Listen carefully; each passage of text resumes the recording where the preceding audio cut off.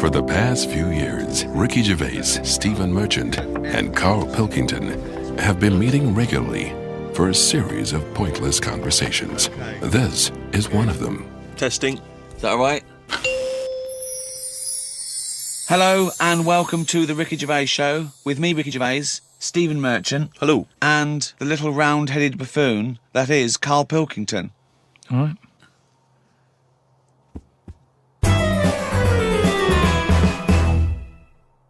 Karl, I've got a couple of little facts for you, just to try and inflame your imagination. Go on. Sharks are immune to cancer. Are they? Yeah. So how have they found that out?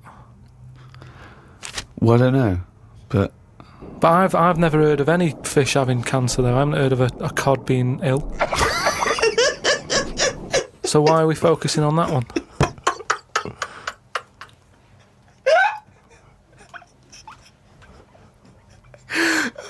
good point. Okay. Stroking a spider can cause its hair to fall out. What? Because it doesn't like it and it gets stressed out, or is it just that some people are rubbing too hard? No, I don't think it's they're rubbing too hard. I think it's something to do with it. I mean, what sort of maniac is stroking a spider anyway? My mum did it once. Really? Yeah, not to a spider. Right. It was just a little bee. She'd been out, sunny day and that. Got the washing off the washing line. She was bringing it in. Little bee sat on the top of like the bed sheet or whatever it was. Yeah. And she's in the kitchen with it, and she goes, "Look at that little bee there." She started sort of stroking its head. It loved it.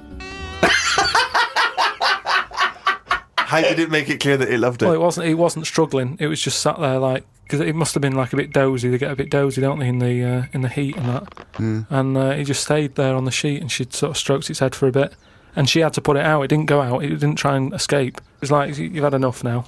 And that was that. She sent it out. She loved all that. She loved little flies and stuff, and we had Harry the housefly. What? Harry the housefly. What do you mean? It's just a fly that always seems to knock about in one corner of the room. Right, it's the same fly, was it? Yeah, it was the same fly. Yeah. How do you know it was the same fly? So whenever she saw a fly, she went, "Oh, look, it's back." Well, we weren't letting him in. It's just that it stayed in. Karl, what makes you think it was a pet housefly as opposed to a different fly every day? Because it was always in the same place in the corner. But it could have been that something about that particular place that attracted flies rather than it was the same fly. Well, I'm never worried about it. It wasn't harming us. It just always hung about. But how do you know it was the same fly? How do you I don't recognise know. it? We weren't worried about it. It doesn't matter, does it? If like we're thinking another fly's getting a bit of free rent or something, just let it stay. I don't understand why. But why? No. Right, okay. You're in a house, right? There's flies, okay? Not flies, fly. Why do you think it was the same fly for all those years? Just because we haven't got loads of other flies. At no point was there a crossover period where there's two, and it's like, hang on a minute, he's trying it on here. That's what I mean. It was always just one on its own. And we just thought, leave it, it's all right.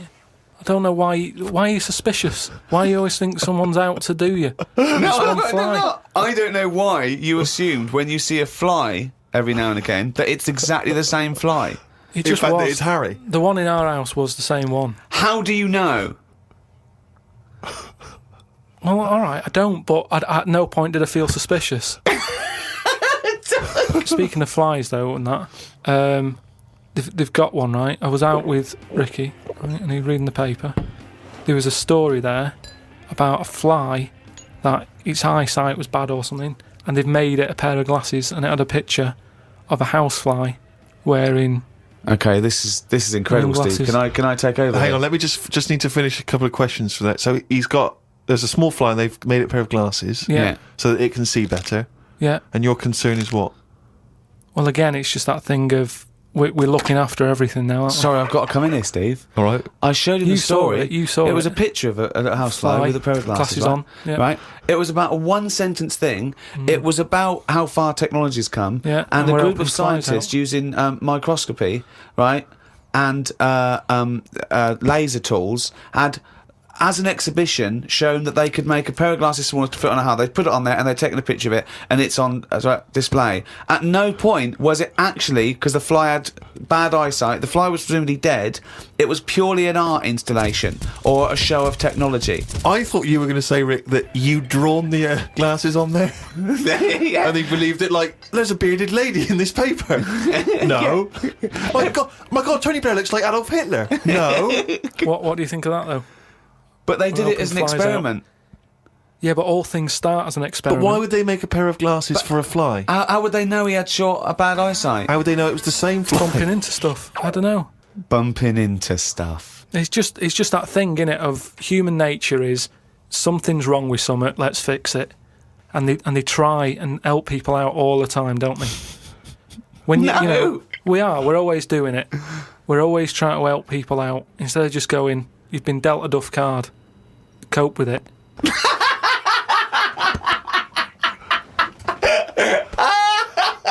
Came up with a good idea. We'll be the judge of that. I do it now. It's not a good idea. Okay. I'm sticking my neck out here. I think this isn't going to be a good idea. Okay. Thoughts? Well, I'm going to agree with you. I'm going to second that motion. Okay, let's see. Let's see if we're both right. See-through skin. High five, Rick.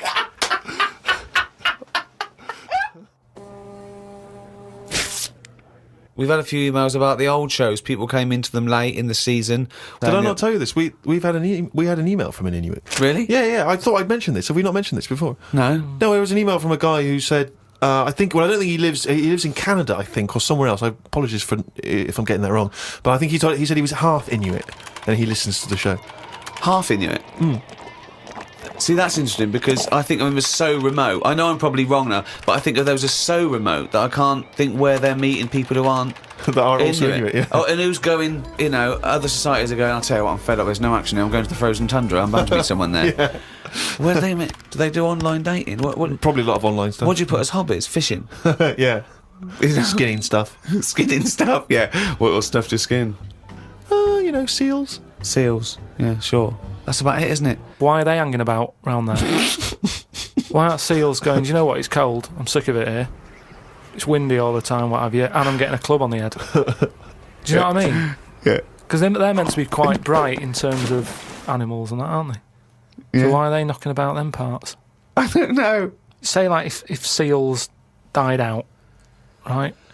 Would that be a problem? We've done this. We've been through this before, Karl. Everything has a knock-on effect. Even a seal, that's sort of in between something already. It's between a fish and a dog, isn't it? I knew you were going to say dog. It's not between a fish and a dog. What do you think evolution does? Fish to I'll never dog. Understand it. Maybe. What do you mean it's between a fish and a dog? I'm just saying it was a perfectly evolved mammal that re-entered the water, I imagine, and then got streamlined. And I mean, it's between a fish and a dog. But why not have one and the other? Why not have, like, you've got a dog, you've got a fish. No, it's not Anything between a fish and a dog. It's not between a fish and a dog. I don't know what between means. I don't know what... This is it again about saving everything all the time. What is it doing? What's it doing? Everyone's feeling sorry for him all the time. Save the seal and all that. What's it doing? Why are we saving it? Let's just ask that question. What's it doing? I don't know what to say. It's between a fish and a dog. Out of all the people in the world to have a chat with, do you know, what's his face? That German doctor. Which one? The guy that displays the human body? Guns Traven or something. Oh, right, yeah. Well, I don't... Is he a proper doctor? Because it's just that it's always... I mean, I could cut a body up and never see him sort of put it back together. Is anyone keeping an eye on him, sort of going, well, who is he, actually? I'm sure he is a proper doctor. I mean, he doesn't answer everything. Like, he doesn't say, I don't understand why the intestines have to be that long. I don't know why it just can't go from the throat to the belly, exit, straight dark line down, out the arse. You must know. Well, no, because the way he dragged it out and it was like miles long. Yeah. Pointless. No, it's not pointless. Just have a straight. Do you know what I mean? Straight. What are you talking about? Again, the evolution sort of worked this out for us. It really works. I don't think you're going to improve on it. What I mean is that's probably that long because years ago they were eating dinosaur, and that might have took a lot of indigestion or something. I don't know how chewy it was. It might have been quite fatty, dinosaur meat, and it needs to go through all that. Now we're eating like yogurt. So I mean, we don't need anything that is doing that much work anymore. All the food is mashed up. Auntie Nora, right? All her food is mashed. Right? She doesn't have to chew anymore. She's got teeth, but she doesn't need them. And that's how. She's got teeth, but she don't need them. No, but that's how we're she could have her moving on. intestines removed then. Well, no, but this is That what would I'm sort saying. our other problem, wouldn't it? We're changing everything all the time, aren't we? I mean, there's some fella who I was looking at on the internet. Identical twins, right? They were sort of sick of looking like each other, so they were like, "What can we do?" Right? And one of the twins said, "You have my arm," right? And he had his arm taken off and stuck on his twin, so his twin's got like 3 arms. No, it's not true. It's on the website. No, it's not true. What, for a laugh? They were born so they did that for a laugh. just like- What doctor's doing this then? Well, they're old enough to sort of say this is what we want, and No. Doctors don't go, well, if he wants another arm and I'll take it. They don't. Doctors don't do that. What sort of practice is this doctor going around and go, Dr. Jekyll? I mean, Karl, think of what you're saying. but where would he have stopped? Can you put his head on my knee? It's up to you. No, Sign this. If you sign this, you give my consent. but we, it isn't. What do you think these doctors are doing? Just to do as they're told. They don't do as they're told. They do if someone wants it, and twins sort of it can get you down, can't it? Being a twin, because it's like. Sorry, what would this solve though? I thought you said he gave one of them a bigger nose or a beard or 2 front teeth to make him look different, right? Not. I'll tell you what we could do. Go on. Would you like 1 arm? Go on. What are you thinking? Well, me 3, you 1. Therefore, not twins. Novelty. I mean, you are a mental man. But they can do it now, can't they? There's no sort of there's no line drawn anymore. They don't go, "You're crazy. We're not going to do that." Yeah, in Saw 2, not in the real world. No, they don't do things like all this. Right, there's another bloke, right? I don't know the sort of full ins and outs of it. Go on, you surprise me. But what he asked for, something happened to his tackle, right? It's penis. Yeah, right. So he was at the doctor's, and they were like, "Oh, what can you do for me? It's a bit embarrassing. I've got nothing down there." Right. So they were like looking at it, going, "Yeah." Doctor, I don't know if he started like rubbing his chin with his finger or something. Looked down.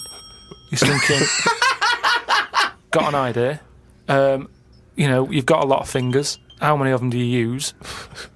The patient's like, yeah, I see what you're thinking. They cut off one of his fingers, sewn that on to where his tackle is. He's happy. Well, that's different though, isn't it? Well, That's where they've really taken different. tissue. No, but I assume they fashioned it into more of a knob than a finger. If you were doing that, use a sausage. I mean, why lose a finger for? Well, I'll tell you why. Because your finger has your tissue, your blood type, and therefore would graft near your testicles. A sausage is a thing that's made by a butcher out of offal, okay, that really can't be grafted onto any part of the human body. That's why they very rarely use any meat products in surgery. I know, yeah. I mean, why not use a sausage? You're a mental case. I always remember this story when I was a kid about some bloke. He had throat cancer, right? And his doctor said, "Carry on with your life, right? It's not going to be that good, but just carry on. But don't eat meat." And he was like, "Oh, I love meat." He's like, "Yeah, but just don't, have your veg, keep yourself strong, but don't be eating that." Anyway, he was fed up because he loved his meat, and his wife was feeling a bit sorry for him one day. And thought, I'm sick of him looking fed up and that. All he wants is some meat, for God's sake. Give him some meat. So she goes to the butcher's, gets him a big piece of, like, steak and what have you. He can't believe it. He's like, "Oh, brilliant, cheers for that." Anyway, he's got the meat on his plate, just about to tuck in, and the cancer comes out from his throat. What? No, it's something, I know, it sounds really weird, but it's something that I was told about years ago when I was growing up. What are you talking about?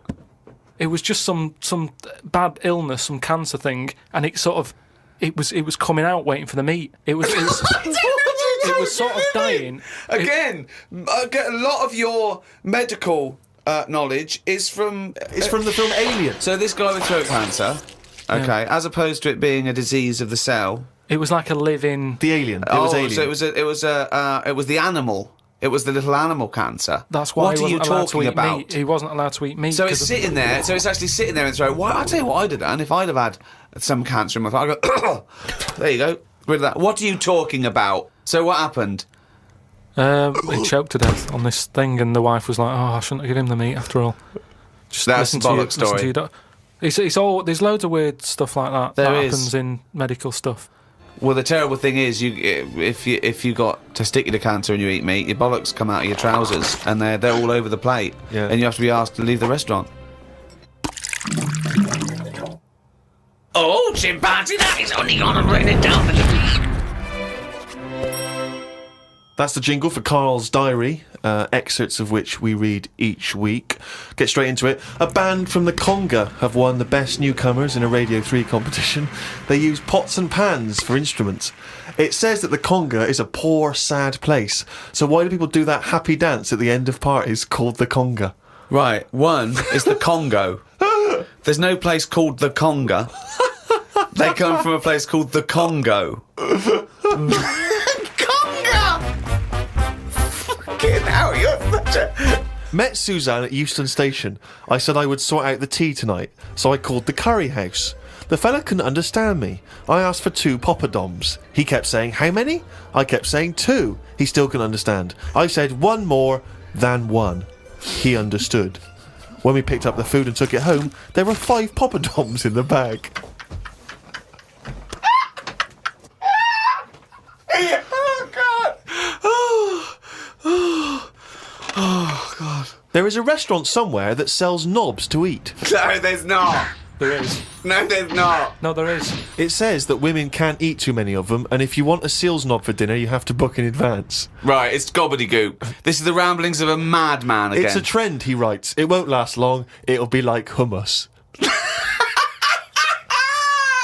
Called Ricky and asked what the difference is between the mind and the brain. Yeah, he did. That's a hell of a phone call Yeah, to get. unbelievable. Unbelievable. Ricky did explain, but I can't remember what he said.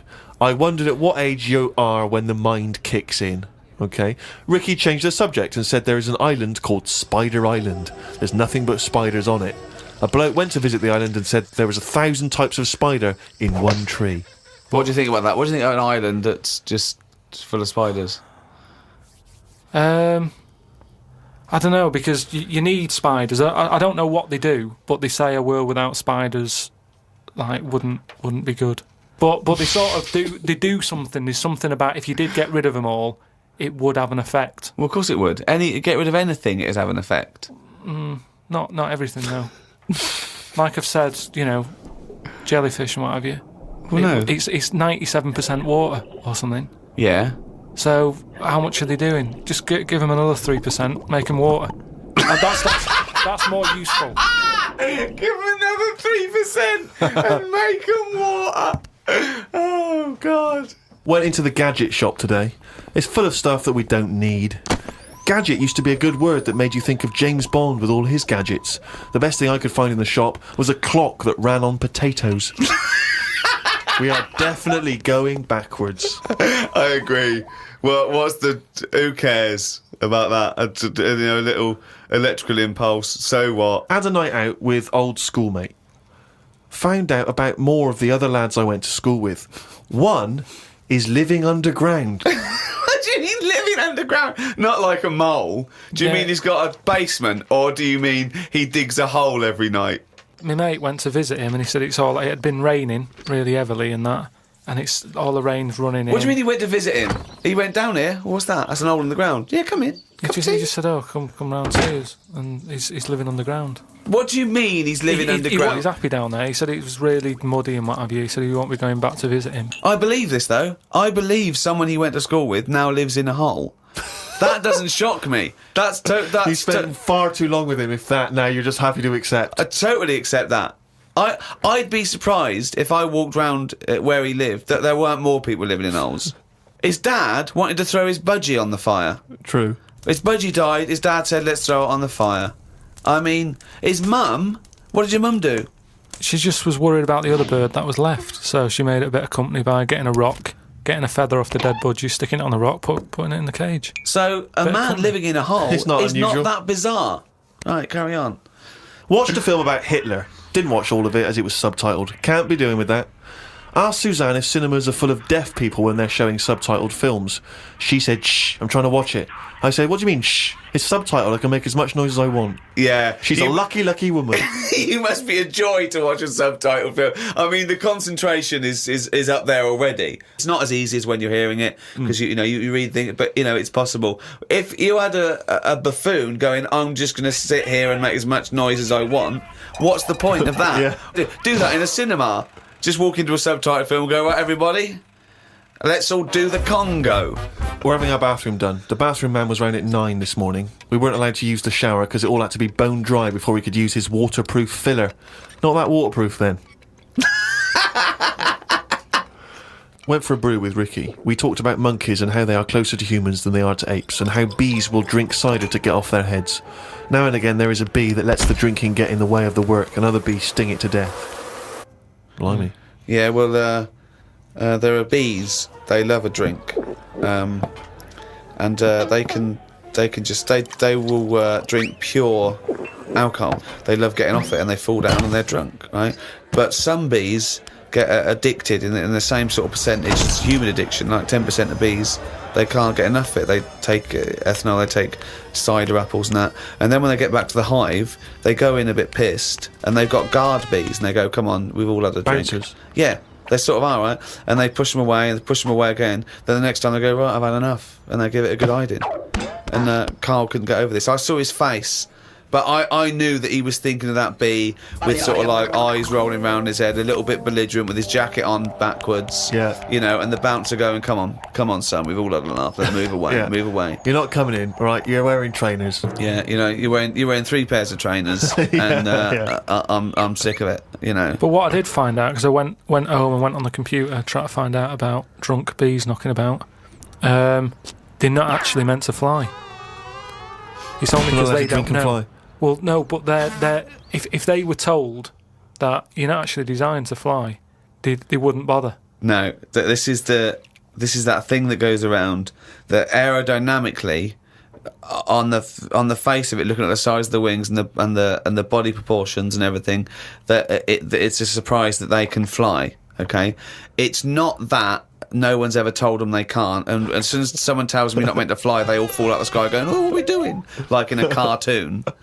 No, but it's something about the confidence and that. At the moment, nobody's saying It's nothing to do them. with the confidence. There is no such thing as confidence in bees. A bee never loses its nerve. That's not why it drinks. Because what are you drinking for? I'm just not confident anymore. There's no point to turn to the bottle. I can't go up there again. You're an idiot.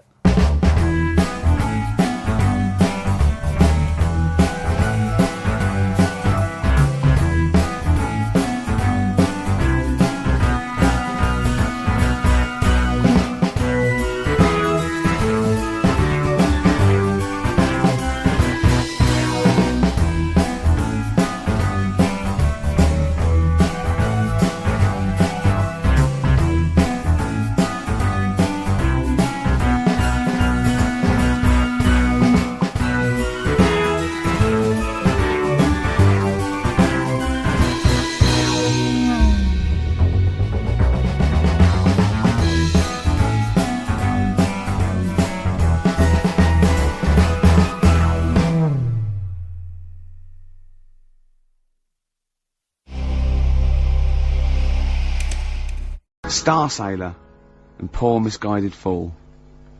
With me, Steve Merchant, and Karl Pilkington. The K-Man, round of applause for K-Man. Yeah. But no one's announced who you are. Ricky Gervais. Ricky Gervais. It's XFM 104.9. Saturday afternoon. If you didn't know that, I don't know why I mentioned it. That was stupid, really. You must know that by now. Well, we've got some great things coming up. We have haven't indeed. We've got songs and chat and things. We'll also, of course, be running through the white van man questions from the Sun again, but this time Karl will be answering them. I look forward to that. Yeah. Can we do that fairly soon? Oh. 'Cause there's some good questions this week. Yeah, we will, but as I was coming in, there was like a bunch of posh lads, I think university students, trying to get in, because they're doing one of those scavenger hunts that they have to get points for charity and do stuff, and one of theirs is get on a live radio show. Right. So I sort of felt sorry for them, so I said they could come on here just for 5 minutes. Who are that's they? all right. They're just Are they toffs? they are sort of like toffs, but they're trendy toffs. They're obviously Trendy toffs? I don't Yeah. What's that? Is that like Lady Victoria Hervey? Is she a no, trendy I don't mean that. No, they're both sort of like that. Will of Pop Idol. Right. They're like him, sort of like trendy but posh. Okay. They seem nice enough, and they're doing it for a cancer charity, and they just get They got get for what is points. it like? They got their sponsor to do various. Exactly. I challenges. don't know quite know how it works, but they're gonna come on and because we get for coming on this live radio show, they get 17,000 points. Right. Good. If I can put that in context, Yeah.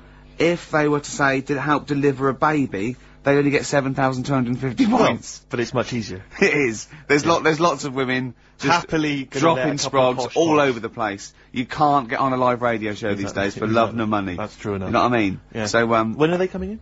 Carl said they're going to just 1:30. I had a word with them. Okay. What did you make of And, them? They are posh, Really? but they said they're going to wander about and go and see if they can deliver a baby and that, and then come back here for 1:30. And I don't know if it how much. I hope they don't like leave a baby sort of half out. You know, if they've got it. You know, they're push. Sorry, we're gonna have to shoot off. We've got to go yeah, and see. we've got to play an instrument in a marching band for 8,500 points. Well, I did say be here definitely at 1:30 because I don't want you getting in the way of the white van questions. And the other thing is, right, they get 7,500 points for delivering a baby, but they get 9,000 points if they cut Peter Stringfellow's hair. Well, he's very precious about his hair. It's a more delicate operation, isn't Absolutely. it? There's more that can go wrong. That's true enough. Take an unconventional animal for a walk in a park. What is an unconventional animal? I think that could be a dog that just doesn't play by the rules. Yeah, that's a dog that's into Slipknot. Yeah, that wheeze in a urinal. Yeah, exactly. Standing up. Exactly. Yeah, well, I'm looking forward Well, to yeah, that. I'm sure they're lovely guys. Good luck to them. Yeah, we'll see you later. Nirvana, Man Who Sold the World. Carl's all confused because it didn't tell you it was ended, did it? What is that then? Is that a sort of glitch in the computer? Just applause, isn't it? I Careful, can't they hear might it. start swearing. You know what they're like.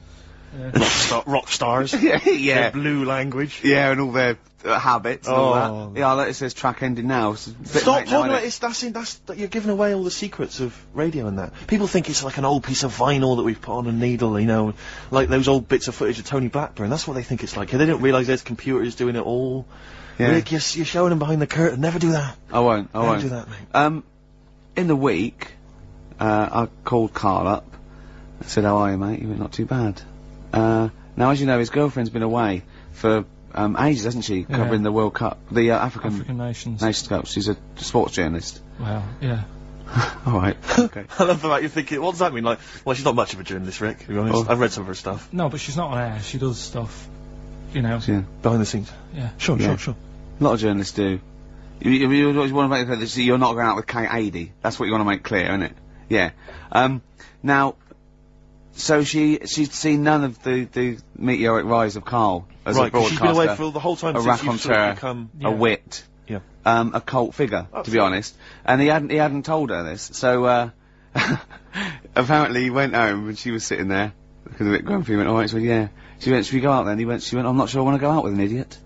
Right? Oh, no! Yeah, because, and she went, "Loch Ness Monster, won't you just think, of course the Loch Ness Monster lives in Loch Ness." And she was giving him a bit of a hard time, and she went, "That's why I don't," he said, "That's why I didn't tell her, I didn't tell her really." Same thing happened when I was at school and I had to play drums in Little Donkey. I didn't tell my parents, right? But my dad turned up anyway, and what happened? He How old were you, Carl?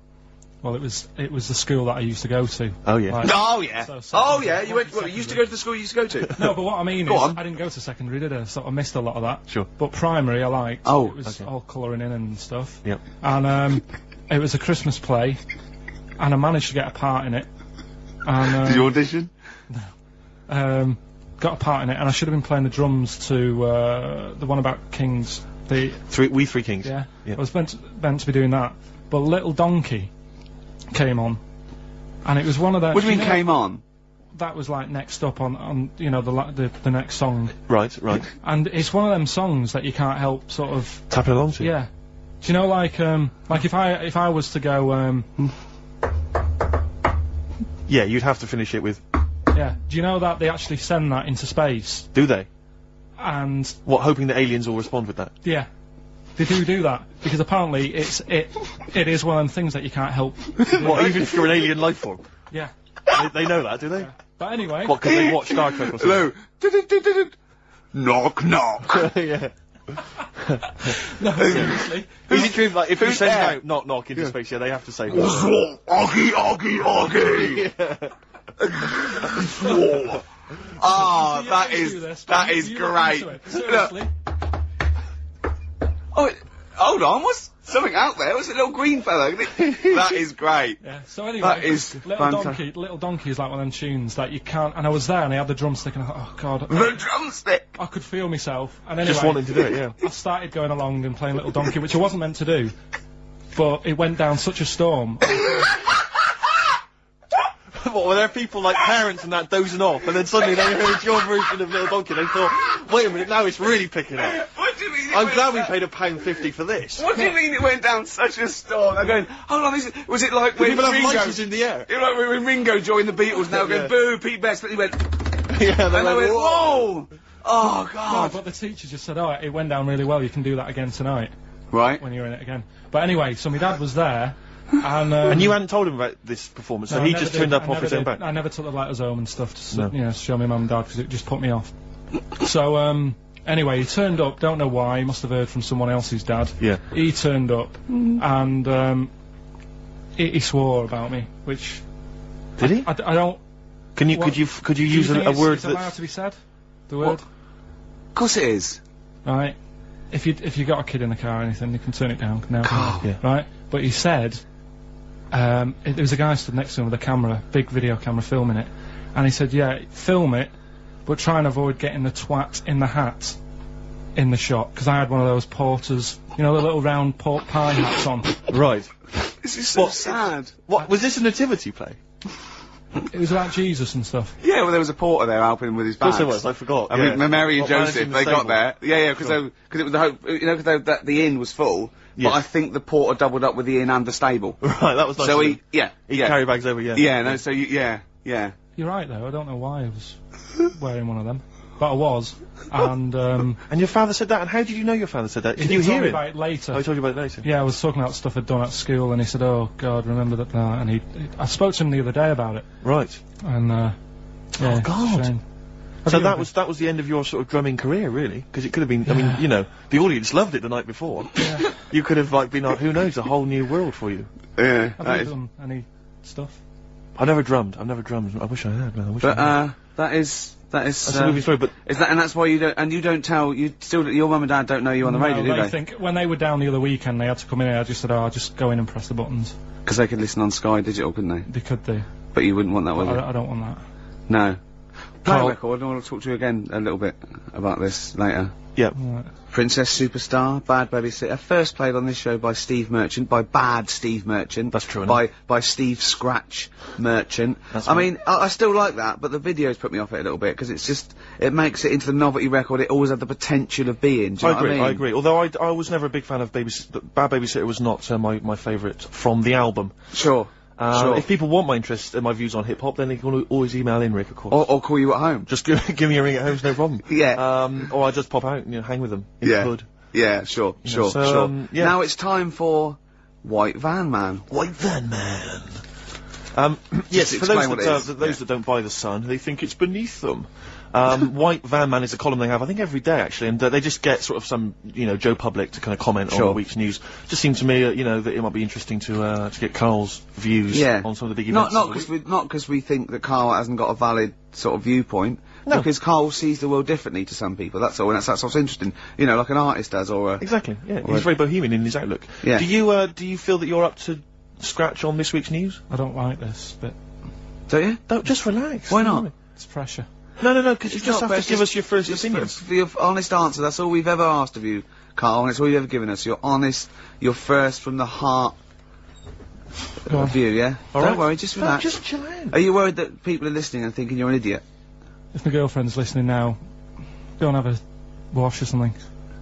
Go and have a wash. Not very nice, is it? Is it the opposite of Napoleon and Josephine?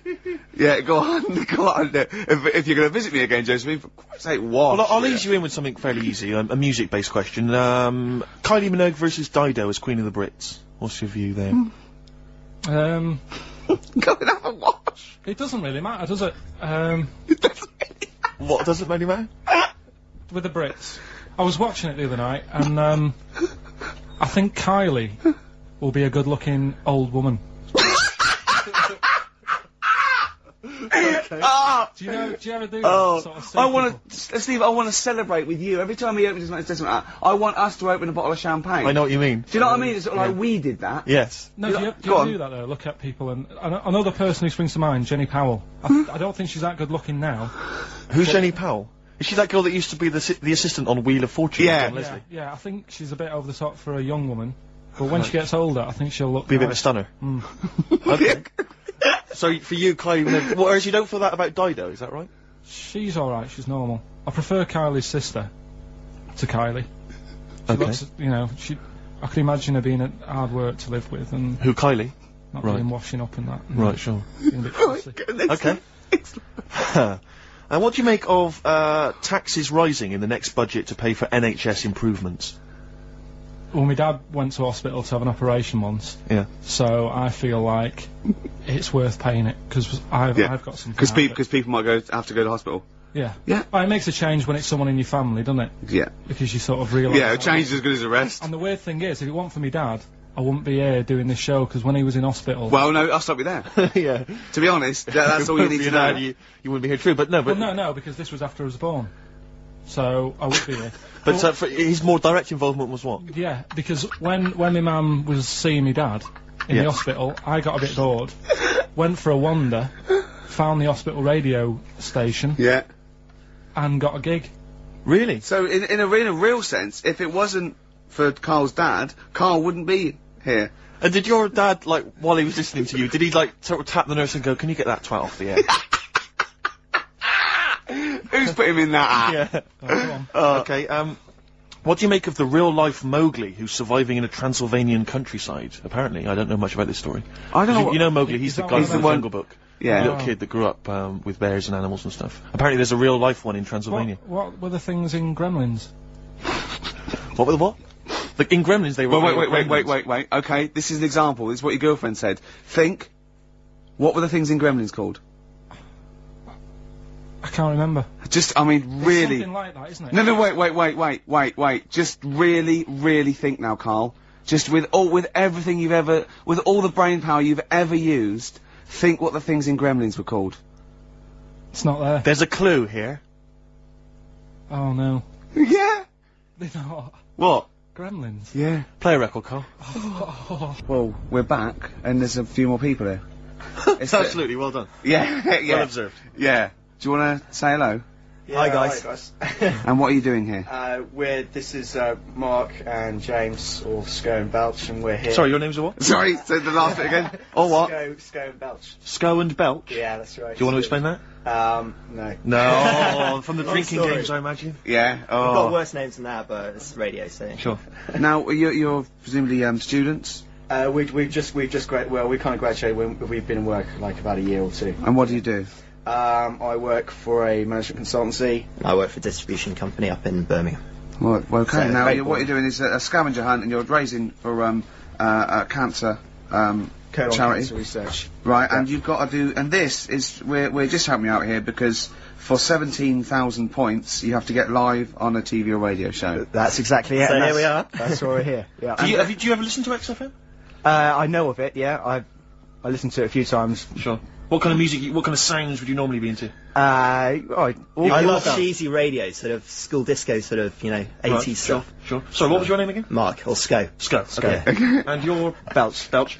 And what sort of sounds would you be grooving to, Belch? Cheesy. UK garage? Well, Craig David. a bit of house, just very occasionally. A bit of cheese. It depends what kind of mood I'm in, you know. Now you don't listen much, but I mean, kiss a celeb because Carl. Yeah, we actually want to do that with you, Ricky. Is that all right? No. That's not going to happen with Ricky, but you know, Karl's now got his name mentioned in Heat magazine. Is that right? Well, So that's if you want brilliant. to snog Karl, we'd love to see that. I mean, we don't want to snog Karl, but I mean, we were thinking if there was kind of a female presenter here, we might be able to do something. But What are you saying? A female placenta. well, if you've got one. Have you seen some of the female presenters that work on XFM? Oh, placenta. Is that why they're on radio? I thought you said placenta. That's unlikely. I know. Well, now what's the other things you've got to do here? So what's some of the things you've done already? Well, See, some of these worry me, like start a fire in Pudding Lane Oh, we've done that already. for 4,700 points. Well, I'll tell you what we have done. We've been on Phantom of the Opera stage already. Have you? Yeah, we just asked the stage door guy. And, that wasn't during the show, I see. No. And that's right. He actually mentioned that we shouldn't speak about that too. Otherwise he'll get sacked. But yeah, he was really kind to let us on.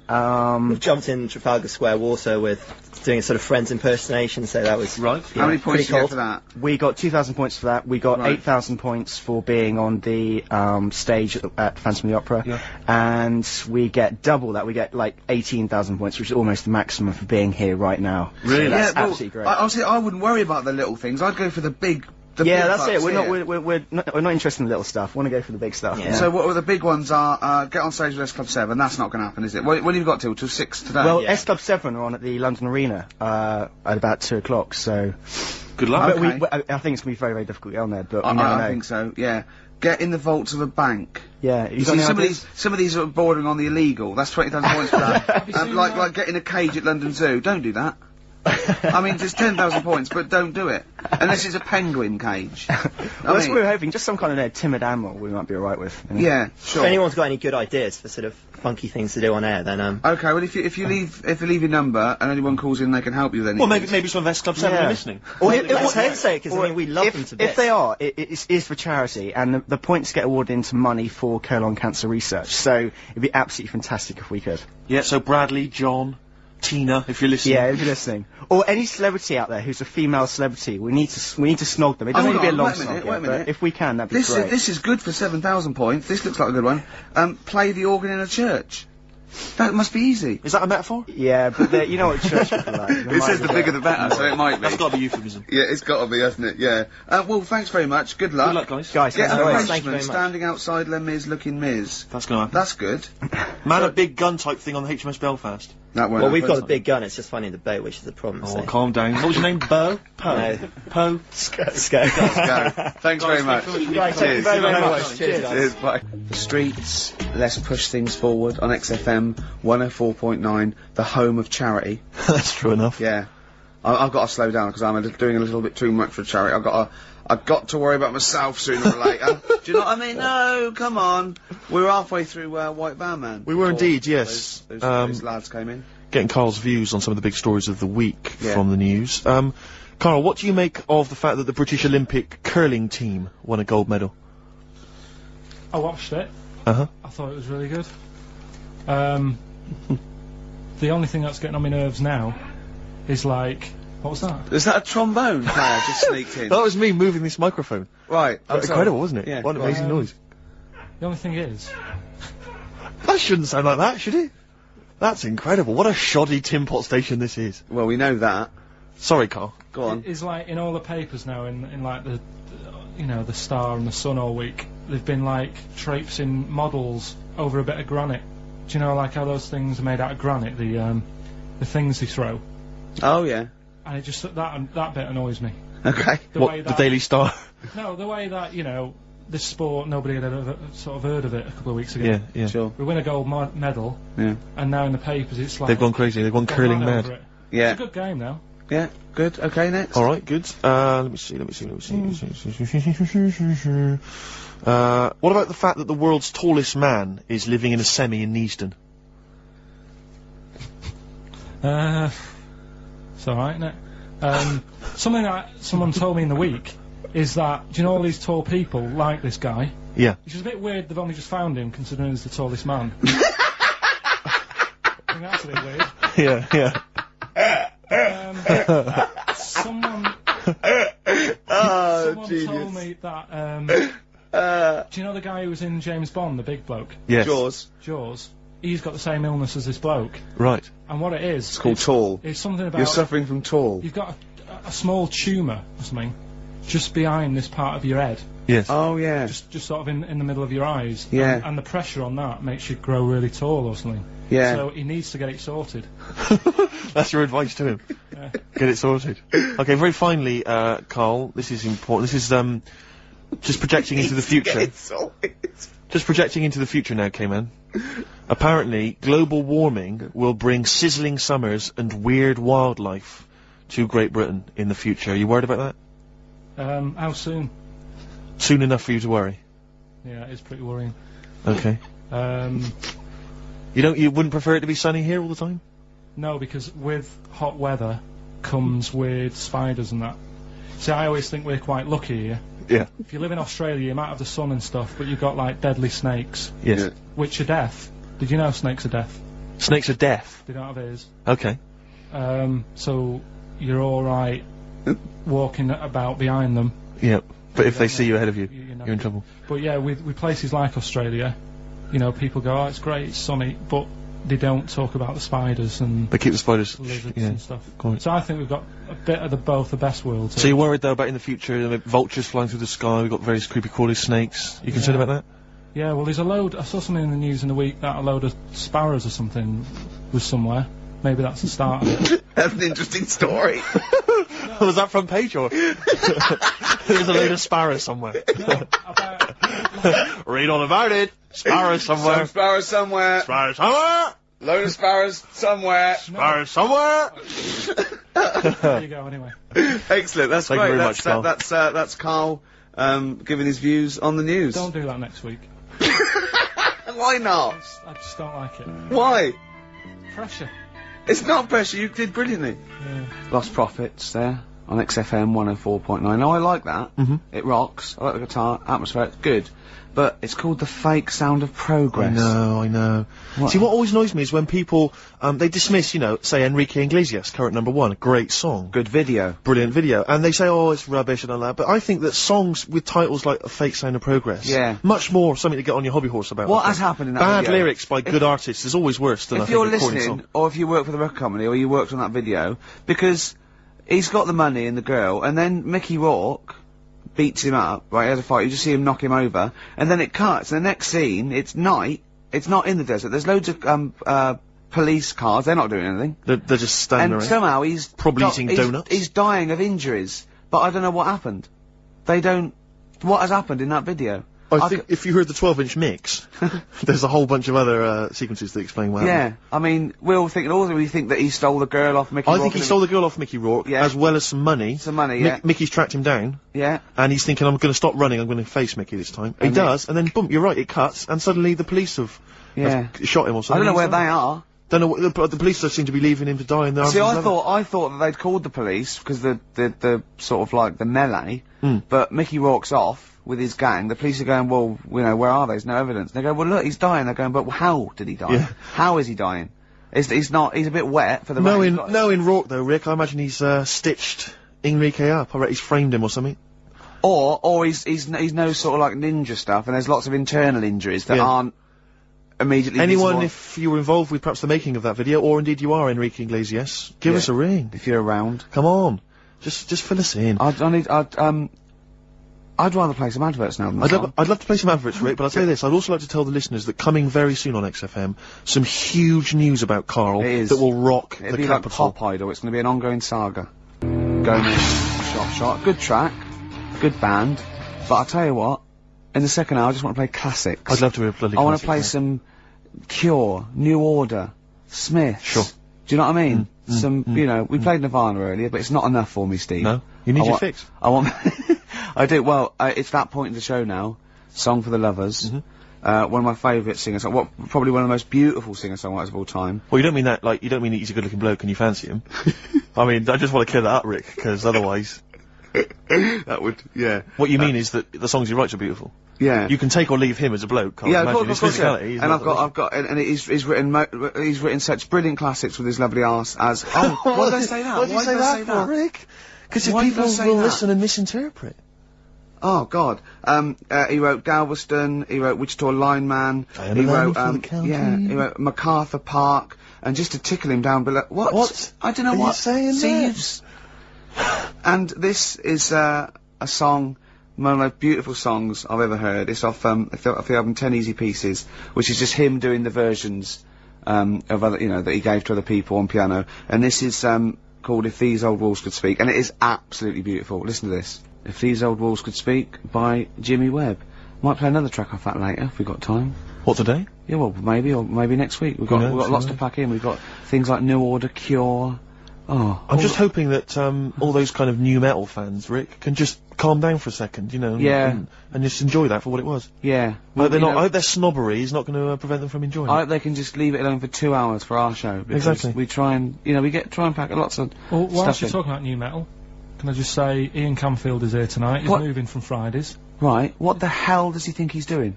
He's just offering up information now. No, it's just that you were talking about the new metalers, and now seems like a good time to Carl, say. listen, you're here for our amusement. Yeah. You don't sort of come in any time you want. When we decide it's time to sort of have some fun at your expense, then we'll let you know, but Yeah. otherwise... We're not here to help other DJs, or even this station. We don't give a about this. See, this is what my girlfriend said. What's that? We should listen to her. She knows what she's talking about, clearly. Now put your microphone down. She said they just wheel you out when they need you. Switch your microphone off, Carl, and let us finish what we were saying. Right, just... What were we saying, Rick? Ian Camfield has got a rock show. Oh, right, yeah. Starting today. It's 4 hours of pure rock. Yeah, he'd probably hear smoking, drinking Jack Daniels and just like having pictures of Vance put up around him to get in the mood. Then he'd go out and rock. Carl, don't be silly. Turn your microphone on. We're joking. Is that right? When's he on? 8 till 12 tonight, 4 hours of rock. Lovely. Listen, some big classics coming up, plus huge please play some news ads. about no, Carl. please, let's play some more ads. Do you really want some ads? I'm tired of the music and chat. Please play some more ads, Carl. Please. Carl. Christ's sake. Cure on XFM 104.9. That's what it's all about, Steve. Absolutely classics. Yeah, we've got some more classics coming up. Looking forward to them. Now, when we were talking to Karl in the week, the thing we're talking to Karl is that you come up with something that's sort of like, quite innocent, and he goes, once, right? And you realise that it's comedy dynamite. He doesn't know it, but we want to go save it. And he let out, you were filling in a form, weren't you? It was all like your girlfriend thinking you're a div. And it's happened before, isn't it? Because she came home and you'd filled out a form to get a job once, hadn't you? Yeah. What was that for? Granada Telly. And on it... Well, let Carl explain. Yeah. You see, this is what annoys me with job applications, because rather than just saying, do you want the job, and what can you bring to this business? Yeah. Do you want the job is a good one. Because the thing is... That's sort of the end for the boys. No, listen, right? Because if they say no, I don't think they want the job. Yeah, but listen. Go on. I mean, I presume with what you do, you have to take people on and stuff. What, in a fight, you mean? You know what I mean? Yeah. And I think it's more important that you're willing to graft and put the hours in. Sure. Than say that, you did well at school. Yes. Sure. Because if I wanted to, I could have done well at school. Of course. I just didn't want to. Yeah. So where's this going? So you had the application form. So when it came to the qualifications bit and that, I couldn't fill them in because I didn't have any qualifications. And it was also asking about your languages. And I put down English quite good. English quite good. Ha ha ha. And his girlfriend came home and seen the form that he'd sent off, and this was a copy of it. Yeah.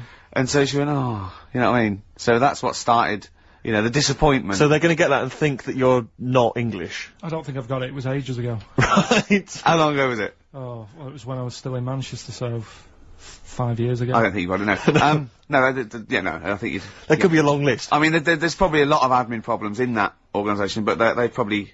But what I meant by it is that I can speak English, but I don't know all these long words that people use all the time. Yeah. Oh, God. Oh, can I just tell this quickly? In the week, I'm talking to you now, the listener. Usually I don't. Yeah. Karl said, about embarrassing him on air and that, and he's worried about his education, and he was worried about not knowing long words. Like, we come up with any long words.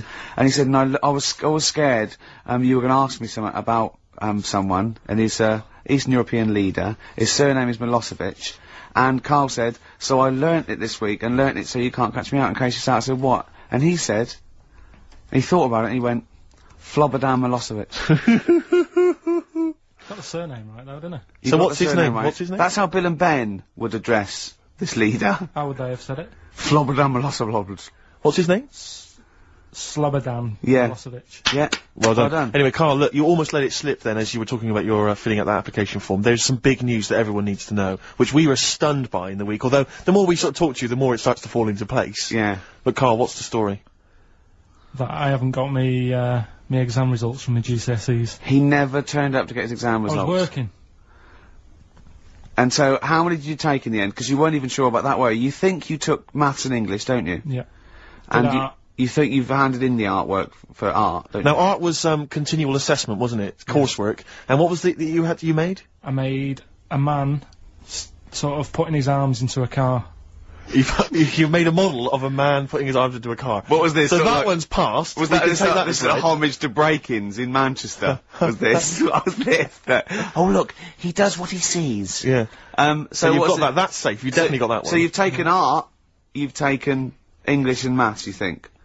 So this is what we're going to do, listeners. We're going to try and find out his exam results for him and tell him next week. Live on air. We're going to call his school, we're going to try and track him down, and we are going to have a little envelope, and we are going to give Karl, at the age of 29, his O-level results. GCSEs, yeah. Now, Karl, so you took maths. Yeah. You think you took English. Do you remember turning up to do those? Do you remember sitting in the room filling in the forms? Yeah. Okay. And how did you feel you did? I don't think I did well. You don't think you did well? Did you revise? No. Why didn't you revise? Because I don't really believe in it. Okay. Well, it's just that if you don't know it, then you don't know it. You shouldn't have to start looking at the book. If I went to like the hospital, Yeah. and the doctor said, "Oh, you need your appendix out," but hang on a minute, I've just got to read up on it. Yeah. That isn't good enough. Okay. He should know, and that's the way I feel about To be it. fair though, He did do the revision beforehand. yeah, they don't usually pass on, like, maybe, like, when they're in practice. Yeah, 7 years information down they the took in line. by osmosis. Yeah, yeah, and they, bloke comes in and goes, "Can I just see what you did with that?" And I goes, "You've passed." Yeah. Phew. That's a good one. Yeah. Good job I watched Casualty. I just like the way, the things that interest me, I remember. Things Okay. like snakes not having ears and stuff. Yes. I didn't have to read about that. No, you just learnt that, yeah. You saw it on the telly, didn't you? You saw it on that Ian Wright programme. Yeah. Yeah. And this is what Karl said to me. He said, it's actually, I called Karl up in the week, and Reese was with him. You know, Reese used to be on XFM, and he took the phone, and he went, "Karl's worried, I've seen that programme." He said, "Snakes don't have ears, right?" He said, "So you can creep up on them and pick them up." And he said, "Karl's worried." He said, "How do you ever put them down again?" Because then they know you're there. I woke up the other night quite late, Worried about that. and I said to my girlfriend, I said, "How do you put a snake down?" And she said, "What are you talking about?" I said, "That Ian Wright thing, this guy managed to pick up a snake. And do you know that thing where they clamp its head on a jar to get the poison out?" I do now. Right? They did that, but they didn't show you how they got rid of it, and I thought, it could really get nasty, because it's obviously annoyed that you've had its head pressed in the jar. Yeah. Yeah. Right? They hate that. Now, Especially as it's in front of their mates. when you lift it off, Yeah. right, you've got hold of it. Yeah. If you go to chuck it down, it's going to turn on you. It's going to go wild, isn't it? So, I just wondered. Well, what you do is you never put it down, Karl. Yeah, that's why That's what that bloke has got about 11 or 12 just carrying him. Exactly. Yeah, you never put it down. You sling it. Who cares? You just throw it, don't you, really far. That's not that. I don't think you should throw. But snakes. Karl, listen, don't worry. We're not asking you to get involved with snakes. We're just asking you now. You've done maths, you think? Yeah. Did no revision for that. No. Okay. English. Do you remember what it was? Did they ask you about Shakespeare? Did they ask you I can't about books? remember, but I must have done it because I thought that was. It was important. English language, not English literature, wasn't it? So it was Was it like spelling and all that So sort was of it? No, was it like a comprehension? You read a passage and had to ask questions on it. Was it? Did you have I to might write a not have short done essay? I don't know. I can't remember any of that. Okay. I did a science, Okay. Physics or chemistry? physics. All right. Well done. And this is all you think? You actually took that. You actually took physics GCSE thing. You're obliged to do a language, I think. Did you do French? I did French for a bit, I but don't think you are. I don't think you have to do a I language. think you have at GCSE. I think you've got to. Well, English quite good.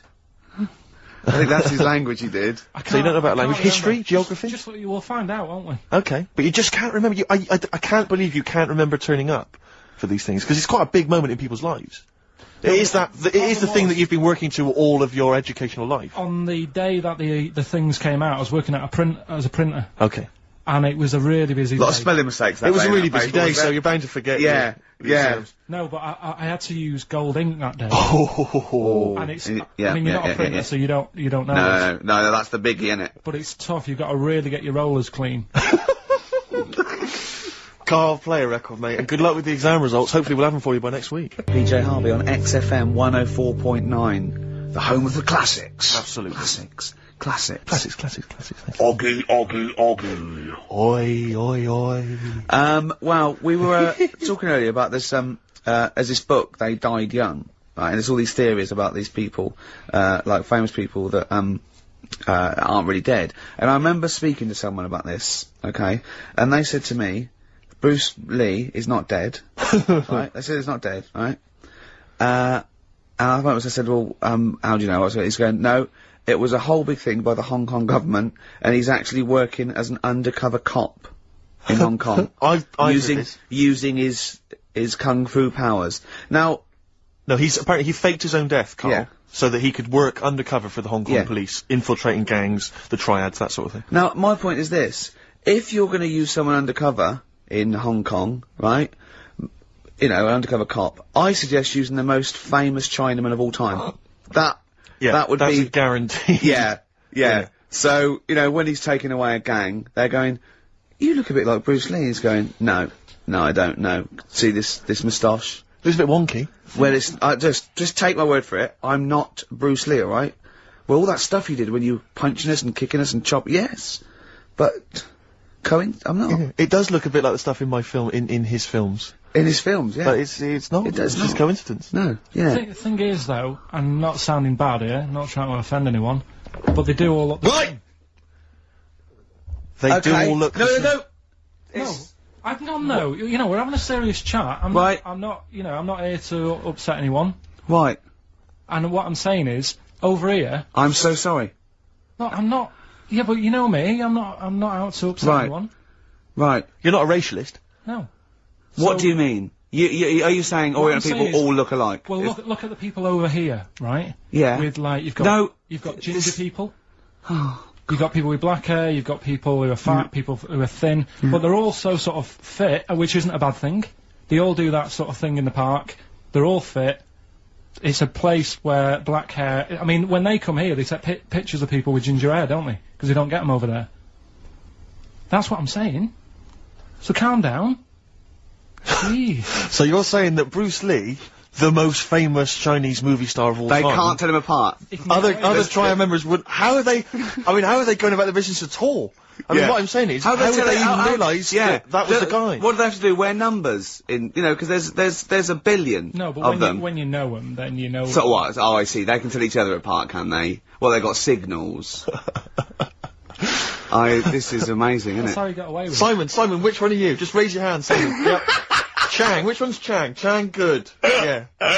Oh, it must be murder, mustn't it? Just that can be the only people going into the wrong houses all the time, getting off with their mates' wives. Exactly. Yeah. It must be a nightmare, then. It must be a nightmare. Please don't complain. He doesn't know what he's doing. So I'm really sorry to anyone that's... he honestly does not know what he's saying. XFM 104.9. Yeah, but what I'm saying is... Go on. I don't think I am offending anyone. Okay. Fine, that's alright then. And you know that I wouldn't want to do that. No, I know you don't. I know. I swore on the radio. I said, right, if you got kids in the car, turn your radio down. So before you make any potentially racist remarks, just point out if you are listening and you might be Oriental. Yeah. Please don't take offence. Or go... Oh. You know what I mean. So yeah. Go on then, so what was this other dead person? Who's not... Can't play a record, Ricky's having a heart attack. We'll come back. Well, the music of tomorrow is here. That's true enough. Yeah. Must be some sort of muck-up with the post. Rick, a lot of the times when I've played Hip Hop Hooray, my hip hop track of the week, you've sort of scoffed, you've thought that maybe I don't have credibility amongst the hip hop fraternity. No, it's just the way you dance. Well... It's merely the way you dance that worries me. Because people can't see it, really. And it's sort of like... Imagine if Mr. Bean thought he was in D12. You know what I mean? It's that sort of... And I don't diss you. I mean, I know you're a hip-hop appreciator, you know. I wouldn't expect you to diss me. Or my Black Queen. But the point is that I just... there's a little something that Karl's got on tape for you that I think might change your opinion of my whole hip-hop credibility. Oh, no. Now, I've told you in the past... Not you know, a videotape, is it? Not at all, not at all. Actually, Karl, just play it, just play it. Yo, 1 2 1 2. We are the Dilated Peoples, chilling on Hip Hop Parade. That's right. With Steve Merchant, y'all. XFM 104.9. LA to London, Dilated People expanding them all day. Now, who got how that? about You that? did that, Karl. No, it was just when I was hanging out with my homies. Who did it? Did they come in the week? They were in the week, I think, and somebody got them to do it for him. You know, no, that was when I was just hanging in the crib with them. Yeah, no. That's very nice. And the guys just laid down some beats for me. Yeah. You know, just laid down some vocals, and I gave them max respect for it. You know, and the place was mad deep with girls at the time. I assume you're going to play Dilated Peoples this week then. Well, maybe. Yeah. Let's play it, Karl. That's very good. XFM 104.9. LA to London, Dilated People expanding them. Respect, guys. Cheers very much. Out of here. Yeah, guys just maxing there. Lovely. Good to hear from them. Good to hear from the boys. I'll probably be heading over to LA, NYPD, and just you know, chilling with them. I'd love them to meet you.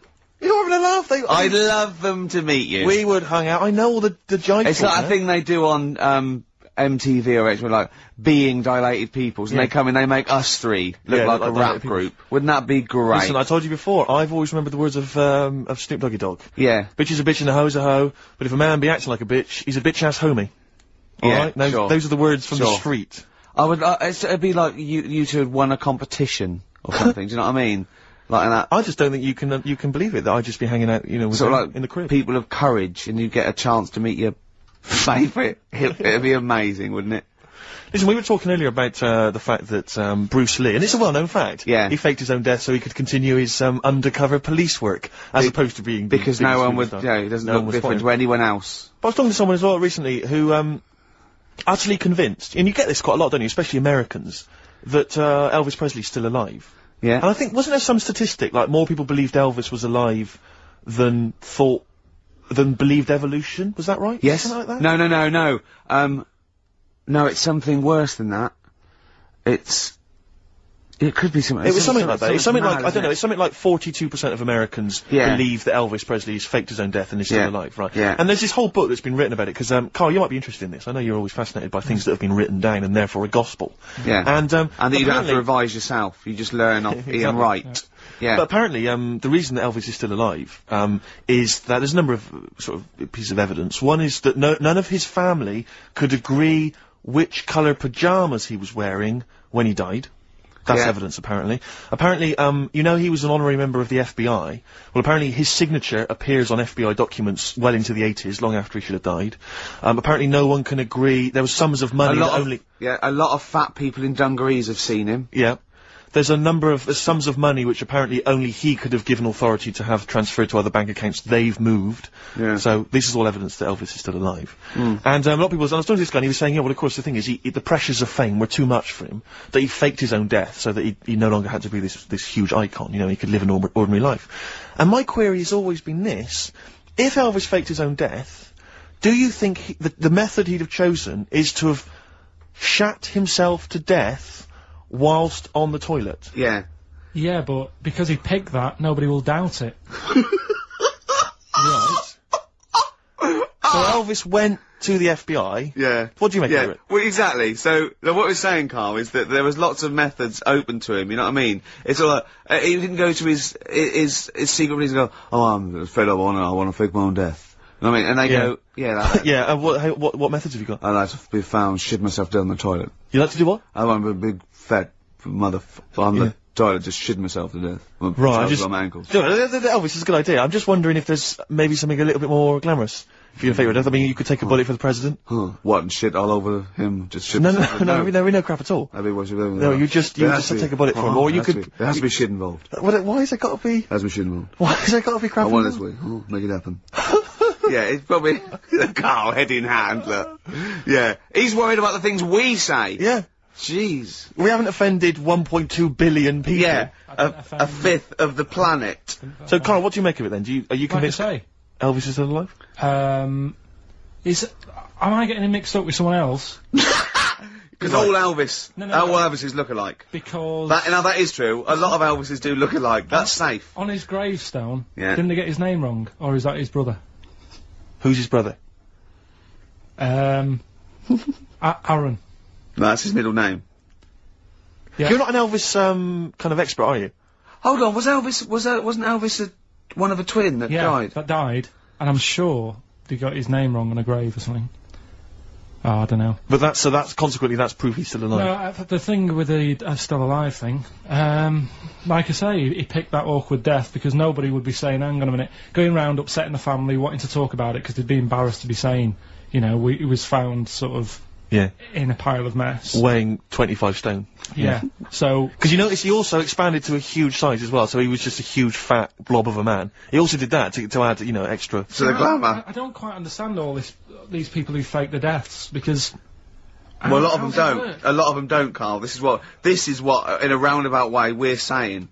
We're saying that a lot of people that say people fake that they didn't, like Bruce Lee and James Dean and Elvis Presley, we're saying they didn't fake their deaths. He did die, didn't he? His head come off, didn't it? Very good. Who's this? James Dean? His head came off. There's a light that never goes out. The Smiths, XFM 104.9. Nearly through. Absolutely. 2 hours of chat, great music. Bloody good music. Carl. Of course. Speaking before he thinks.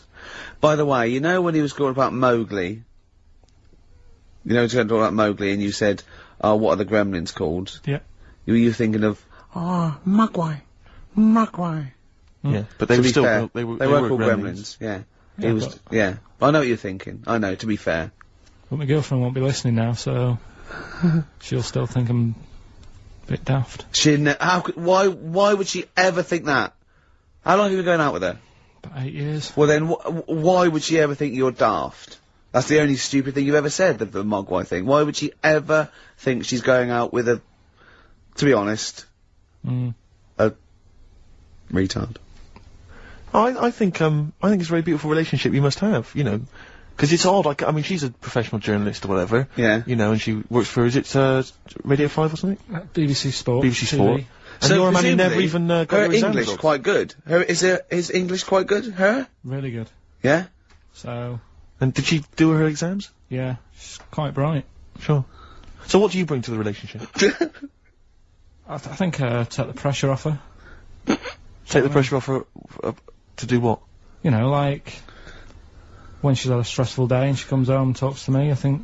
Yeah. You would relax me, and that's the truth. I honestly, but you know, Carl, he can just go, wow, it's alright. Do you know what I mean? He doesn't, you don't get stressed. He sits in his little booth in there, he doesn't talk to anyone, his little sound booth all the week.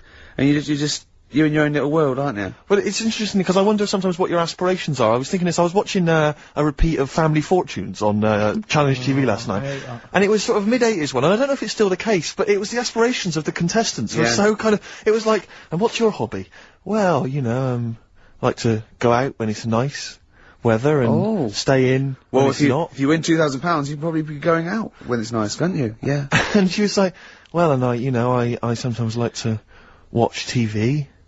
You know, and I was thinking, wow, man, you've really got some incredible dreams there. It's just like that, you're just waiting to die, aren't you? That's what all I feel sorry for, right? Two things. You know, in like Stars in Their Eyes, and you get a little fellow, and he's gutting fish in some sort of factory in Bolton, and he comes on, and he does, you know, something like Bobby Darin, okay, and Matthew Kelly comes out after and goes, well, I don't think you'll be going back to the fish factory. You will. You will be going back. You will. Straight back, yeah, mate. Yeah. Let's think of all the Stars in Their Eyes stars. Kelly, because that's a nasty thing to do. I'm trying to think of all the Stars in Their Eyes contestants that have gone on to great things. What happened to that little fella that looked like the little Alsatian puppy that did Chris de Burgh? He looks a bit like Chris de Burgh. He looked like he had problems. Well, now what was it? Ian Moore, his name was. He was... well, it's interesting, my friend bought me as an ironic gift for my birthday, he bought me the live video of Ian Moore. You'll be pleased to know that Lady in Red was on there, among the number of other hits. But it was brilliant, it was cool, it had a picture of Ian on the front, it said, Ian Moore, naturally. His jacket was too big for him as well. Of course. It was ludicrous, but I don't know if that meant Ian Moore, naturally, like we all know who this guy is, it's Ian Moore. Yeah. Or was it Ian Moore, he's no longer being Chris de Burgh, he's just natural. What did he sound like when he wasn't being Chris de Burgh? Chris de Burgh. Did he really? Because he met him, didn't he? Yeah. Well, I think Chris de Burgh couldn't wait to get back on the telly. Well, the thing is, I think Ian Moore is actually earning more than Chris de Burgh now. I think... They could have got Chris de Burgh on there. Yeah, you can get Chris de Burgh for £1,000, but Ian Moore's going to have for £1,200 now. Just a PA to, a DAT. But he does Lady Maid, he does all the hits. He does, don't pay the ferryman. Yeah. Don't even set a price. Does all those. Interestingly, I saw him interviewed once, and Lady in Red's not his favourite song. You're joking. It's bizarre, isn't it? But he was only going to play that if, it was the, fat, ginger... Sarah Ferguson. Oh, yeah, yeah. It was only if she was wearing some red. He was only going to play that when? It was a live thing, and he was only going to play that if she was wearing red or something. Right. Didn't have freckles count. That's beautiful. No, so luckily she had a red, that must have clashed with her a bit. Yeah. A red scarf on her face. And the highlights in your hair that catch the light. Yeah. Such a beautiful lyric. Never seen you looking so lovely as did. The thing is, right, he misses a rhyme there. He goes, I'm gonna ask you to, dance. Looking for a little romance. Now he could have said dance, couldn't he? I met a man once in a bar. I was talking to him for some reason. I was annoyed by him. I was wound up by him, and I said that I'd written Lady in Red, and I never got any money for it because I found out he was like a music lawyer, and he went, "Well, give me a call. I'll investigate that." And he was actually going to do it for me. I love the idea of that. Why did you say that? Really bored, and I didn't like him much, and I thought that was Why did you choose Lady in Red though? Because I think I was singing it with a friend of mine, and he came over and went, "Oh, good voice," and I went, "Yeah, I wrote this." What pub is this? It was North. Is it? Yeah. Never seen looking so lovely as you did tonight. So, anyway, that's enough of my Christopher anecdotes. Yeah. That's very much the end of the show. And it is, it's been a great show. Hang on, have I got time for a song for the lovers, or have I missed that? No. If you give it me Of course now. you have. Yeah, what are you gonna play? What are you gonna play? What, are you gonna play a song now and then we've got time for it afterwards? No, you'll have to give it me Yeah. now, right Oh, I better now. dig it out. Well, can What, you keep people what have you chosen? I'll keep it going. Well, a friend of mine who keeps making me little compilations has stuck on an old Tom Waits track, which is from his first album, one that I've not listened to for a while. Brilliant. Re-listen to it, it's absolute dynamite. Brilliant. Can anyone hear me? Yeah. He's just getting out of his bag now because we weren't prepared for this. We sort of ran out of time. We're having such a great time with the philosophy of Karl. What do you fancy doing anyway with your future? Me? You know, I'm just gonna tell you now. You know we're still on air, don't you? Before it gets too casual, you know we are still broadcasting to the capital. Okay. Yeah. What do you fancy doing with your future? Well, Steve? once I've made all that money from suing Krista Burr, my future, I'm living my future, man. I wanted to have some good mates like yourself and Ricky. Yeah. You know, Karl, I wanted to be on the radio. I wanted to play great songs. We're like the Three Musketeers, me, you, and Steve. We're like the original Rat Pack. We're like Ocean's 11. I'm Sinatra. Yeah. You're Sammy Davis Jr. and you're what's his name? Dean Martin, aren't you? Yeah, or Joey Lawrence. What's his name? Joey Lawrence, not Joey Lawrence. Joey Bishop. Joey Deacon. Joey Deacon. My dad said the ending on the old one's better than the new one. We should definitely get your dad in, man. That would be just dynamite. When people get tired of you, we've got the whole Pilkington family to choose The from. whole gene pool. Have you seen it? No. Karl, have we got time for this now, really, mate? What To be fair. Okay, it's track number 1. Now, interesting thing is about Tom shoddy. Waits is that, this is from his first album, and he doesn't sound like that kind of gruff, lived-in guy that he wants to be. He didn't actually sounds smoke. something of a crooner. Yeah. But this is a track called Old 55, which bizarrely I think might have been covered by the Eagles. But anyway, I think it's a really lovely track, really beautiful track. I'll see you next week. And we'll see you next time. Say goodbye, Karl. So yeah. Say sorry For what? for if you offended anyone. I didn't. If I say sorry, that's saying I'm guilty.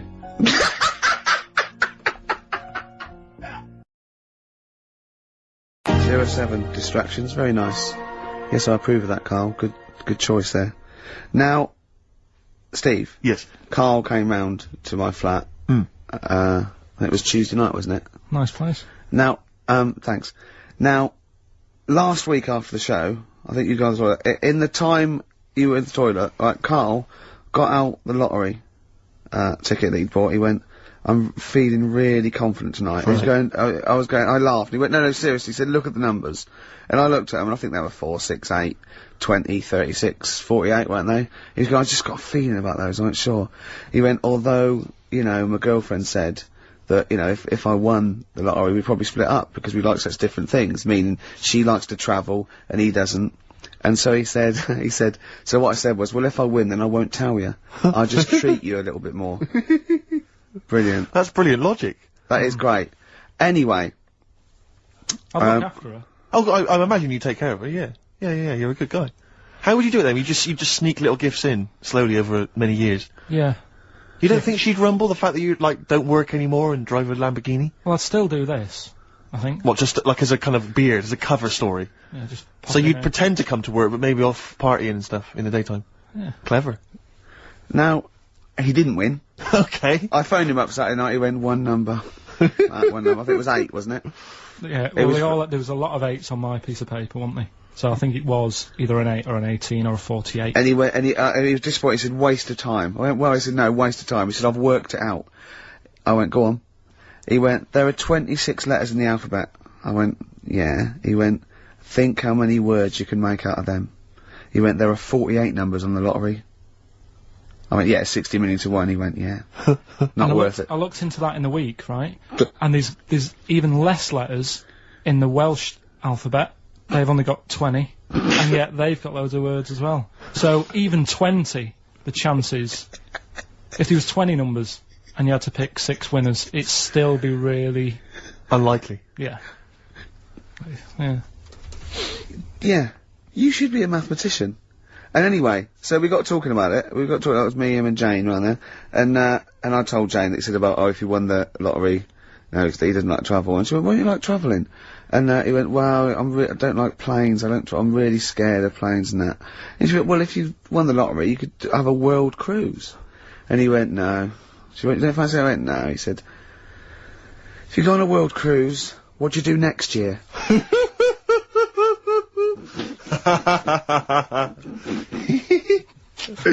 Oh, Genius. it's brilliant logic, Karl. It's but you know on the world cruise you don't actually see the whole world. I mean, you... And if you did, it's not like saying, well, I don't want to see that twice. Do you know what I mean? The world. It is the world. It's a lot. It's a lot to see.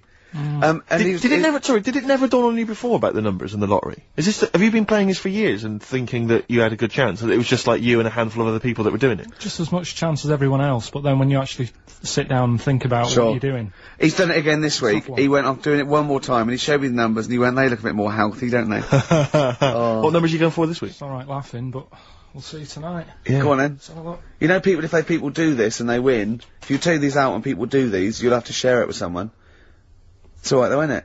Give them a chance. Tell them give people a clue. What numbers are you doing, Karl? No, I'm not going to tell them all. I'll give you 4. I've got 5, 9, 12 and 26. Okay. You're not going to give us the other 2? No. Because that's a big difference, isn't it? What are the... 4's worth about 8 grand in it, but if I give him the other 2 and it wins... Yeah. What are those 4 numbers again?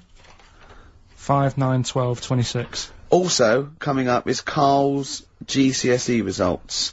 He took them in 1988, I think. Was it? And we've phoned his score, we tracked him down. We've got Karl's GCSE, what did I say? How many did you get, Rick? Clinic, walking with these. Sorry about that earlier. You know, I like to keep a tight, slick ship, and that lets us all down, doesn't it? When something goes wrong with the shoddy equipment in this place. Mm. Why don't you buy some new stuff? You must be earning a bit of money now, wasn't you?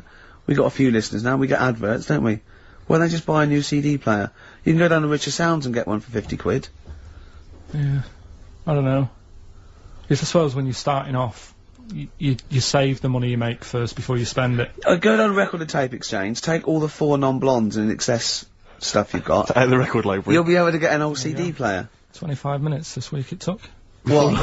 the 4 non-blondes of Ricky you mentioned. I think we should make that some sort of call in to win feature. Karl, are we using the equipment that you used to use when you had Pilkey's Making Music, the DJ outfit that you met around? I love that. That was Karl Pilkington and someone making... Colin Making. Colin Making. Pilkey's Making Music. Genius. Are we using that same equipment? Did you earn any money? I paid for the tube lights and that. I sort of covered my costs. Did you? Did you pay tax on that? And then, no. Oh, that's what they get Al Capone on, isn't it? It is, yeah. That's right. Don't worry about the music policy. We're sorting that out. We've got some Verve coming up. We got some Jimmy Webb. We got some Nick Cave. We got some Amy Mann. We got some Travis Corner Shop. You know what I mean? We're sorting ourselves out. We haven't started yet. We're just starting, getting going. We got Karl's GCSE result. Let's just do it now. Should we do it now? Well, I think we should have a White Van Man session. Oh, White Van Man. I think people tune in for the White Van Man yeah, session. People who haven't tuned in, they don't know. If people aren't familiar with this, The Sun runs a column every day which is asking some punter from the street their views on the week's big events, and we just thought, why not hijack that idea, but apply it to Karl Pilkington. Karl? I haven't seen much news again this week. You've not seen much news? Don't worry, I'm sure you have an opinion on it. Just give us it from your heart. So Gladiator. Okay, so, well, on the subject of Gladiator, what do you make of Russell Crowe's appalling behaviour at the BAFTAs? This is, I heard a bit about this. This is, when he got some director or something, because... Director or producer and threatened him, because they cut his bit, didn't they? Yeah, they cut a poem that he'd done during the acceptance speech. I watched it on Sunday night. Sure. I didn't realise it wasn't live, to be honest. Yeah. But, I quite liked the way it was to the point and didn't mess about. He went up, he said thanks. So you're saying that he shouldn't have beaten up the, director? Is that what you're basically saying? It's a bit over the top. You thought I mean, if you didn't have time, if you really, I mean, what's the poem got to do with the film anyway? He was an awards. So do you think it's ever justified to beat up a TV director if you're a major Hollywood star? Depends what he's done, but I mean... Right, what would he have to have done, Karl, for it to be fine for him to then beat him up? The thing is, right, forget all the beating up. At the end of the day, it was a awards thing for a film. The poem had nothing to do with the film. Yeah. So go up, collect your award for that thing. And if he really, really wanted people to hear about this poem, he could have photocopied it and left it at the entrance and said, on your way out, this is a really nice poem, pick one up. No, but the thing is, he knew it was televised, so he knew by saying that poem once, he was reaching 5 billion people. That's a lot of photocopies. Do you see what I'm saying? I'm not saying it was justified. It wasn't a poem award. If it was an award show for poems, you'd say you can't cut it out. It'd be like doing the top 40 and then going, number 1's good, but we haven't got time for it. but it's a films thing. Okay. And he went up and he got the award for the film. Which film was it for? I don't know. But when I wanted to give you results, I said, let's give Karl his results. Steve went, no, we should introduce people to Karl again, just remind people what Karl's like. And he's so right. I'm so glad we did this first. Am I right, though? Carry on, Steve. Okay, the next topic, what about this big debate over whether Kylie Minogue's had a bum job? I'd have to see it. Next. Okay. What do you make of Will Young's single? He's the Pop Idol winner. It's gonna net record-breaking sales, apparently. It's gonna go straight to #1. He's had millions of copies sold. I heard last week that you had to, if you wanted to buy it from Woolworths, you had to go in and put £1 down to guarantee getting a copy. Wow. I think that's stupid. But what do you make of it, though? Do you think, as a song? Both as a song, and are you excited about Will Young and his future? No, he'll do alright. I don't think we have to worry about him. Okay. He'll do alright. It's not my thing, but he seems like a nice bloke. Okay, very good. What do you make? One? Yeah, one final one then. What do you make of our scientists getting the go-ahead to clone embryos for research? We have discussed cloning before, and obviously there's the pros and cons of that. Christopher Reeve, former Superman star, he's behind this. Are you behind him? Yeah. I mean, with everything, you have your good and your bad, don't you? Yeah. At the end of the day. If you didn't have bad things in the world, then you wouldn't enjoy the good things. I think, it's like if you didn't have robbers in the world, policemen wouldn't have a job. So it's the same thing. It's like, it's an illness. Yeah? What are they messing with? It's probably a bit too detailed to go into there, really, but, Do you know what I mean? Yeah. It's good and bad. You can't have it all. Yin and yang is what you're saying? Yeah. Okay, Karl, I can't argue with that, mate. I want to play a track now that, I haven't heard for a while. It's The Verve, isn't it? Yeah. Sonnet. Lovely song. Coming soon, those big exam results. Black Rebel Motorcycle Club, spread your love. It's time to give Karl... You're actually nervous, aren't you? I'm a little bit nervous. Just to recap, Karl is 30 this year. He never went to get his results of his GCSEs. So myself and Steve took upon ourselves to phone his school, track them down, and we actually got your results. What did you think you took? Did English. Right. Maths. Yeah. Art. Right. And I think I did physics. Okay. Well, you didn't do any of them. Eh? You didn't do any of them. You didn't register. You registered for one exam and took one exam and got results for one exam. So I don't know what you thought you were turning up to, or you weren't registered, or you didn't. You're familiar with the notion of registering for an exam? You have to kind of officially register in order to be eligible. What do you mean, register? I turned up for a couple. Yeah, you can't just show up. You have to register for them. You have to pay this because it costs the school money, so they have had to have paid for you if they thought you were going to pass. You can't just turn up on the day and ask for some paper at the front. I never got a letter telling me that. Well, that's because you were never at school. but you did somehow register or registered for one exam. You registered for history. It's a topic that you've always been interested in. Oh, I was saying to Ricky before, World War II, I loved it. Not the actual event. No, the study of it. all You the mean? stuff like about the Anderson shelters and stuff like that. Yeah. And the bombs and that. Mm-hmm. And then when I took it, it had nothing to do with that. It was more about the Tudors. So the Second World War didn't come up. You mean there were no questions about the Anderson shelters? Nothing. That's devastating. So what are you expecting the result to be? Is that seriously? Is that it? Yeah, it's the only one you took and registered. As far for. as the school is concerned, or Yeah. certainly in Well, it's the terms only of one what that they told counts. us. It's the only result. It's the only one that counts. Yeah, you've got. I don't. Did you register for yours? Yeah. Yes. I have. Yeah, I've got certificates and everything. So what? Do you do that before the exam? Do you have to go somewhere and sign something, or? Yeah, you don't check your results and then decide if you want to register. It's not like Millionaire when you look at the question and go, I think I'll take the money. Yeah. You go. No. But anyway, you must have registered for one, or maybe your teacher put you in for it. Well, I didn't do it. They must have been Someone else confident. registered They for must me. have been confident. They must have thought your best bet was history. Right. So, what did I get?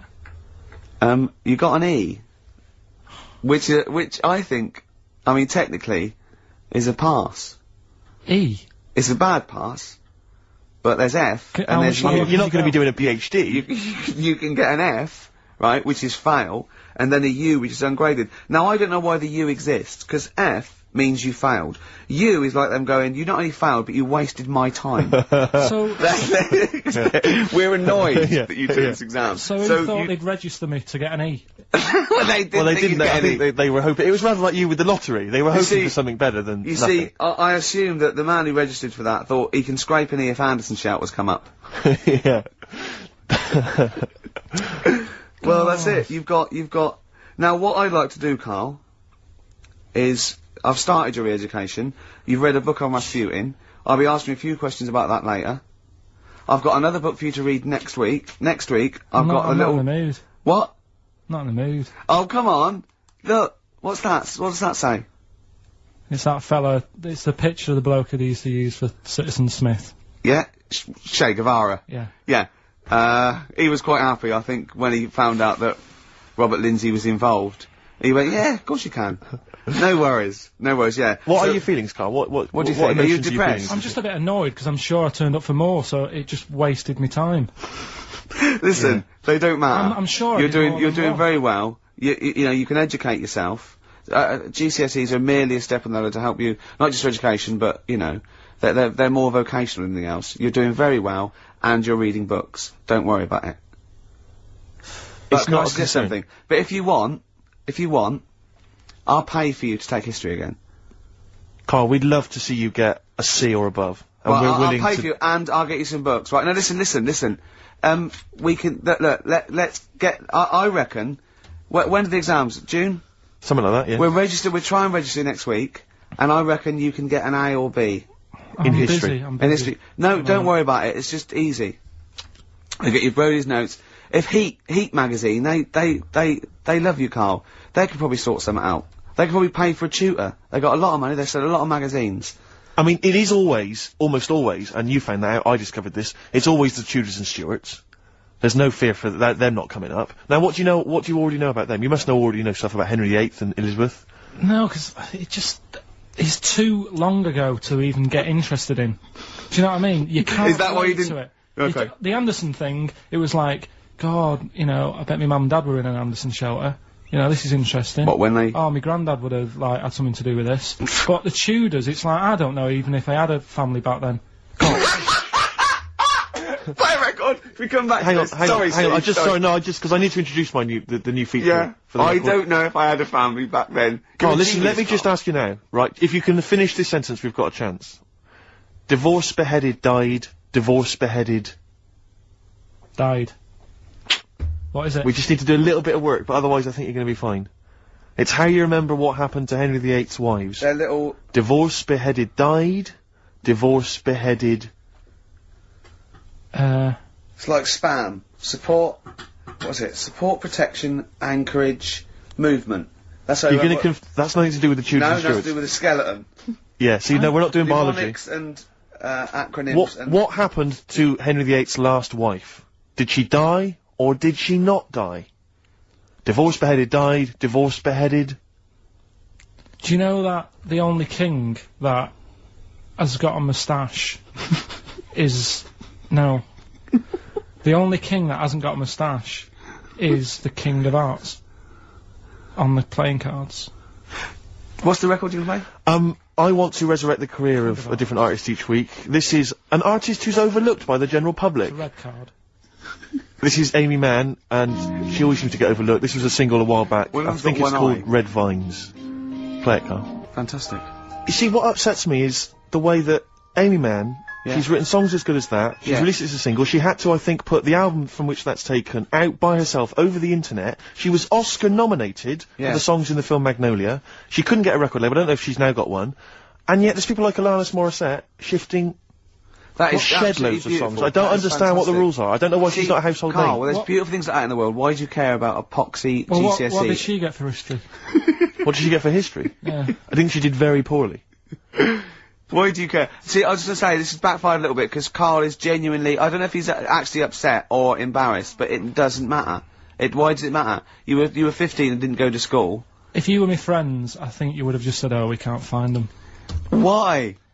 But you just want What's to that know. to do with that? Well, what do you mean? What do you mean?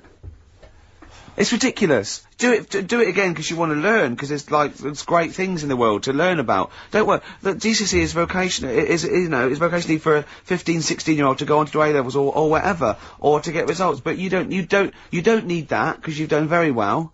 You don't care about the Tudors and the Stuarts. I mean, you know. I mean, I've had a couple of jobs, not this one, because you don't need qualifications to get a job. Obviously. Yeah. In the radio. Obviously. Absolutely right. But ones that I have got in the past, I did, because I didn't collect them, I had to lie. And I didn't like go mad, I didn't say I had A's and stuff. But I didn't put history down because I didn't even know I did it. So it's a bonus! I kind of treated myself to like a D and a couple of C's and that, so it's like, well, he's not... I love the fact that Karl even then was honourable. It's like, I'll at least put down the ones I think I took and lie, but the ones I didn't take, I won't lie about. Yeah, and don't give yourself a B. Exactly. If they're going to find out you lied, give yourself a B next time, Karl. It could backfire, couldn't it? I mean, my brother's a bit mental, and he used to do things like go for jobs and say, oh yeah, I've done this before. Like being a mechanic, and he's never even picked up a spanner. And yet, he'd have the confidence to go and try and fix cars. Well, I'm not that daft, but, God, and he... Who do you blame for this? That's just an easy way out. I have to blame myself. Don't I? What was the teacher like?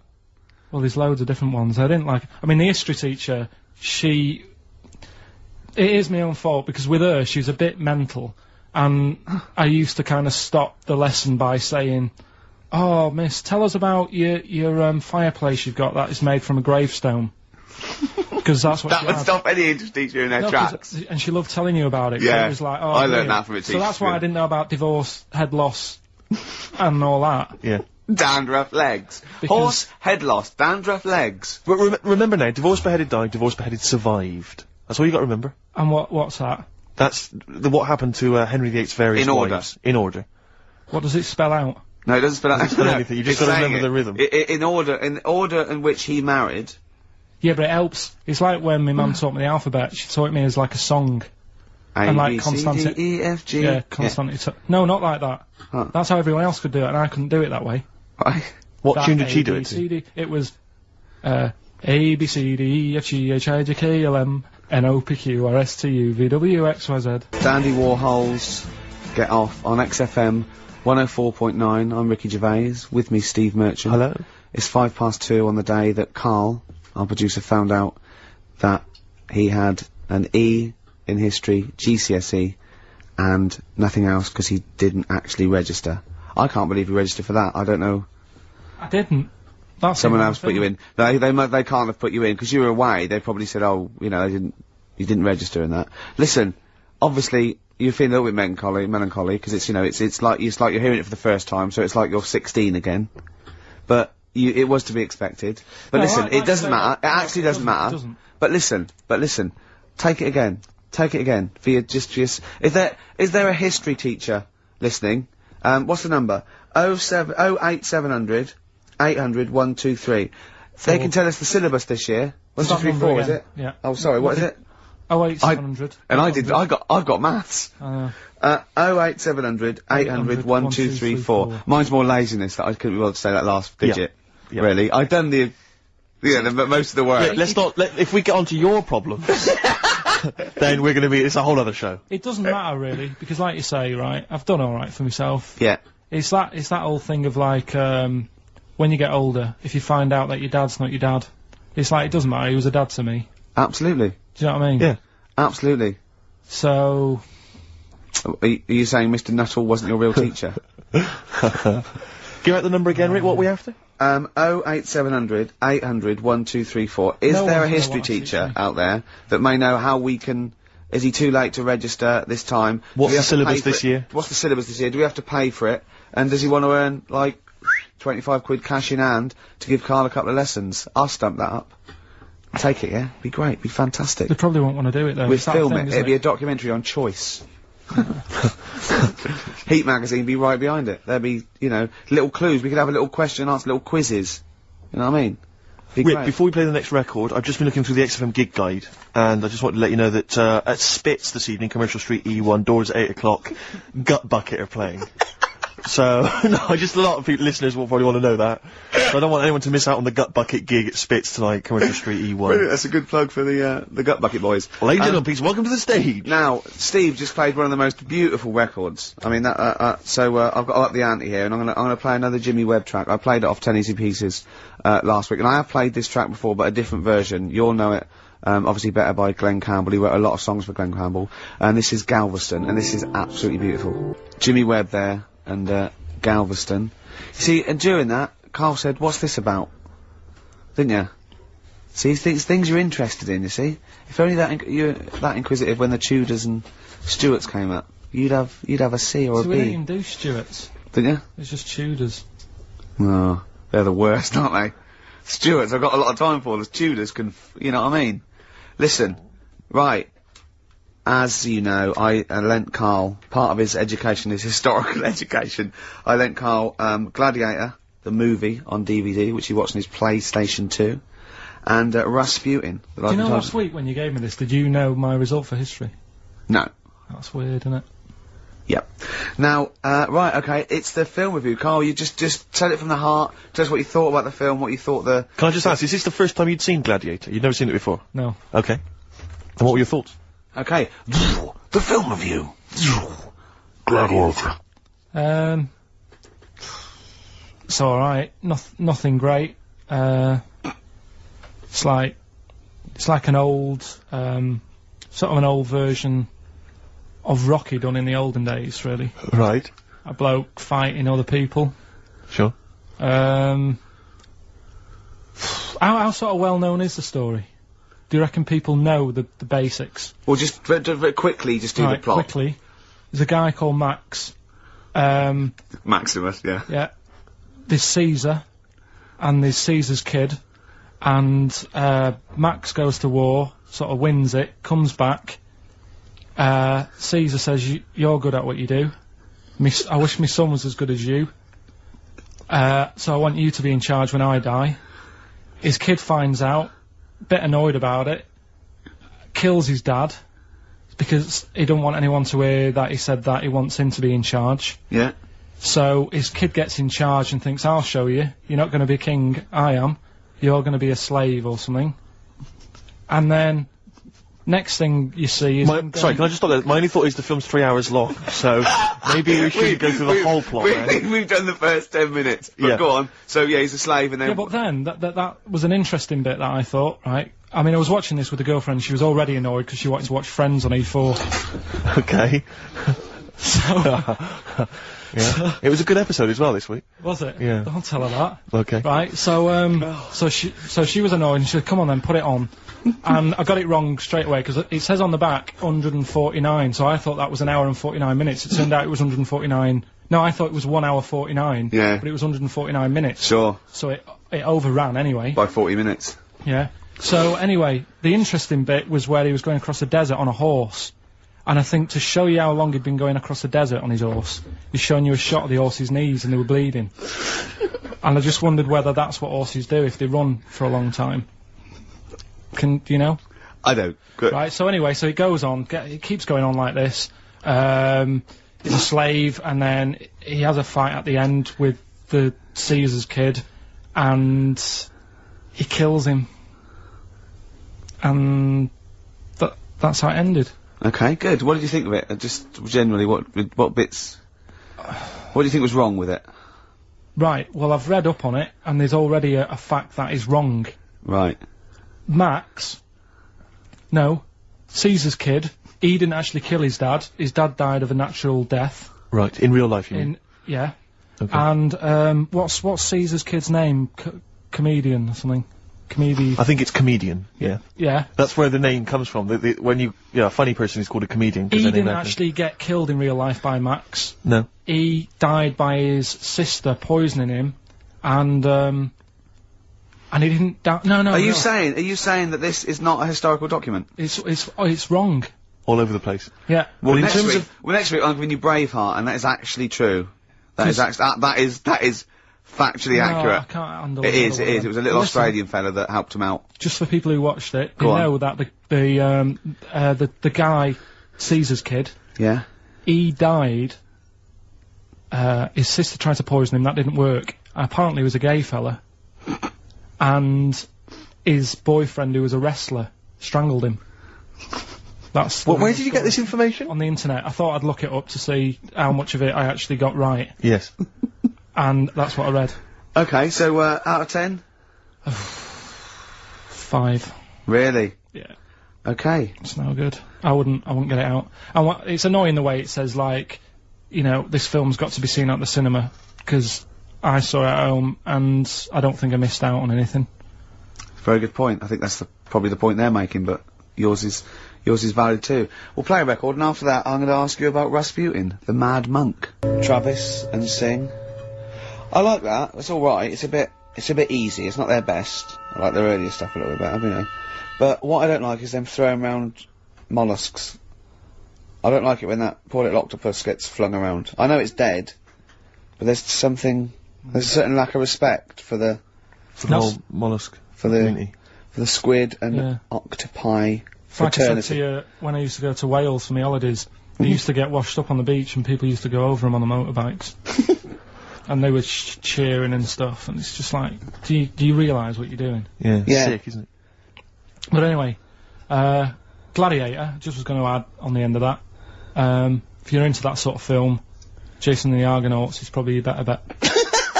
Is that factually accurate? Did you look that up or not? Did skeletons actually come out of the ground and fight? Yeah. I don't know, but it's a more enjoyable film. Okay. And it's shorter. Okay, now, just moving quickly on, just the last item on Karl's re-education this week. Rasputin, you read a little book about Rasputin? What did you know about Rasputin before you read the book, Karl? Can I just tell you, when I handed him this book, it was my house, I said, right, he went, is he the one that lived under the bridge? And I went, what do you mean? He went, the fella that lived on the bridge, and you had to pass him with a, and Jane, went, you're thinking of, Rapunzel. And he went, yeah. And I went, well, that's not Rapunzel either. Rapunzel's, you had to say, isn't that, you know, you had to guess his name. The person who lived on the bridge was the troll in the three little brick rough. I'm a troll, Foldy well. So, to answer your question, Steve, that's what he knew about Rasputin. Okay? So have you read this whole book? Can I just have a look at it, Rick? This whole book, it's about the size of a beer mat. Yeah. I'm just thinking, but did you read the whole thing? No. You didn't Well, manage you to read the didn't whole even thing? do that. Well, again, some of the names in there are so long and foreign sounding that I just thought, I can't remember all these. So I just got to the meat of the story. Go on, what did you learn about Rasputin? Right. He was a monk. Yep. And, mad? Was he a mad monk? Hang on a minute. Don't confuse him. Sorry. Right. Go on. God. You see, this is what happened in the exams. Right, it was... Oh, don't do that when I'm drinking, Karl, please, mate. He loved his women. That's how the story started off. He had really nice... The story started off? Yeah. He had really nice eyes, and that's what everyone fell for, especially the women. Yeah. Anyway, the people back then thought he had special powers because, he could hypnotise people or something. Oh, yeah. And it was about a little lad who had some sort of blood clot on his leg. And he said, just calm down, and you'll be all right.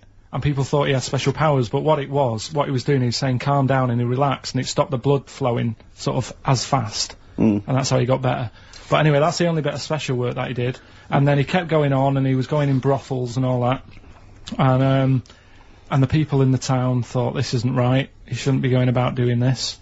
And where did he live? Russia. Right. Is that right? Yep. What sort of era? I thought you might know, about 1800. Okay. All right. Okay. And then... Do you want to check that, Steve? You got the book? People got I know sick for a fact of that's him. not right. People got sick of him, and they said, oh, we'll have to get rid of him. So they tried to... He loved cakes as well as women. Okay. So they said, let's poison a cake. And they poisoned a load of Easier than cakes. poisoning a woman, wouldn't it? And he ate these cakes, and it just didn't kill him, and they were like, God, what's going on? And they kept giving him more and more cakes, and... He was suspicious. And that didn't work, so the fella said, that's it, I'm going to shoot him. So... Well, I imagine it was the end of his tether. So... I mean, he was back and forth to Mr. Kipling's, He shot him once, and that didn't work, and the fella thought, oh my God. And he started running away, and Rasputin's running after him, and he shoots him like another, I think he took 4 Face bullets. full of, Battenberg. Four bullets. Didn't you swear then? 4 bullets it took to kill him, and then this fella who was after him chucked him in an icy lake, and that was the end of him. But I don't understand, sort of... What don't you understand, Karl? Well, the fact that, you know, he's a bit of a name in history, and I don't understand why, because it just sounds a bit like my brother. Does he love women and cakes? And do you think that'll be his downfall? Right, I want you to study. Right, if you want to do, that's the first introduction. Right, if you want to do some extracurricular, What would that stuff, there's a song by Boney M that lays it out. Suzanne told me about that, saying about Russia's Greatest Love Machine. Yeah, but it didn't say anything about cakes. No. I think if you get the 12-inch mix, no, but they say according to Boney M, and I don't know who's correct, the bloke who wrote that or M, they put some poison into his wine. Now I don't know if M have done their research or whether they did shoot him until he was dead. According to them, he was the greatest love machine in Russia. I don't think it says that in the book, but M might know more than that fella. So what's your final verdict on Rasputin? Just a normal bloke who didn't have that much luck, really. That's what I don't understand. I was waiting for something special at the end, but just a normal fellow, really. Yeah, just an everyday. Happens all the time, doesn't it? Just an everyday mad monk. Yeah, just an everyday mad monk. You have to shoot and poison and throw in icy lakes to kill him, and who loves women and cakes. I mean, come on, do we need another one of them? Boring. So what would you say about him then? How would you sum him up? I think you've done it. I think you've done it. There you go. So next week, Che Guevara, you going to read the book? I don't know. Come on. Next week, Che Guevara. Take it home. There he is. Give it here then. Nice one. Good luck. Cheers. Well, Richard X. The Sugar Babes are freaks electric. Are they, Karl? Dunno. I feel like, it feels like Christmas Day. What, you didn't get the gift you wanted? Yeah, do you know that, like, anticlimax? Yeah. When, You've been looking forward to it for so long. Yeah, you know... Well, I mean, I knew you were looking forward to it. That's why it took you 14 years to get the result, and then it was 2 other people that got them for you. Do you wish that we hadn't done it? No. It's alright. It's alright, isn't it? What's your girlfriend going to say? I don't think I'll see her again. She likes a man who knows about the Tudors and Stuarts, does she? Yeah, first Gladiator, then the... Yeah, you've been bluffing. Whenever she said, where did you go to Stuarts? You go, good. Like, lots of things, but look, there's a bird. What happened to Henry VIII's last wife? Oh, I wouldn't... oh, yeah. Oh, look, Friends is on telly. Friends is on. No, I just changed the subject by saying things like, you know, about the only king in a pack of cards. That threw off the scent. That threw us off the scent. That wouldn't fool an invigilator, would it? That's the thing. You can't use that one with an exam board. Karl, have you ever logged on to Friends Reunited? It was the site that everyone was talking about last year. No. Are you aware of the concept? I've heard about it, but there's no one from school who'd want to see it again, really. So basically, for those that don't know, you have to log onto his website, and then you can it helps you track down your old schoolmates if they've also logged on and stuff. And we took the liberty, really, of looking on the Friends Reunited site and typing in your school and trying to track down any of your old mates. We didn't get in touch with any of them, don't worry. We didn't do that. We're not going to surprise you with them now. No. But I was just interested to know, like, some of your thoughts on some of the names that I could run past you. I mean, these are people from your year. Just tell me if you recognise the names. Alison Birch? Think I remember her. What's your thoughts on her? Don't be libelous. Don't be like, no. No. Posh, probably did pretty well in history and that. Sarah Morris? God, yeah. Remember her. Go on. You're grinning. What's the thought? Go on. No, just, she was alright. She was a popular one. What does that mean? She was nice. Yeah. Okay. Okay, what about, Darren Buckley? He was one of my best mates. Was he really? Yeah. Seriously? Yeah.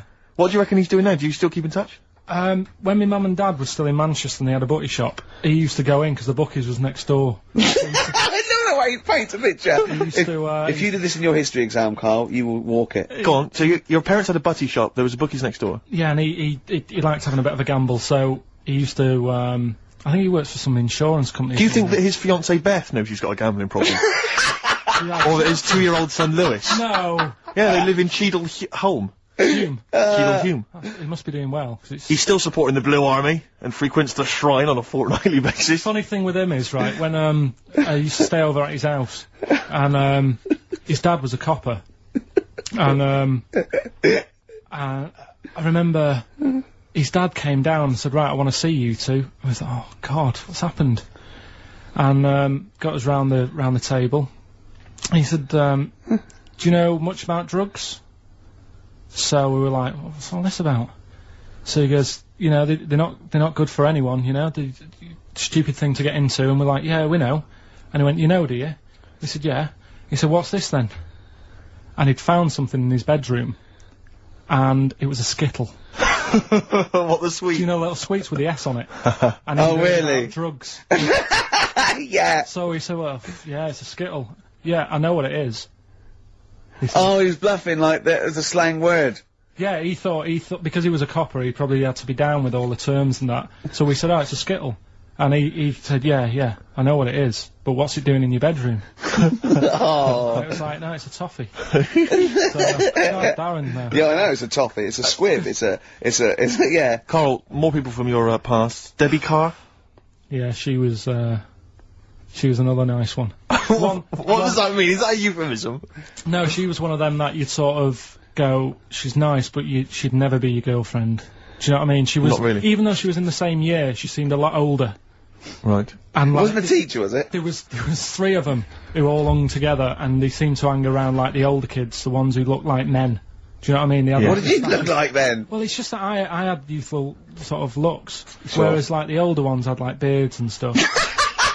It's the gang of boys in the 5th form with beards. Were they smoking pipes? Come over here, me filly.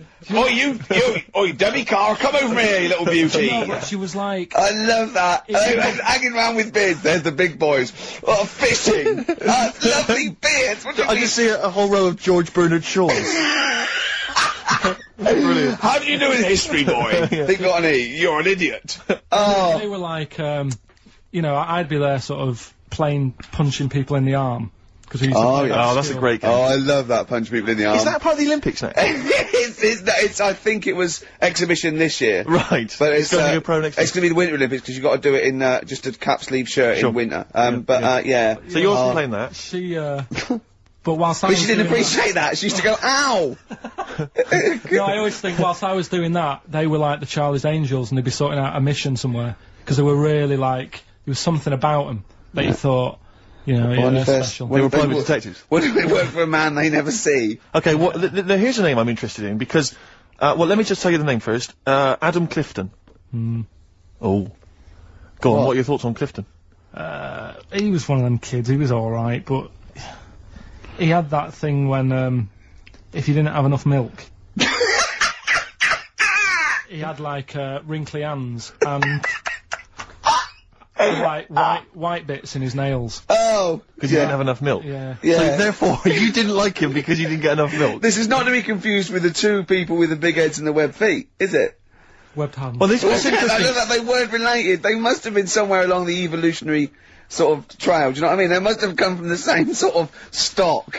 But no, you wouldn't have liked him. He's just one of them people. He was all right, but before you say any more, on Friends United, you can leave a little message which explains what you've been doing and what your life's like now. And most people leave maybe 2 paragraphs. Right. Adam, I've printed it off. He seems to have printed. I think there's about 6 pages here of stuff. He keeps updating it, and he just basically lists his memories about everyone.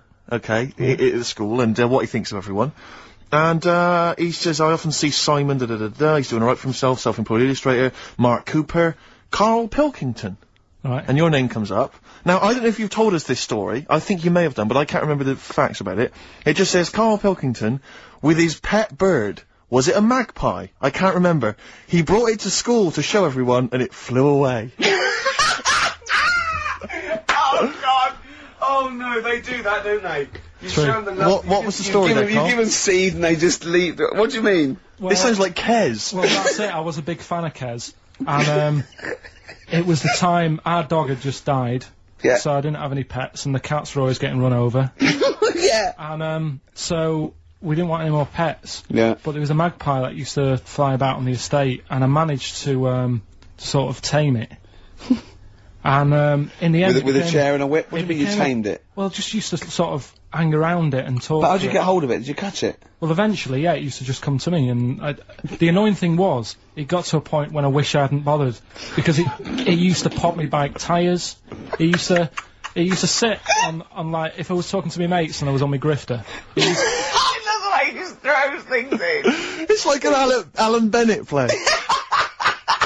It landed on my tyre, and it used to peck at the tyre and pop it, and then no. it used to then never go away, so it was always like around the house, and my dad said never bring it in. So it used to sit on the porch, and I used to go out, and it used to fly down and land on my head, and it really hurt. It used to like peck and stuff. He thought it was a tyre. So it wasn't so much tamed as a stalker. Oh, God. So you took it to school and it flew away? Yeah. So did you take it in proudly going, look at my magpie, oh. Yeah. Oh, But no. I think it got a bit confused in the area that it was in, because I used to just keep it sort of around our estate, but Sure. the school was a bit of a distance away. How did you get it there? So, carrying it on my finger. Did you walk? Yeah. Wow. So it was happy there, and then it got... But it used to be one of those things that people would stop me in the street and sort of go, oh, what's that? And I don't suppose Maggie, called it Maggie. you didn't get Charlie's Angels to go and find out what happened to it? Investigate? Were they impressed? No, not really. No. But Listen, go on, any... Carl, let's come back to it, mate. Let's come back to it. Let's have a hip-hop hooray track. It's the big hip-hop selection from Big Steve Merchant. I don't know what I'm talking about there. Just trying to sound hip. This is Spearhead from many years back. A track, again, I think got largely overlooked at the time, but worth hearing again. People in the Middle. Oh, right. Spearhead, People in the Middle. Michael Franti, surely one of the greatest rappers, I think. If you've ever heard him bust it live, Rick, he's almost as good as me. I'm just going to tell the listeners there, Karl is quite a little insecure sort of chap, and he was just worried about that last bit. He was going, who would ever find that interesting? He was worried about people finding him boring. And Steve said, as I said, you know, it's like an Alan Bennett thing. He went, yeah, but, you know, no one would care about Alan Bennett if he wasn't such a hit maker. They wouldn't care what he had to say. And we just looked at him for a while, and he went, thinking of Tony Bennett.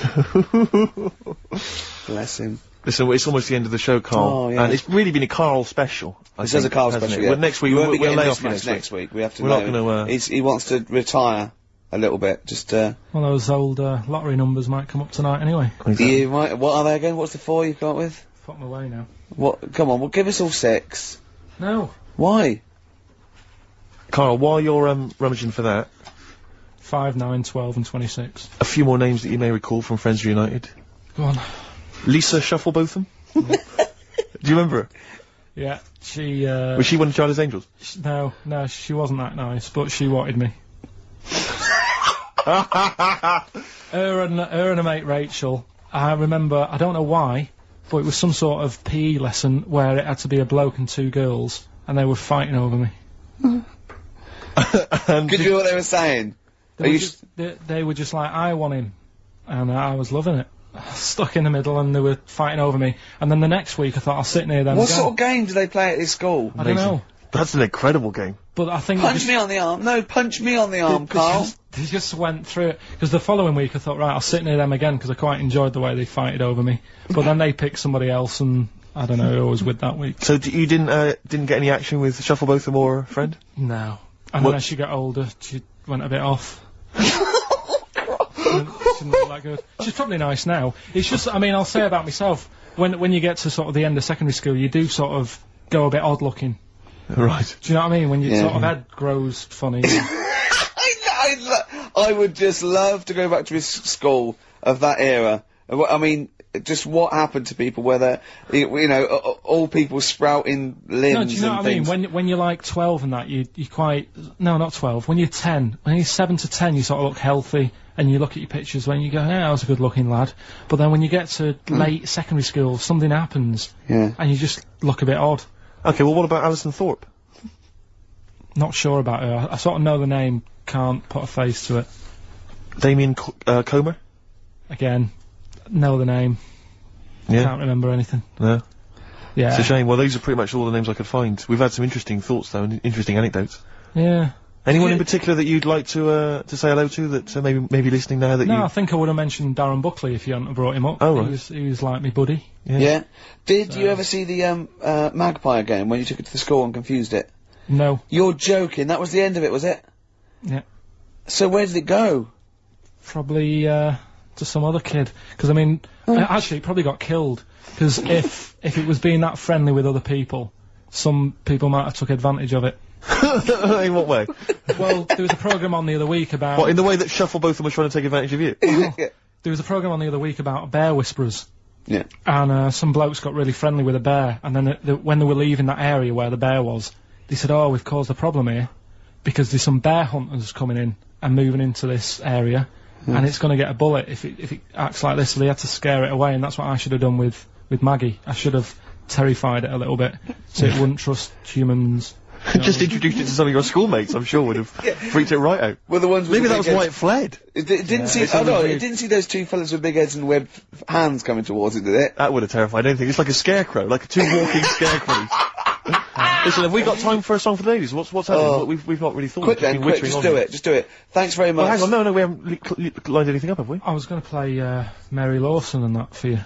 And then Is this going to be the final track? It has to be. it would be, yeah. We've blown it. We've blown it on the Karl special. We have indeed. I'll play it next week. So Karl there's got an E at history in GCSE.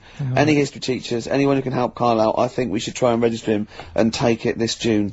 So what's your homework for this week? You've got to read about Che Guevara, haven't you? The revolutionary leader. Yeah. Okay. Do you know anything about him at all? Have you got any basis? I just know that if you want to use his face on your business, it costs a lot of money. Do you know, like, if McDonald's wanted to have him as, like, instead of Ronald McDonald? How does he do it?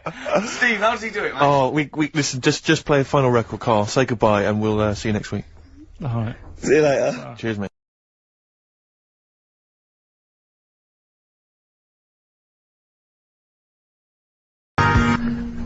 Cooper Temple Claws. Who needs enemies? Good question, lads. Nobody. This is XFM 104.9. I'm Ricky Gervais. Oh, they should print a little book of those. They're great.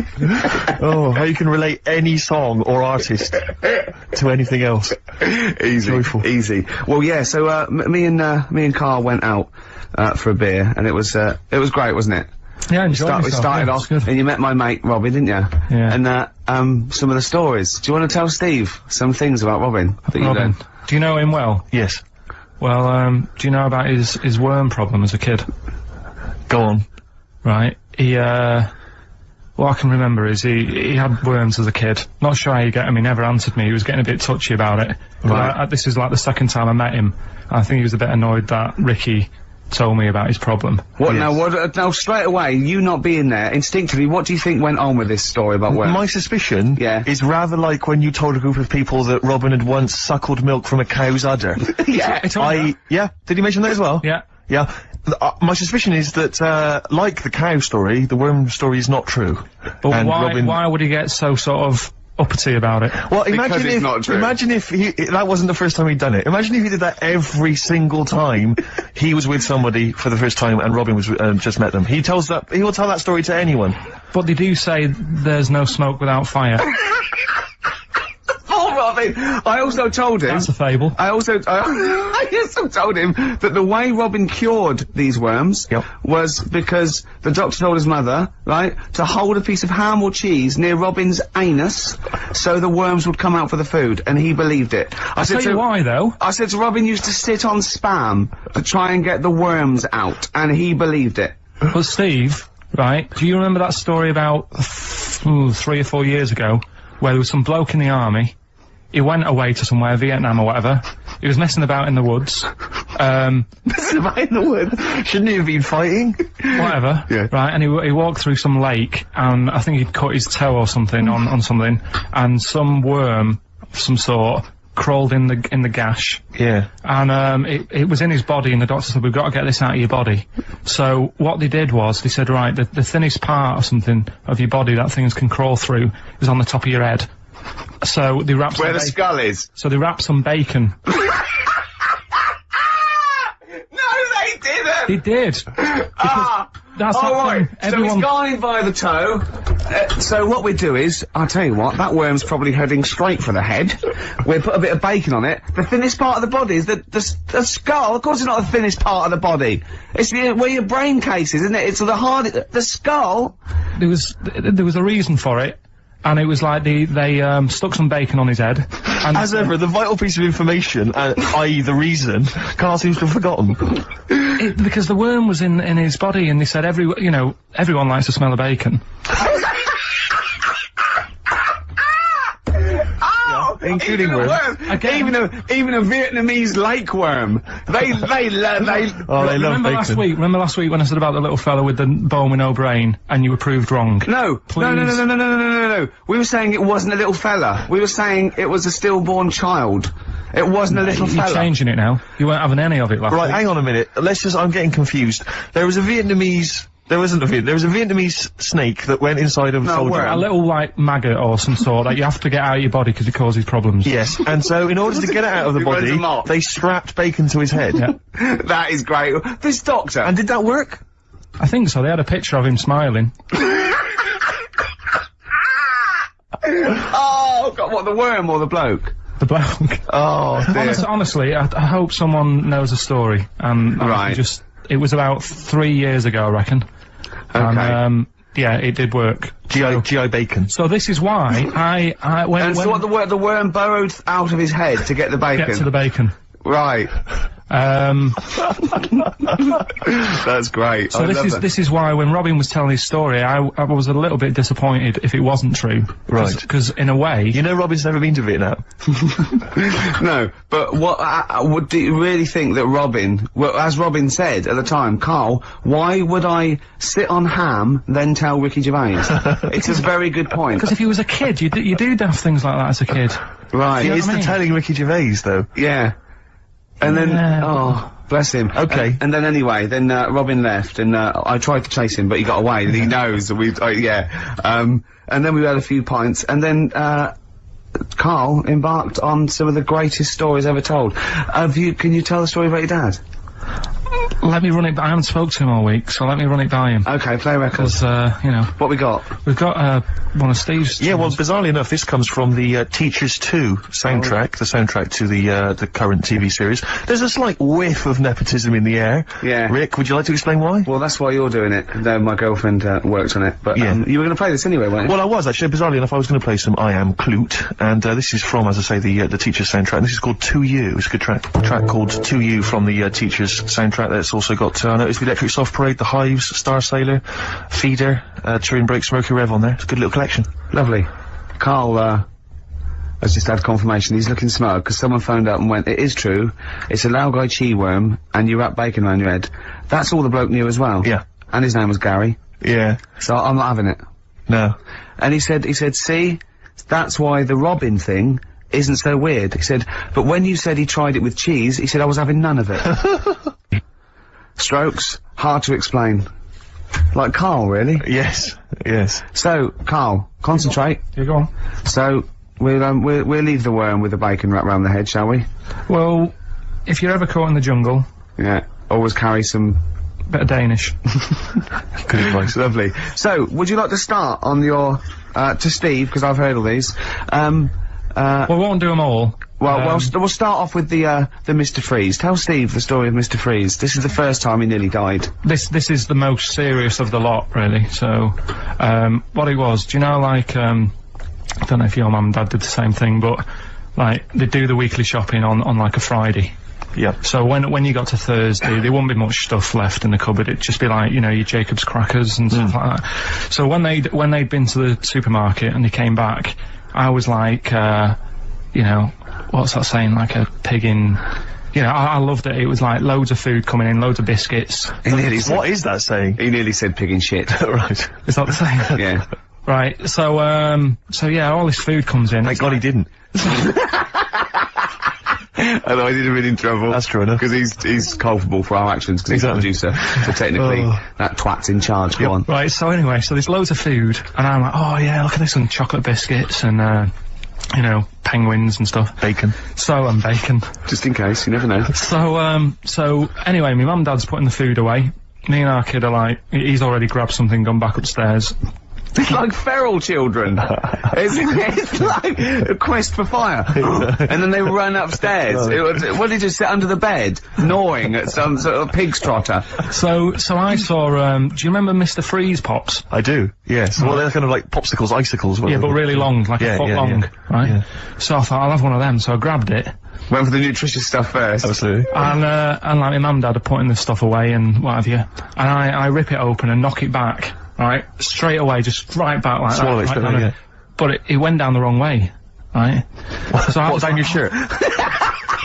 So I was like, oh God, I can't breathe. And my mum and dad didn't even know what I'd ate. Do you know what I mean? I ate it so quick. Yeah. And I'm sort of tapping my mum on the back, going, and she's going, oh God, you know, he's choking again, because I was always choking. If it was one thing, I don't know if I've got like a small throat, but I mean, even Ricky knows I can't drink that much, can I? Yeah. Do you know, or eat pebbles. I'm not a quick drinker. I'd always, I think I'm scared of like swallowing stuff. Yeah. And it was like bottle tops and mint imperials and stuff. I was always choking on stuff. So anyway, she's going, oh God, what's he picked up on it now? Drop it! So, hit his nose with a stick. So I was going, oh, I'm choking. At this point, my dad had like, I think he'd put his share away, you know, his food away, and he'd gone his share! I love it! Yeah. He'd gone to watch, like, Winner Takes All or whatever, in a lounge, and I was in the kitchen, and I was starting to, like, I didn't care anymore, do you know what I mean? I just got to that point where I wasn't struggling anymore. You just thought, I'm done for. I just was, like, falling to the ground. And my mum's going, you know, get in here, I think it's serious. And my dad comes in and sort of starts shouting at me, saying that's what you get for being greedy. He didn't even know what I'd eaten. Well, it was the moment to teach you a lesson, certainly. So he's there like that, and my mum's going, oh, look at him, and my lips were going purple, and my eyes were rolling into the back of my head. You look like Marilyn Manson. And, so anyway, she grabbed me from behind and did that fireman thing. The Heimlich manoeuvre. Yeah. And, you know, winded me. And it came up, and I was alright. What, the whole popsicle came flying back out? You see, that's what I don't understand. Because there was nothing there. No, just a little bit, no, it swells up, doesn't it? Because it irritated it, so it went down your sort of like, your epiglottis, it went down the wrong way, like, it went into your air canal instead of your throat, and it sort of spasms, and that's the fear, you just gotta calm it down and relax. So in time I would have been alright anyway. You don't, well, no, you might have... So that's, so that's hang on, one. but No, but the weird thing is, like, for, like, 3 days after that, I felt like a sort of, special person. I went to school. I'm saying nothing. I did full days. A special needs person. Yeah. I went to school the next 3 days after that. I didn't, like, wag it or anything. I did full days. I love that. 3 days, turn over a leaf. Yeah, exactly. After 3 days, you thought, screw it. Yeah, did a quick history exam. Yeah. But have you ever had that, where you've, like, felt like, I've been given another chance here?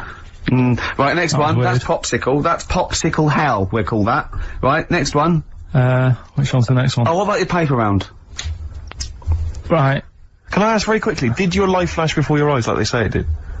No, I just sort of went really calm and like, I'm ready for this now. Right. I wasn't bothered, do you know what I mean? You had no regrets? No.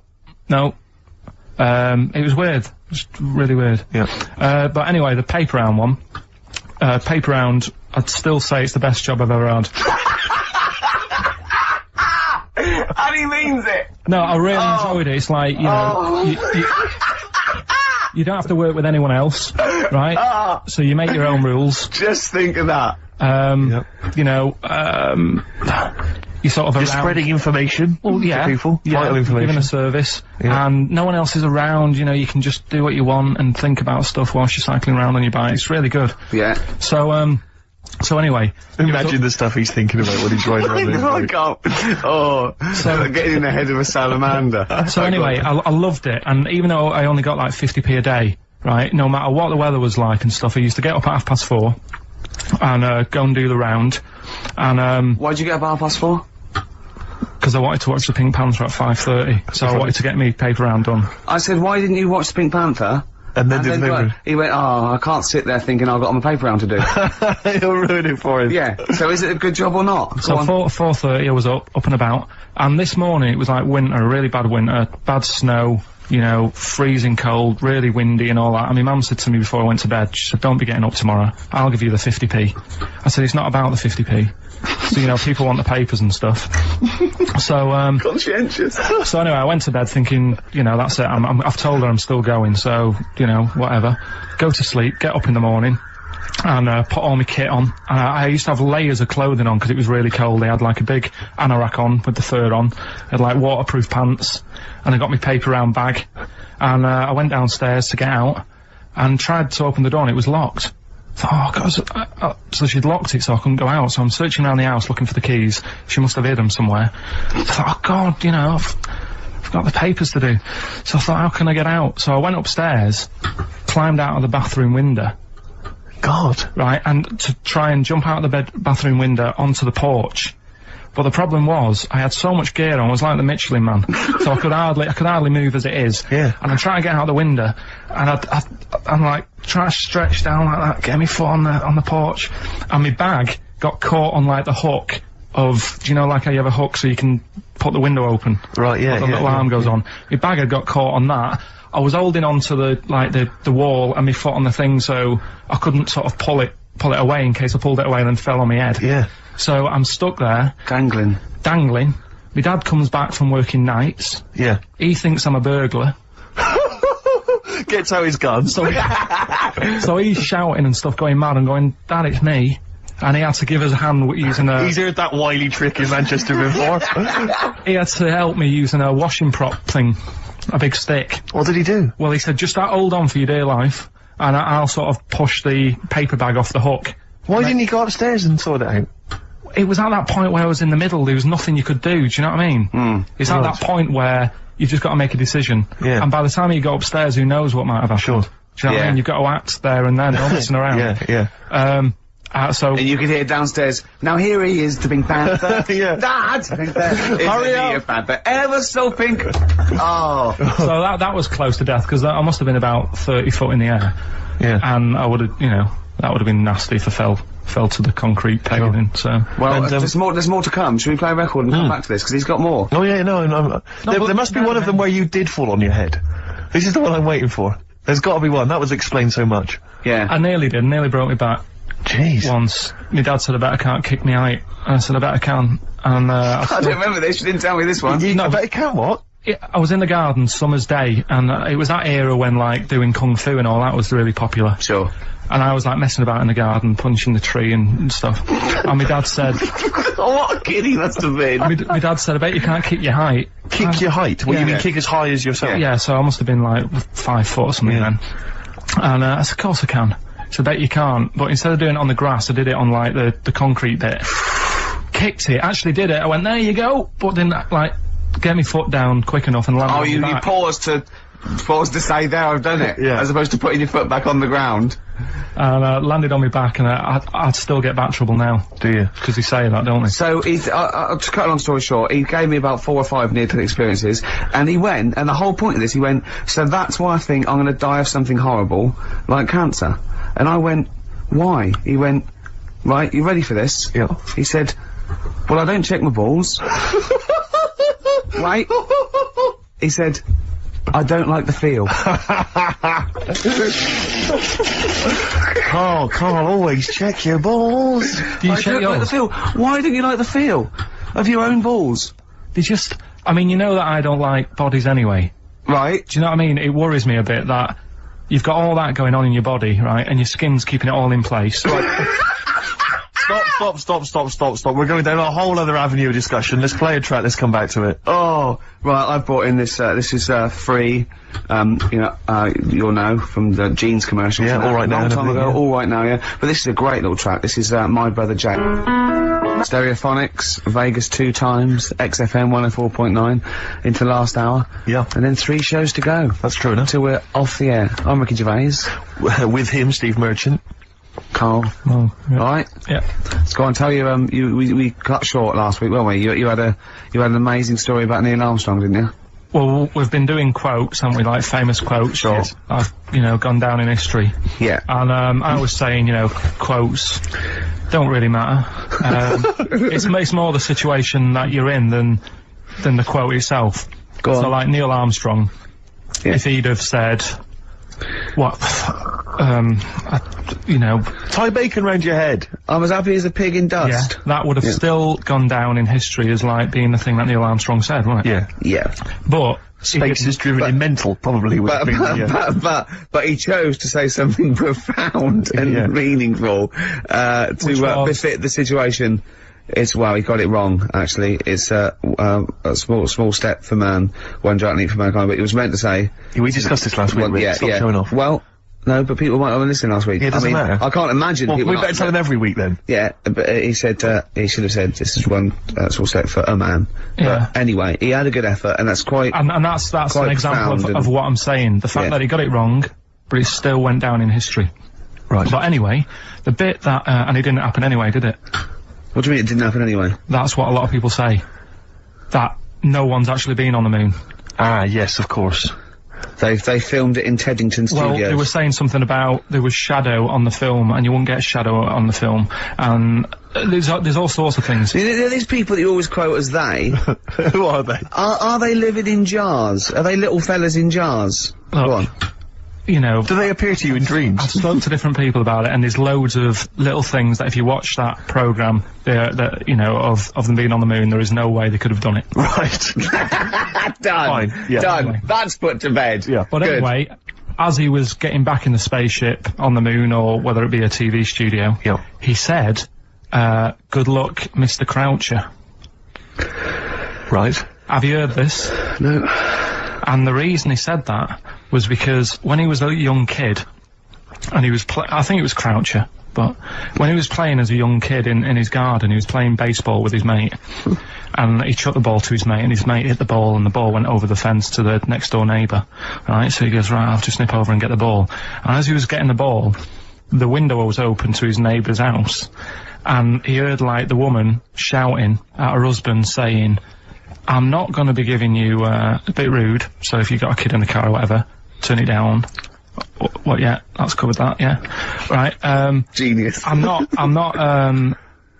no matter how many times you ask me, I'm not going to be giving you oral sex. The day I do that, man would have walked on the moon. Right? Yeah. He grows up, he gets on the moon, and he remembers all that story, and as he gets back in the spaceship, he says, good luck, Mr. Croucher. Now, do you know, we'll have to say, I've heard that story before, but when I heard it, the woman said, the day I give you a blowjob is the day the boy next door walks on the moon. Which makes it all the more profane. Impossible. And enjoyable. Yeah, and unlikely. Yeah. But yeah, no, I've heard the same story, Carl. Yeah. Look how pleased he is. I love that. Right, so not only have you remembered that anecdote, which may or may not be true, but of course you've also proven The that, day I give you a never blowjob, that kid in the garden's probably going to walk on the moon and say something about giant leaps. Exactly. But, yeah, you must have heard the thing that it never actually happened. Yes, we've all heard it. We've all dismissed it as nonsense. And moved on. Yeah. Yeah. And got on with our lives. Right, Carl. What? Should we do, White Van Man?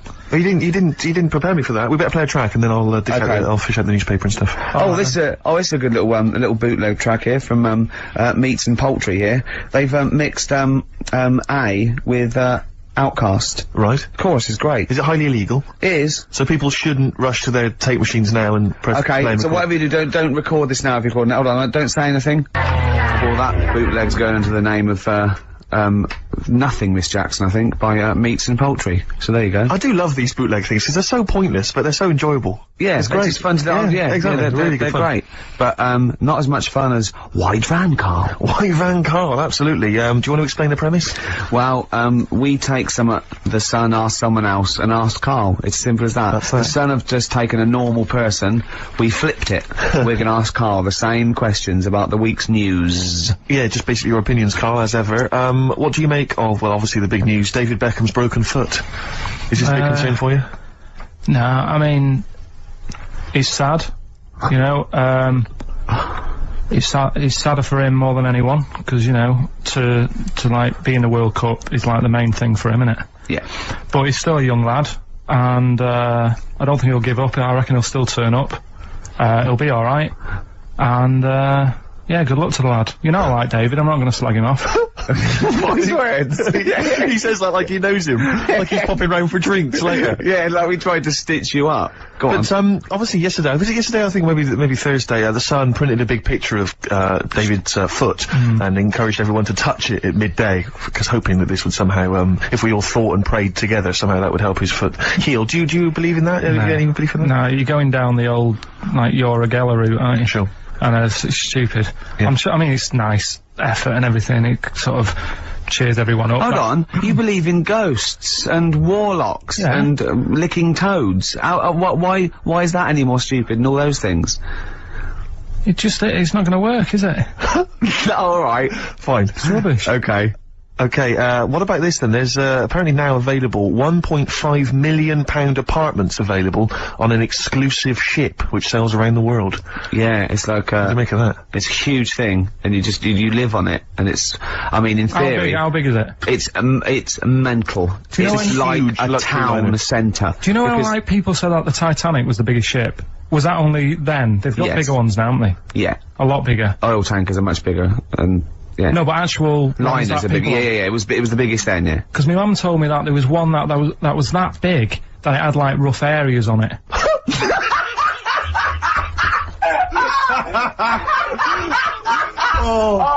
Oh, God! Don't go starboard. Oh, God! No, but do you know what I mean? Right. It was like we're thinking of moving. We're seeing the captain. We're thinking of moving to a nicer area. Oh, yeah. I've heard they're very rough in aft. Oh, God. Oh, that's They steal your tyres. A ship's so big that was rough areas. Oh. How big is this one that you're talking about? Well, I don't know, it doesn't give me the specifications here, but They're huge. They're huge. In theory, I mean, it's that thing with, it's obviously marketing, but, they're gonna, solve, the, overpopulation crisis where soon we'll all just be floating around the sea, Yeah, but. yeah. I can see that, because, I mean, think about it, right? I've been talking to Ricky about it. I was hoping to buy somewhere in London, but there is no way in this world that I can afford it, right? And you look at all the wasted space, like, with the Thames. All it's doing is, like, collecting crisp packets and stuff, and Coke cans, and people have to clean it up, whereas if you got a load of boats on there, yeah. problem Perfect. solved. Yeah. Would you live on a Problem boat? solved. What's his name did it, didn't he? What's that programme? Was it Bergerac? Noah. Oh, Bergerac? There was one where he lived on a boat. I think it's quite. That was Nine or shoestring. Yeah, I'd give it a go anyway. Noah. I'd like to see you, living in the air, maybe in a giant hot air balloon. Yeah, alright. But, no, the boat thing, because it is gonna get bad as well, isn't it? They're saying that the water's melting or whatever. The water's melting, The ice is melting. Yeah. And there's gonna be more water and less land, so in Yeah. the future, it's probably gonna be the way we're gonna be living, isn't it? Have you seen that film Waterworld? Nah, I don't fancy it. Because Is that what happens? that sort of predicts that, yeah. What, are they saying that the ice thing Exactly, is melt? yeah. But at the same time, I was thinking about this a couple of weeks ago. If you get, I mean, I think I read that, like, a big chunk of ice, fell off one of the ice, what do you call them? Caps. Ice caps. Something like that, I think they said it's the size of the Empire State Building or something. Right. It snapped off and went into the water, and it's melted. And they're saying, oh, it's bad news, you know, that something that size is melting. But the way I look at it, if something that size falls into the water, it's like a big ice cube. and it's gonna freeze it up again. You with me? Not really, Carl. Go on. Right, you get a giant ice cube, the size of the Empire State Building, stick it in the water, it's gonna make, it's gonna stick back on again, isn't it? Well, no, only if it freezes up again. Yeah, well, it will freeze up. The water's gonna get cold again because you've just put a giant ice cube in the water. So when you put an ice cube in a drink, the drink doesn't freeze, does it? No, the ice melts. If you put one the size of an Empire State Building in your glass of Jack Daniels, it's gonna make it freezing. It's not going in a glass of Jack Daniels, it's going in the ocean. I know, but I'm using my fables. Imagine a world. Use your brain instead! Imagine the world, imagine the sea, like the Arctic or whatever, as a glass of Jack Daniels. Okay. A big ice cube falls into it. Yeah. It freezes, it melts back on again. So we're alright, I don't know why everyone's worrying. Please, God. Thank God for that, I was getting panicked. Oh, fine. Do you understand what I'm saying? Yeah, no, you're right. Yeah, that will happen. Should we play some more music and then come back to White Yeah, this is better than ever. This is dynamite this week. 9 in there on XFM 104.9. We're doing White Van. Karl, got another one there? Well, it's just your thoughts really on the Queen Mum's very British send-off that she was given this week. Yeah. What do you make of all those people queuing up to see her? Did you think that was incredible? Right. Well, we said last week, you know, there was I don't quite understand why there's so many people there, who were, like, getting really upset. Do you know what I mean? Really upset. Crying and stuff, and you know, you can lose someone who's like related to you, and you don't cry like that. You sort of sit there and you think back to what you did with them and stuff, and then that's it. But the queue thing, wasn't it like miles long and stuff? Yeah, it was. Yeah. Right, I was sat watching this with 12 hours queuing. Yeah. It never got to 12 hours. It did, but that was the estimated time. No, but how long is a queue when they're just like, you know, walking along? Think how far you can sort of like, you know, stagger in 12 hours. Incredible. It's been ridiculous. Yeah.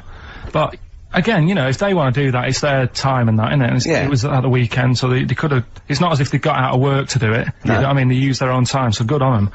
But I thought, right, what they could have done. Remember when I studied Che Guevara? Yep. Yeah. Right.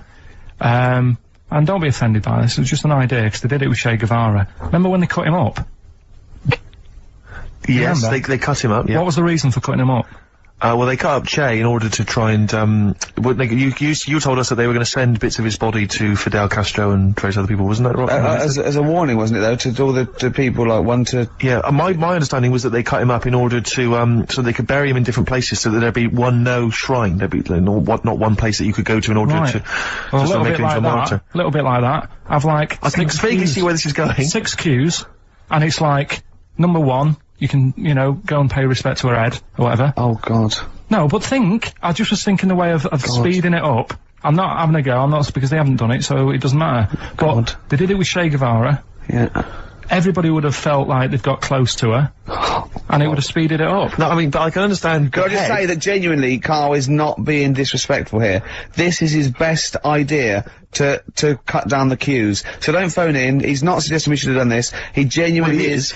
Well, but I mean, he's not doing it to be nasty or wacky or, you know... He thinks this is a good idea, so... Can I just throw a thought at you? Che Guevara, who was like a powerful man, he did a lot for the world and what have you. Yeah. And are you aware that I feel slightly responsible for this, because have you heard of the quote, a little knowledge is a dangerous thing? Yeah.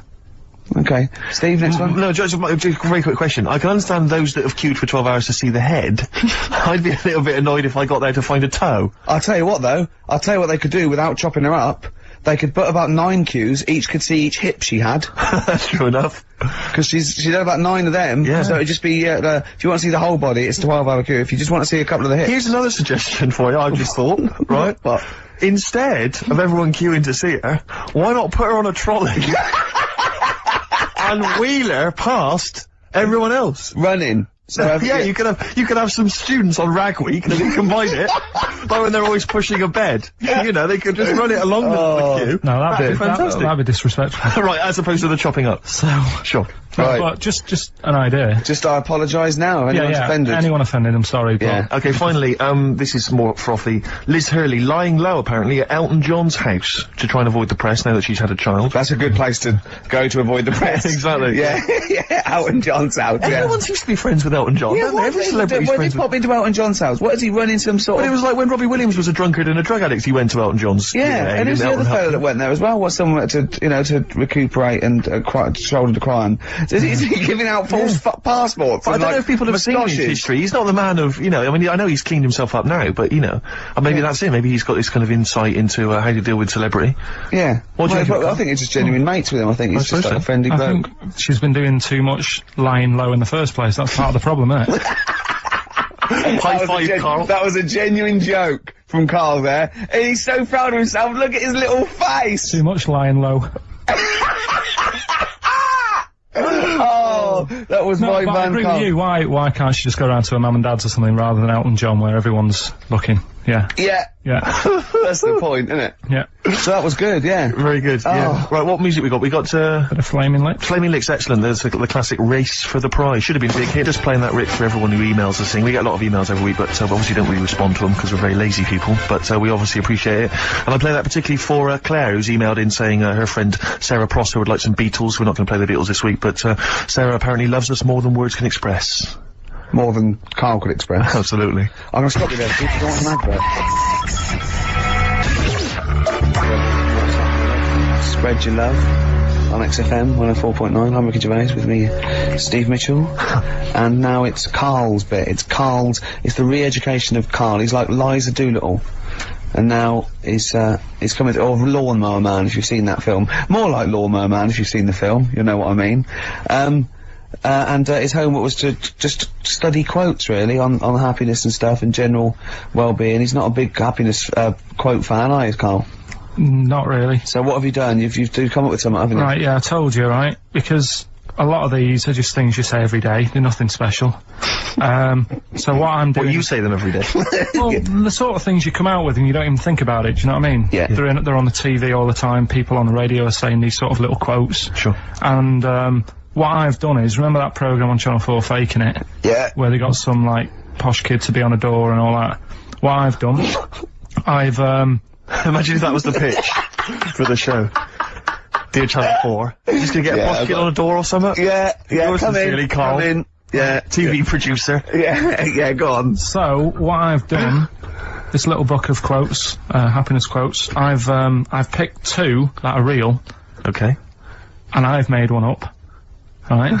And we've got to guess. And you've got to guess. Okay, then, go on. Well, I'll tell you what, Rick, why don't we, when we've heard them, we won't confer. No. You'll write down yours, A, B, or C, and I'll write down mine, and we'll see how it Okay, goes. Karl, off you go. Right, and just because I'm looking at this book, it doesn't mean I'm actually reading. No, I know, Don't worry, we're clever. No, we know, we can't see yet. Like, call my bluff. Yeah, go on then. Nothing is worth more than this day. Okay. Yeah. Yeah? Alright. Yeah. The way I see it...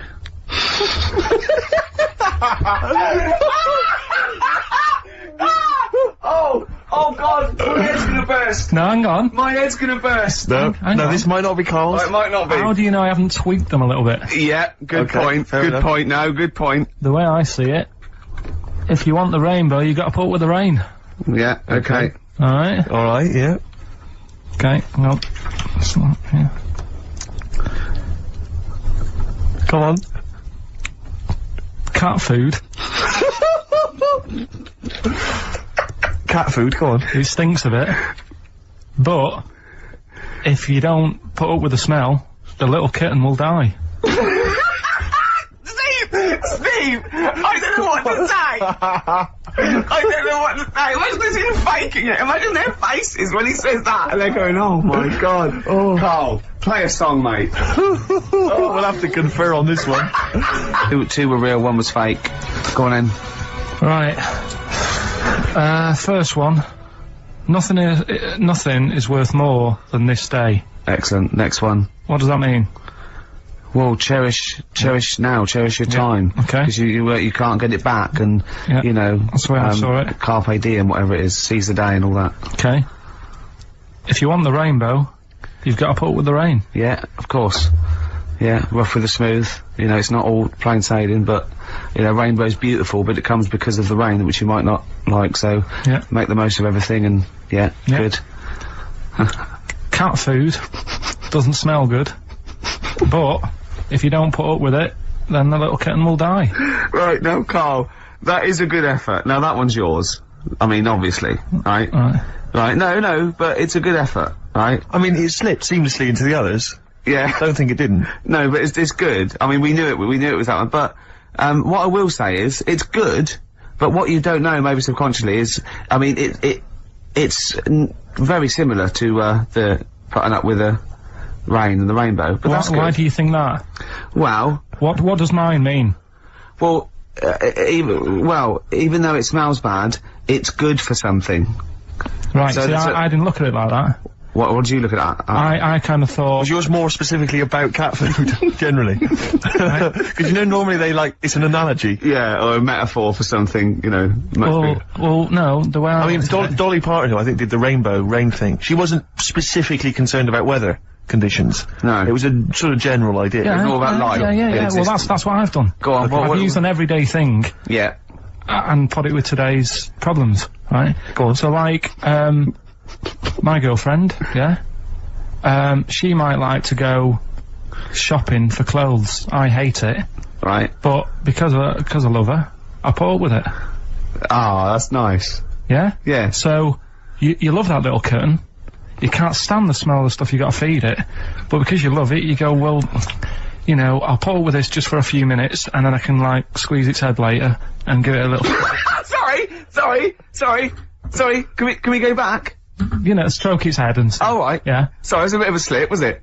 Squeeze its little head. No, yeah, well, that's just the thing that I do with cats. Put it in a bag and drown it in a lake.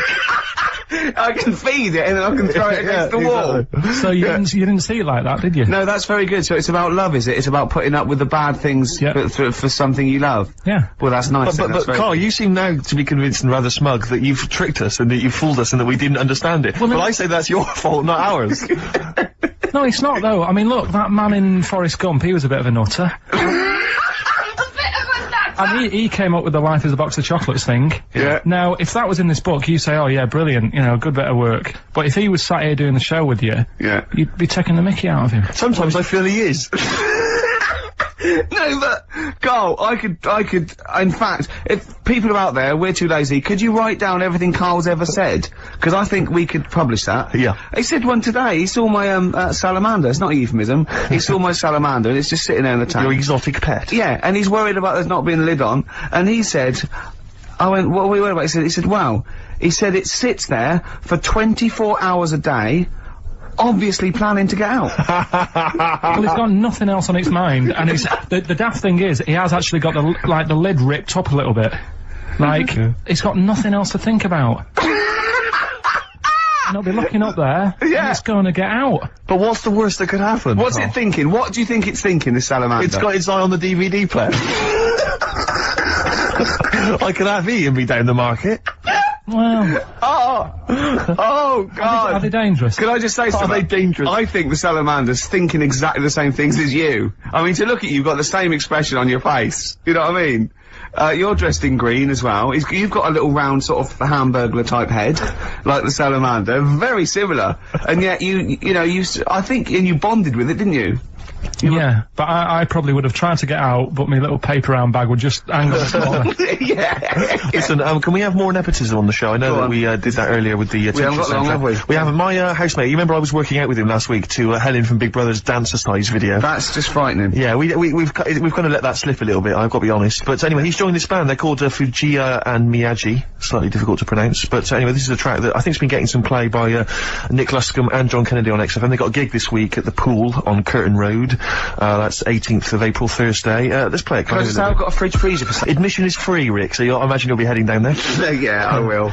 Well, I've enjoyed this show. Yeah, it's been a good one. It's great. It's been great. Carl, any more? Oh, tell that story that you were telling me about your dad when he was driving. Well, it's just that you were talking about, well, I mentioned Forrest Gump. Yeah. And, the Forrest Gump types. When my dad was when he was a taxi driver. Yeah. You used to have to, sort of do your bit for the local area. Oh, God. By taking the Forrest Gump people to Blackpool. Yeah. Is that what they're called now? The Forrest Gump people? Is that what the organisations that support them ask for them to be referred to? A minibus with Life is a Box of Chocolates.com. Well, Forrest Gump type. It must be, so you work with these people? The people with learning difficulties. And they used to get 5. Coming home must have been a busman's holiday. So he got 5 of them in the cab. Yeah. And they had to go to Blackpool, and 4 of them were really good, you know, behaving themselves, didn't mess about, weren't fighting and stuff, but there was one who was just causing loads of trouble and he couldn't control him. And what you've got to be able to do with people like that, you don't want them to get stressed out because it's not good for them. It stresses them out, and you could end up with a bit. Thanks, Dr. Karl. You could end up with a bit of a riot on your hands. So he thought, I'll nip this one in the bud right now. And he pulled up just on the outskirts of Blackpool, and he took the one out that was causing problems and put it in a wheelie bin. Oh, no. Oh, I'm sorry. I apologise. He did what? Oh, he did it for the good of the others. He put it in a wheelie bin. He was having a good time. He thought it was one of the rides. Can you stop saying it? Him. Yeah. He was having a good time, and once he calmed down, my dad went back and picked him up, and he was fine. He had a good time. What, you left him in there the whole time the others were in Blackpool? No, he left him there, not the whole day, probably about an hour and a half. In a wheelie bin? In a wheelie bin. Why couldn't he get out? Because, like, his arms were trapped on the thing. One of those... What, he tied him up? No, do you know, like, because he was a big fella, and, like, he managed to get him in so his arms were down the side like that, so he was a bit trapped. Wasn't he screaming and crying and stuff? He was making a bit of noise, but, do you know what I mean? What, you feel served him right? Well, but anyway, I didn't really want to talk about it. You just brought it up because of Forrest Gump. Did his, family know about this? Is this the first time they'd have heard about this? He didn't get asked to do it again. Because he had another problem similar to it where he had a little minibus, and it was his job to take a load of old women to the bingo hall, and it was miles away, and he took him there. There was no problem. About 10 old women in a minibus. One of them was causing trouble, so he pulled over it. No, right, so he took him there, everything's fine, he dropped him off, they had a lovely night, right, they had a lovely night, won a bit of cash, coming back, it's a bit of a late night, and they all started moaning at him, going, I want to be dropped off here, take me there, I want to be dropped off first, I've got to get up early, blah blah, my husband's expecting me, I'm already late, take me here first, take me there, and he just pulled up, in the middle of nowhere, said, get out. And he made them get out, and they all called for taxis. They charged that company who was meant to be taking him home in the minibus, and he got the sack. But a similar sort of story. You can't be dealing with it when people don't sort of just calm down and, like, solve the situation. Yeah. They're just all like, I want to be dropped off first, take me here first, take me. Yeah, so he acts like a madman. Good. Strokes. Someday. No, that was a better choice, wouldn't it, to start off with? Hello, ladies and gentlemen. XFM 104.9. I'm Ricky Gervais, obviously. Steve Mitchell. No, come on, let's get my name right from now on. That novelty's worn off. What is it? Is it Steve Merchant? Oh, yeah, that's the wrong one, isn't it, Mitchell? The Guardian got it wrong, it's Steve Merchant. And the more I say Mitchell, the more people are thinking it might be Mitchell. Oh, God, sorry, Dave. But Karl wanted to start off with the Stereophonics. Oh, loser. Because it was a newer track. And Karl now, we've made him what he is. He was nothing when we found him. He's like work experience. And now he's going, we should start off with the Stereophonics. I'm going, trying to tell you what to do. If I want anyone's opinion, I don't. Basically. But you probably come to me, I imagine, wouldn't you? I'd be the first person. Before Karl, I'd consult you, Steve. Thank you. Just keep it, just because he was in Pilkington making music. Pilkington making, I bet you never pleased a crowd once. Did. Loads of times. Go on then, what did you play? What's the biggest gig you ever played? I did, like a social club gig. Yeah. And it wasn't just about the music either. I used to... What else could it be about? I used to take prizes and cigars and stuff. In a youth club? To give away. I just love these, like, 14-year-old manx hanging out going, let's go down here, you might have some fags and cigars for us. Well, it was whatever, like, was on my mum and dad's dressing table. That could have been embarrassing. That could have been deeply embarrassing. Oh, yeah. Oh. You've won. And third prize, some handcuffs. And a black mamba. I'm not saying that at any point in your upbringing, your parents left around any kind of marital aid on the dressing table. Don't think I'm saying that, Karl. I'm not suggesting. Like, he doesn't like this, does he? Well, I can understand why. Oh yeah, because it's about his parents having sex. Well, they must have. Yeah, At least 3 times. I think I was an accident. I still have alcohol. I think it's been ongoing. Just because me brother and sister are quite older than me. Yeah, me too. I was an accident. I know that. Yeah. How old's your brother and sister? I think my sister's about 39. Right. And my brother's about 37. Okay. And you're 29. I'm like 29. Right. So yeah, my next one's 11 years older than me. Yeah. That was definitely a. Do you want to have a hug, you two, or? Yeah. Yeah. You're dealing with it now? You got over it? Well, would you like to see us have a hug? You had a mobile disco, weren't you? You're having a laugh, aren't you? Every single gig I did, it's dynamite. The people loved it. It was storming. What was it called? I ran it from about the age of 14 to 18. What was it called? Was it called in the name of our mobile disco? Yeah. It had 2 names in its lifetime. Yeah. It started its life as, bear with it. Go on. The rock and roll DJs. Oh my god. The rock and roll DJs, that's the worst. I mean, that's the worst. Yeah. That's the most appalling. But then it became pretty bad after that, when it became the Fantasy Island Roadshow. Why? I don't know. Because everyone up to you looked like Tattoo? Partly that, and because I liked the programme Fantasy Island. Why did you like the programme Fantasy Island? Well, it was about love on an island. It wasn't. It was about a midget on an island. No, the midget was a minor character about people going to find love and romance. You obviously switched off once the midget had gone off and said, there's the plane. Oh, that's that then. Your parents went, that's over then. It's only 5 minutes long. Yeah, well, it's... What's that fantasy midget? Yeah. What happened then? Because didn't they acted out their fantasies on an island? Well, people would pay to go to the island, to live out their own romantic fantasies, and invariably that's what would happen. It was always about getting off. It was a kind of love island, yeah. Was it? Well, no, not always. Sometimes they might be. Maybe I didn't watch the whole one. Maybe I did just see him like smacking a little tattoo round the head. I think you just saw the trailer. Oh, really? But, so what do they sort of go? I've always wanted to have someone in. Well, no, it might be something like, I've always wanted to sort of, live out, being a gunslinger in a Wild West frontier town, so you might kind of create that fantasy. But what's that got to do with Well, love? He invariably would find love, or he'd sort out some emotional problem he had. It was much more a spiritual, emotional journey than it was about little midgets running around. But was it like, I'd like to be a cowboy, and, I'd like to remember the shag? Yeah, it was like Jim will fix it. Like those letters you wrote to Jim will fix it. I'd like to be 5-star, and if something happens, so be it. Well, but no, I have to just say once though, this is my DJing credentials. I was once playing, music at a Scout Jamboree. Yeah. When I was about 16, 17. Big gig. There was 1,000 scouts there. Yeah. Right, yeah. And I tell you this, we were playing on stuff, they were loving it, they were dancing, it was in a big marquee. Right.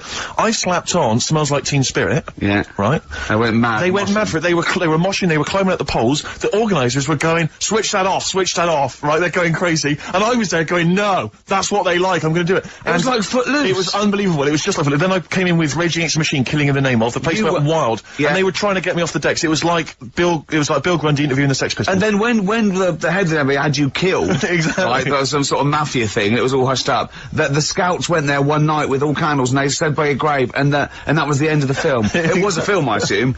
No, this genuinely happened. I assume this didn't really happen. Yes, it did. I swear to God, I was playing Smells Like Teen Spirit, and it went wild, and the organisers were going, switch that off, they're going crazy, and I was going, no, it's what they want. Could I say something? It was brilliant.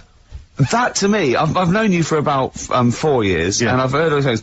That must be the highlight of your life. Unbelievably so, yeah. You've never had anything that good or exciting since, have you? One day I hope to sleep with a lady, and hopefully it'll slide into second place. Right with the Casbah. I love the fact you had at least 3 minutes to get that right. I know. Prepare and get that right. I know, but my mouth was full of Maryland cookies.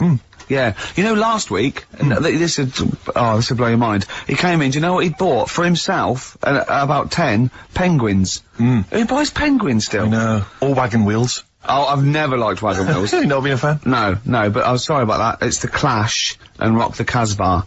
Talking about records, have I told you that time my brother-in-law, he was moving out of his place, and I think moving in with my sister, and I was about like, I don't know, 13, and so he was about, 30, and I moved in, and he brought round all, his records when he was storage to leave them at our house. Right, and he had all these old sort of records, 50s and 60s records, and they put them upstairs, and I was looking through them, and it's just all like Elvis stuff and Beatles stuff, and there was a mate of mine who loved Elvis, okay, and he had loads of chemicals, yeah, he had loads of chemicals, and I was into chemistry, and he said, let's swap me some chemicals for them, so I sort of nicked about 5 Elvis singles, and I got all these chemicals, and then just guilt. What sort of chemicals? Just things like, you know,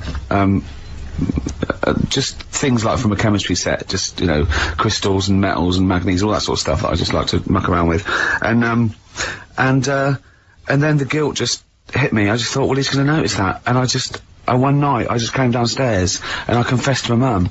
And she went, all right, well, I won't tell him, but you've got to be good. And it's sort of like I was just really, really good for a year. And then have I told you this? And No, you haven't. You've just reminded me of something. And then I remember, when I was about 18, my brother was talking about it, and he said, did you ever, play those records I left for you? Brilliant. He told my mum, he said, these are for Ricky. She just didn't tell me. She was sharp, wasn't she? She used opportunism there. Oh, that's genius. And, that was it. That's why I was good. But you've never stolen anything since, have you? No, I don't. Except that spate of shoplifting after that to teach your mum a lesson. yeah. Well, I went round, and arson. No, I did. I just couldn't believe it. It was terrible. I remember, I think all kids go through a phase of shoplifting.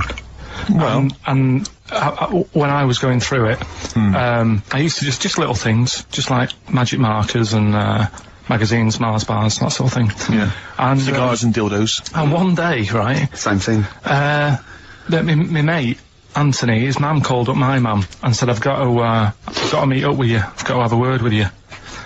And she said, what about? She said, I don't want to talk about it over the phone.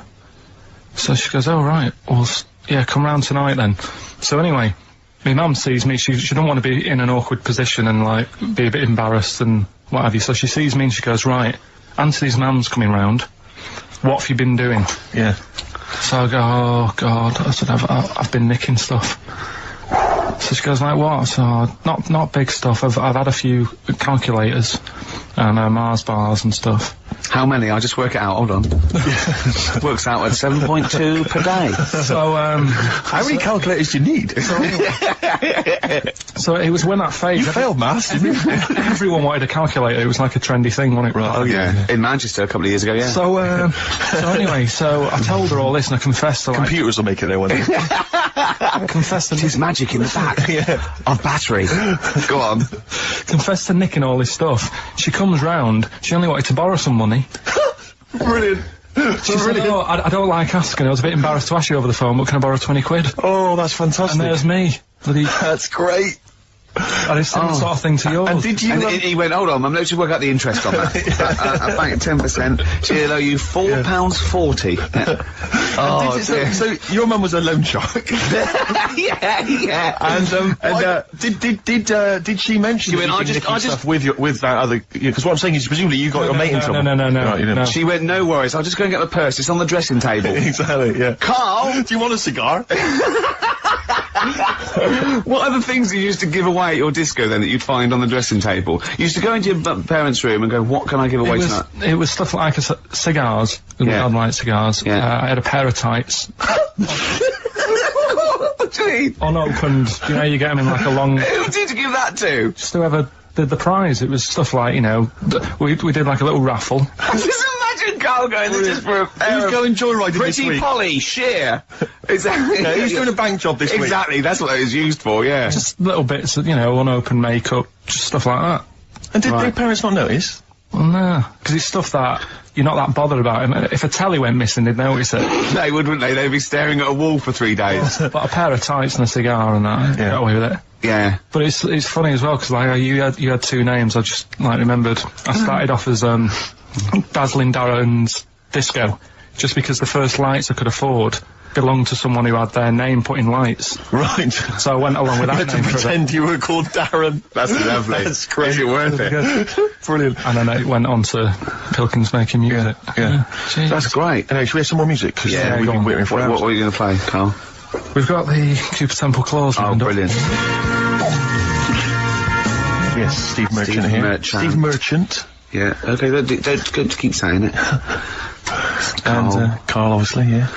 Now Stop fiddling, Karl. We've been digging around in Karl's office, haven't we? As ever, Rick. He's a little bit nervous about this. Well, but he doesn't need to be. I don't think he is. You just need to trust us, Karl. Just trust us. Trust us with the music. Trust us with the speech output. Trust us with the...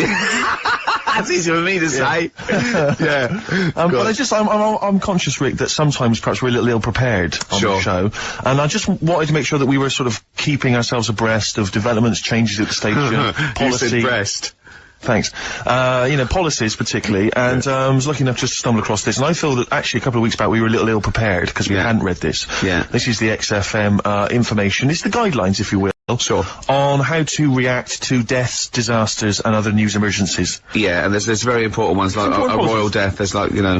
Well, there's certain criteria. I mean, obviously, the general guidelines state that occasionally something will happen in the world that prompts XFM to break away from the normal programming and react to our audience's feelings of shock or grief. As broadcasters, we have a duty to think carefully They're not talking about our show there, are they? They're talking about something happening No, there. all shows. I mean, no, like people being caused grief, just Karl's on the air. Right. You mean like, you know... I mean a bigger event. A royal dying. A royal dying or some kind of, major disaster. Sure.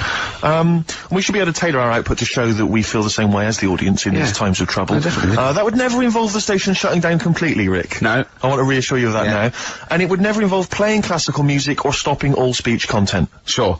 Because they put that in there because a lot of stations, that's exactly what they do. Exactly. But XFM have deemed it that we don't have to go completely down the line there. We have to do it in our own little way. People need company at times like this. Yeah.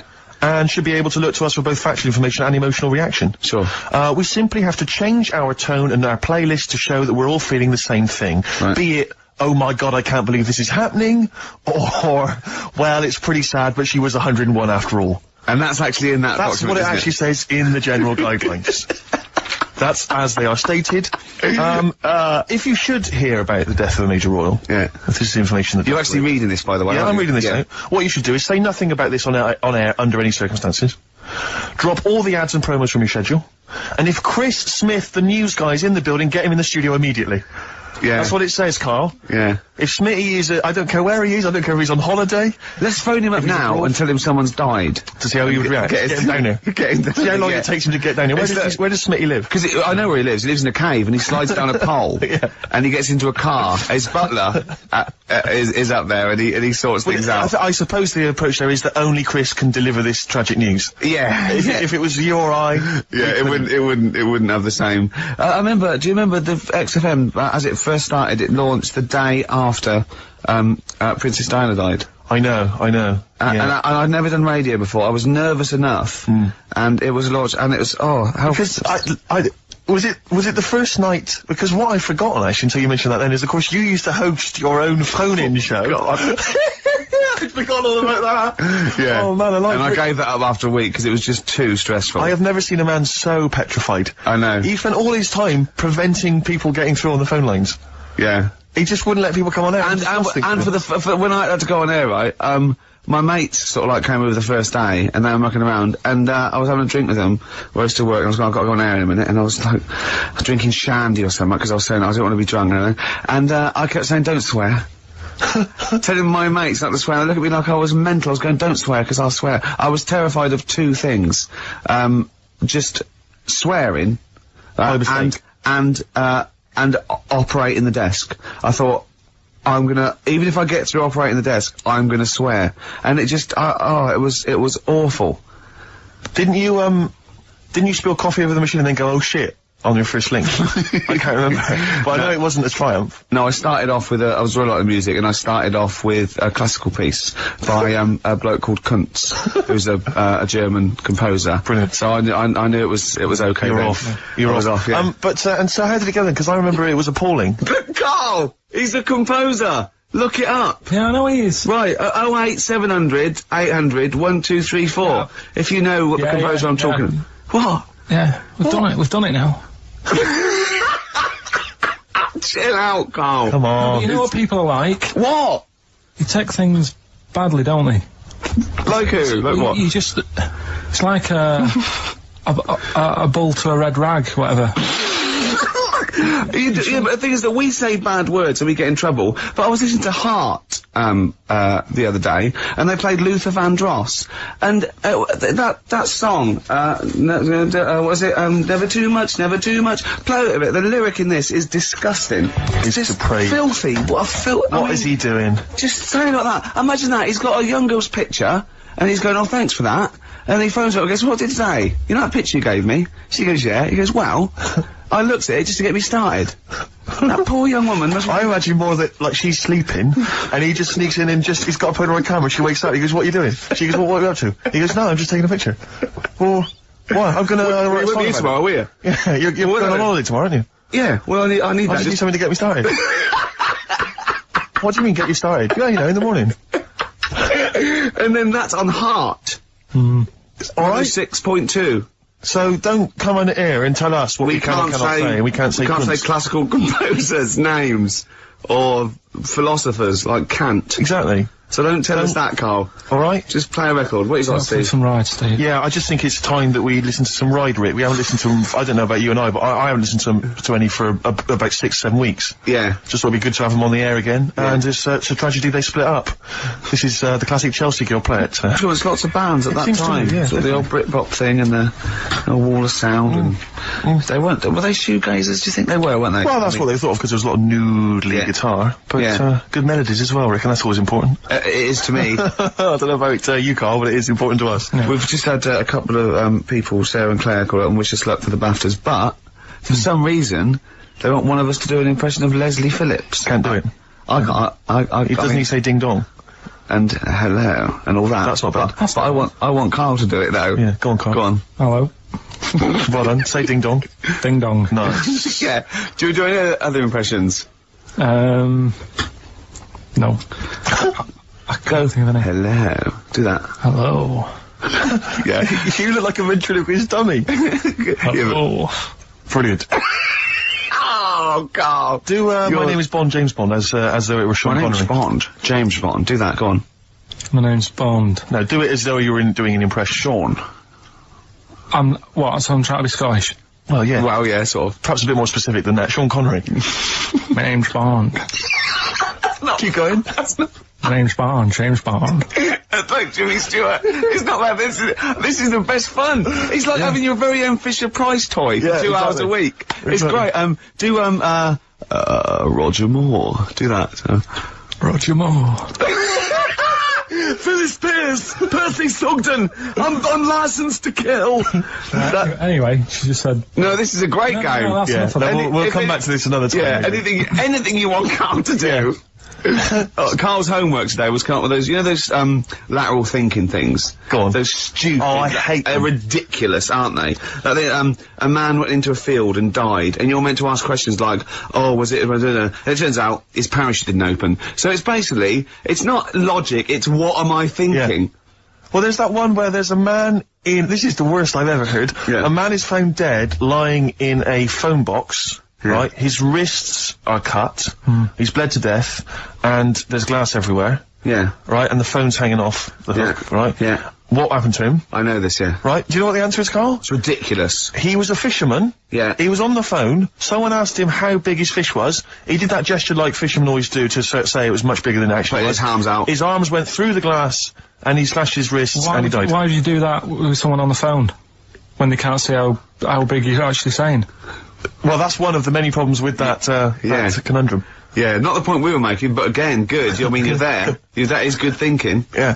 Yeah. But, so what, you had to come up with some of these? I didn't know this was his challenge. Yeah. Have you come up with one? I came up with 3, and they're all belters.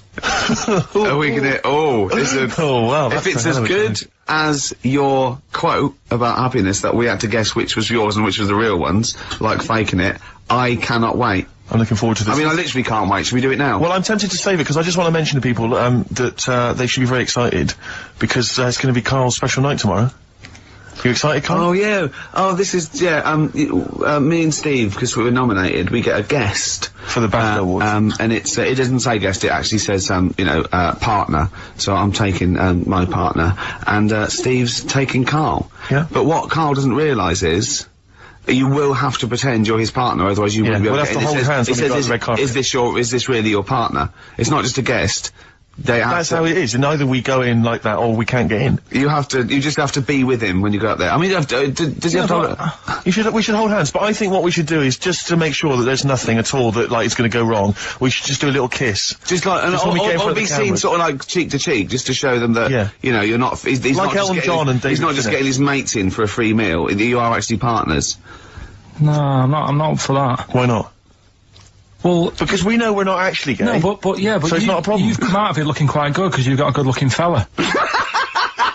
But I'm meant to look like, you know. I mean, I'm not gay, but if I was, I don't think I'd go for your thing. Oh, he's done you, Steve! It's turned on you again! I cannot believe we were trying to get him. Wait a minute. I have got the cream of London's totty phoning me up, trying to get an invite to the BAFTAs, right?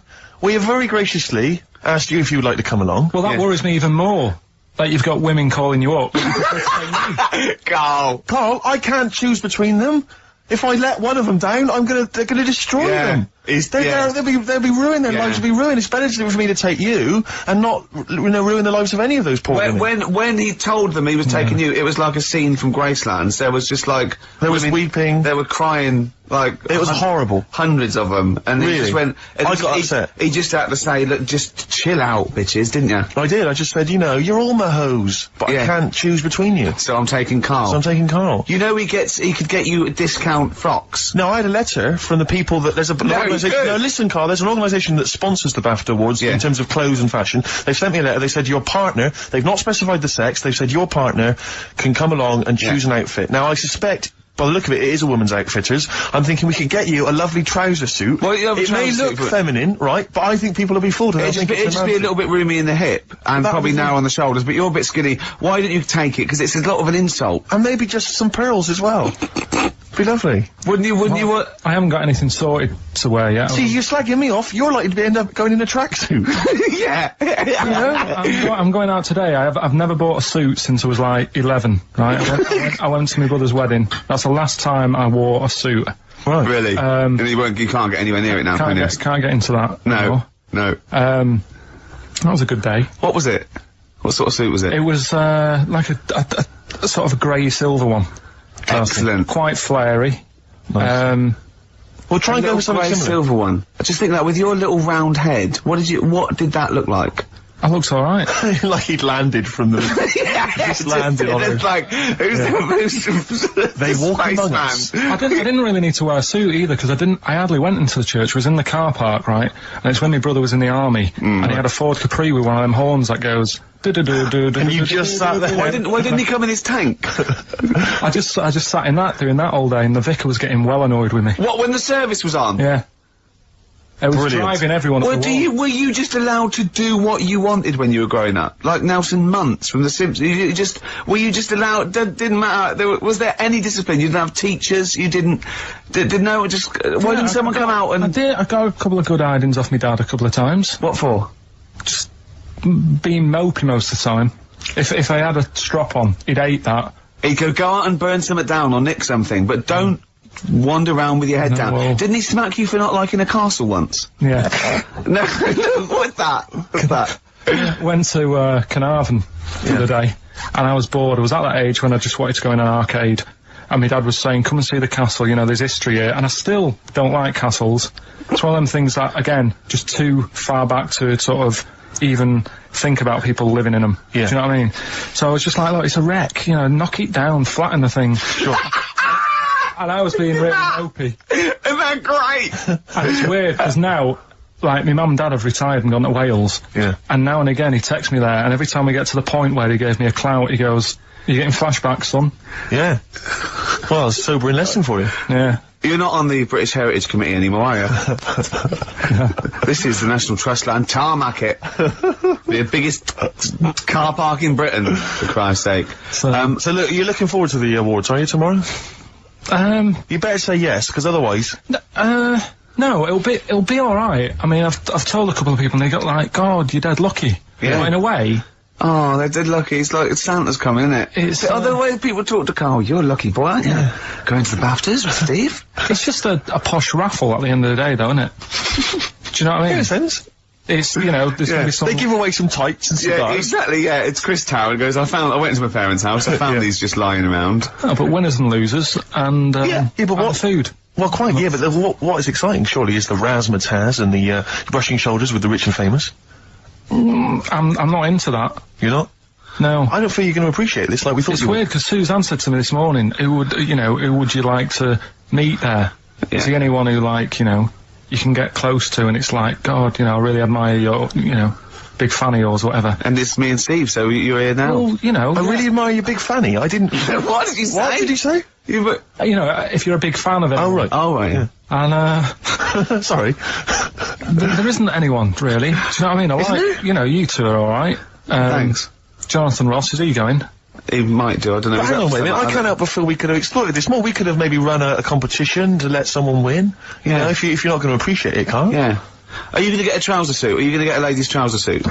I just think then, if you go sort of like looking macho and walking down with him, you know, they know that you're not really partners. And I just think it's a slap in the face for BAFTA. That's true enough. No, it doesn't matter what you wear though. Look at Elton Can't John's. you mince a little bit? Can't you at least sort of walk a little bit mincy? Because you've got such a macho sort of mank walk. Elton John's fella doesn't look gay and the stuff he wears and that, does he? Do you know what I mean? It means nothing. No, but that's because Elton's doing the work for him. No, but by dressing as like some kind of restoration dame. Yeah, I love the fact he dressed as Anne Widdecombe for special occasions. And has his hair done like her. That's great. Anyway, music. This is a very underrated album. It's Richard Ashcroft's Alone With Everybody, and I know it got a bit of a slag and it didn't sell as well as it was because people were going, oh, it's no urban hymns, and it maybe it's not, but he got criticised for being pop. But this is a great tune on here. You On My Mind in My Sleep, and I think it's really good. And then only 2 more shows. That's true enough. And we're away for 3 months. Oh, I'm Ricky Gervais. Obviously, yeah. Steve Merchant, little Karl. Now, Karl, his homework was to come up with those stupid lateral thinking problems. We maybe should give an example of the. Romeo and Juliet. Right, Romeo's asleep on the bed, Juliet's on the floor, covered in water and broken glass. What happened? And you ask all these stupid questions, and it's Romeo's a cat and Juliet's a goldfish. Again, awful. What am I thinking? Yeah. Yeah, come on then, Karl. Right, first one. Yeah. There's a bloke lying on the floor, right? He's cut his head, blood's coming out of his head, and all his mates come running up, and they're all stood round him. Yeah. And, they don't take their hats off as a mark of respect. That is outrageous. Why didn't they take their hats off?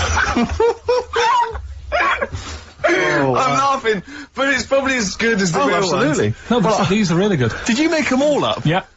No, I mean, did you make up all the ones that already exist? No. That would make a lot of sense. Right, a bloke's fallen with his... Yeah. He's lying on the floor. Yeah. He's dead. Yeah. His mates come running up like, was it important that his head was cut? I don't know. I mean, Would it have been okay if he'd have been wearing a hat? He wouldn't have been dead if he was wearing a hat. What's your answer? No, you're meant to answer questions. You don't just go, what's your answer? You say, where's the turn, so you go, no, and I have to guess. It's obviously like sort of motorcycle stunt team or a parachute. Why didn't they take their hats off? Because they're probably still on the motorbikes or something, or... Well, yeah, but if you mark a respect to someone, you could take your helmet off. I'm getting angry! What? They're parachutists. Why couldn't they take their helmets off? Because they're coming down from the sky. But he's on the floor dead. Well, yeah, but they can look down and see him on the floor. Are they on the floor, Karl? They're on the floor as well. They're walking, are they? Yeah, well, they sort of stood there looking at him. They're stood there. Yeah. They're stood on the floor looking at him. They're soldiers. Why? But why? Because it might be in a battle zone. They might have their helmets on, and he's been shot in the head. No. Well, that does work. You see, this is my point. That one works. That one works. Unless you've given us a piece of information where that doesn't work. What's the difference? Why is yours different to he's been shot in the head in the trenches, and they're looking at him and they keep their helmets on? I just don't think it matters as much. If they're in the trench, they're already guarded a little bit. So they could take their hats off. It's the best mate, for God's sake. Okay, who's dwelling on this? Are they normal hats? Well, no, I'm not giving the answer. No! Don't get ratty! What kind of hats are they? Baseball hats? If I told you what sort of hats they are, you'd have the answer. Oh! Okay, I've got to guess what sort of a hat it is then, have I? Right. Is it a trilby? No. Is it a bowler? I know what it is. What? They're spacemen. No. Oh, that's a good one. That one works as well. This is my point. I like that one a lot. It works. He's fallen on the moon, and not that the moon happened, it was... That wasn't in the studio, we know that, yeah. Okay, Karl, what's your answer? Builders on a building site. Why is that different to soldiers? Because bricks don't fall in wars. But bullets fly!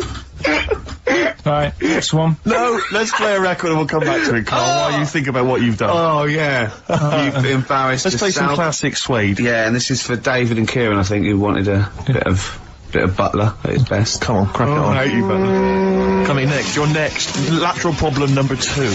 Brilliant. Suede there. Indeed. I think their second or third single. Brilliant. All the way back. 10 years ago. Absolutely. You know what I mean? Metal Mickey. On XFM 104.9. Was it 10 years ago? Must have been, mustn't it? Wow. I think, was Drowners 91? I think so. Yeah. Go on. Right. Go on then, Carl. Second one then. This is a bit easier, but I still think it's a good one. So this is, we should explain what this is if you've just tuned in. It's one of those stupid lateral thinking problems. That Karl himself has created. Yeah, that was his homework. Right, this one. It's a fella. He has a normal day doing stuff. Nothing wrong with him. Right. And it's the twist in the tale. It's just like Tales of the Unexpected. Yeah. Just a normal day, nothing wrong with him. Hold on, though, he's got the legs of a fish. Go on. So that's why he's been hiding his legs. So Go on. He does his normal... The legs of a fish. Sorry, Carl, carry on. He has his working day and that, and then he gets a bit tired. Goes to bed. He puts the light on, leaves it on, goes to bed. Oh. That's crazy. That's mental. I can't think what's happened. Anyway, here's Radiohead. Right, okay. Why? The question is, why does he put the light on when he's going to bed? He's had a normal day, he's come home from work. Is that right? He's come home from work, or he's not been working? Yeah, he's just been out? No, it's been working and stuff, I think. You think? You've made it up, Karl, you can decide. So, the question is, why has he put the light on when he's asleep? There's a reason that he's put the light on when he's asleep. Has he gone to sleep? No, Karl, don't shrug. You're meant to answer these questions.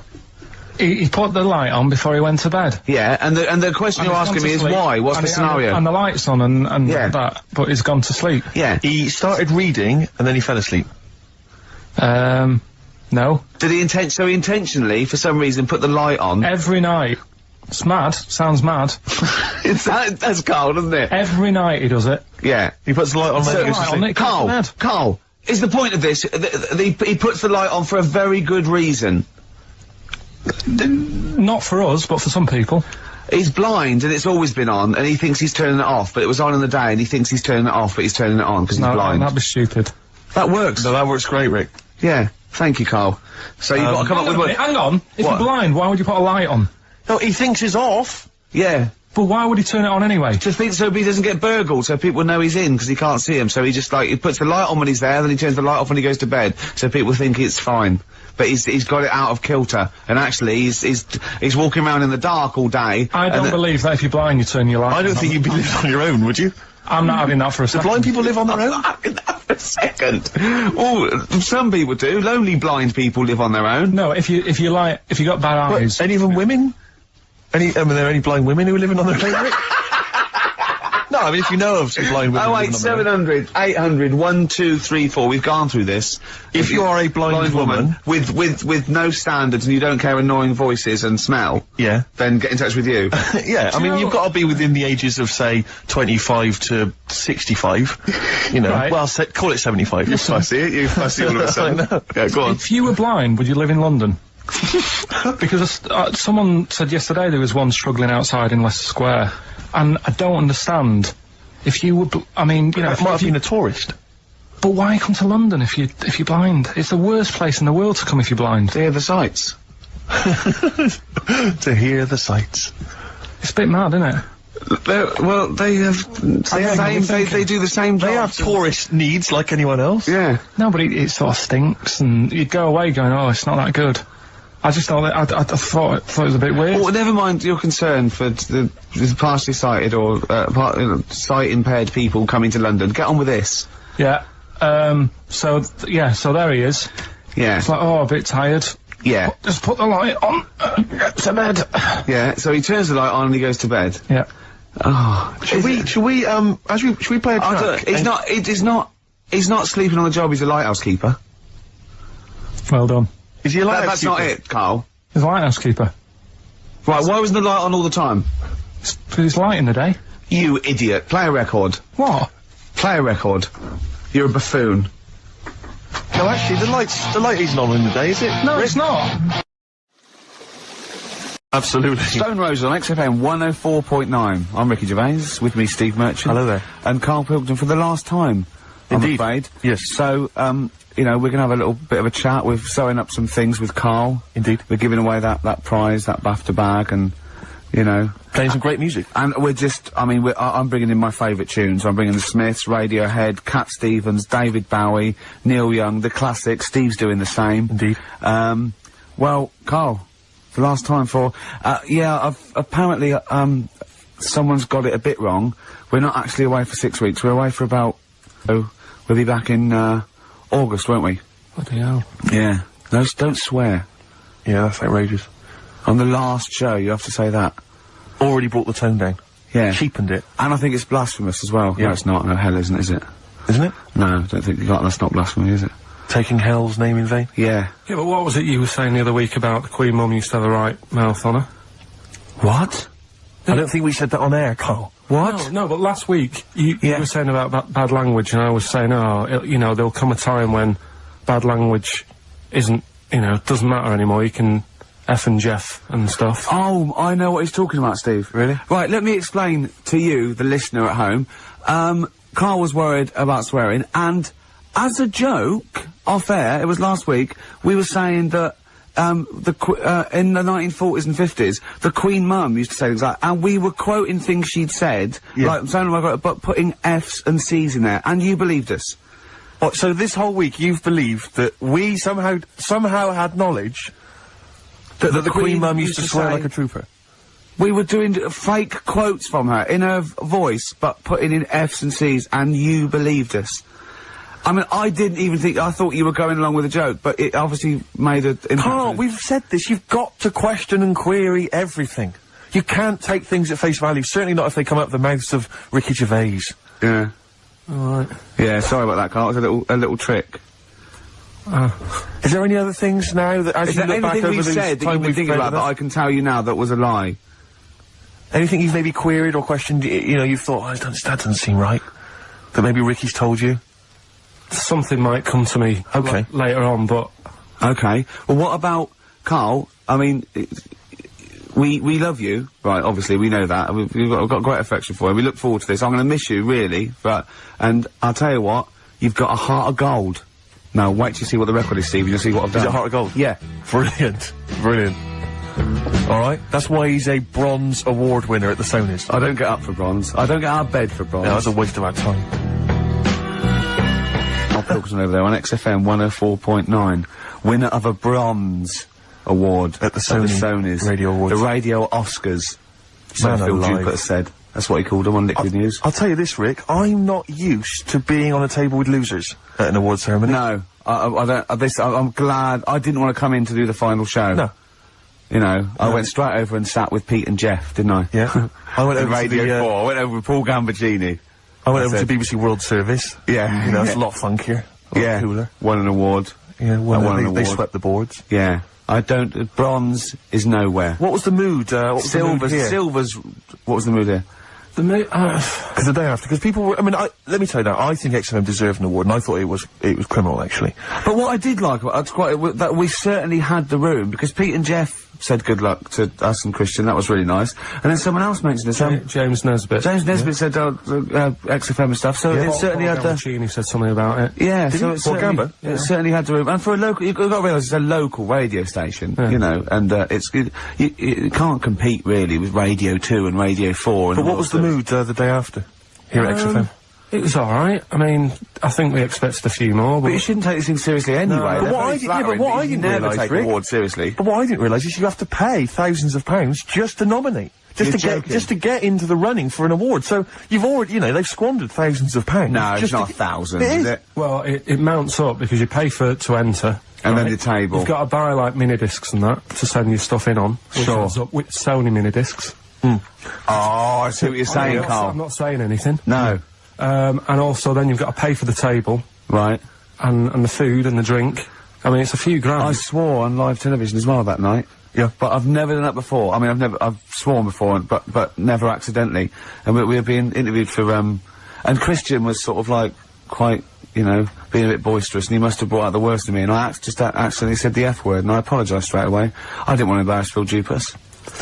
He was doing a good He does job. that himself, yeah. But I was thinking about yesterday, and you're saying a bronze isn't worth having, right? Yeah. But say like We're only joking. None of them are worth having, but they're very nice. They're very nice to No, win. bronze is and pointless. Well, you say that because, like, bronze is like coming last, isn't it? Yeah. Yeah. Right. Yeah. Can you tell me the name of the person who won the marathon this year? No. Yeah, but that's because we're not sporty. I'm sure there's lots that can. But then the guy who came last, who was in the swimsuit, people remember him. And No, I don't remember his name either. No, what's his name? No, but he was 6 days late. I mean, he was really Yeah, but bad. what's his name then? You see, no one's remembering either. No, but if someone said who won the marathon, I'd go, I don't know, but there was that guy in the swimsuit. Well, I'd say I don't know. It was a woman. Yeah. She had shorts on and trainers. I'm just trying to make... My point is, what they will remember is that we were losers. That's what they remember. They may not remember our names. Yeah. They'll just point and shout losers. We're all winners, aren't we? We're all winners, really. For taking part, sure. Yeah. And it's all subjective as well, isn't it? Go on. I mean, I'm not going to moan about awards because you've won a lot of them. It's like saying they don't mean jack. But Yeah. at the end of the day, right, there's some shows that won awards and you go, yeah, that's, you know, that's worth an award. I think you've got to treat it... I mean, some awards actually boost your profile or career or your cachet or anything like that. Some it's just a nice night out when it's nice to win, but I don't think you should really take any award that seriously. What worries me, though, Rick, as I mentioned on the night, is that when I was at school, I mean, you look at me now, you probably think he's an athletic kind of guy, he's a sporty dude, you know, but at school, bizarrely, that was not the case. No? What, were you a bit of a lanky beanbag? It turns out. You're joking? Yeah. Oh, right, okay. So, I got a silver, in the high jump.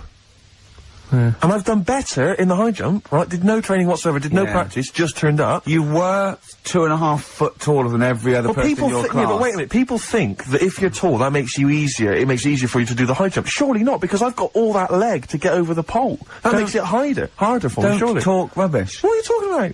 Well, of course the taller you are, the more chance you got at the high jump. What, explain Everything that else to me. being equal. Oh, what? Are you... Okay, then.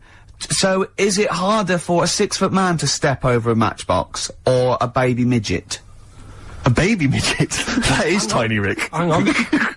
Here's something I've learned, remember? Go on. Back to, like, show 4 or whatever. Go on. What is it? 4? The flea can jump over the London Eye?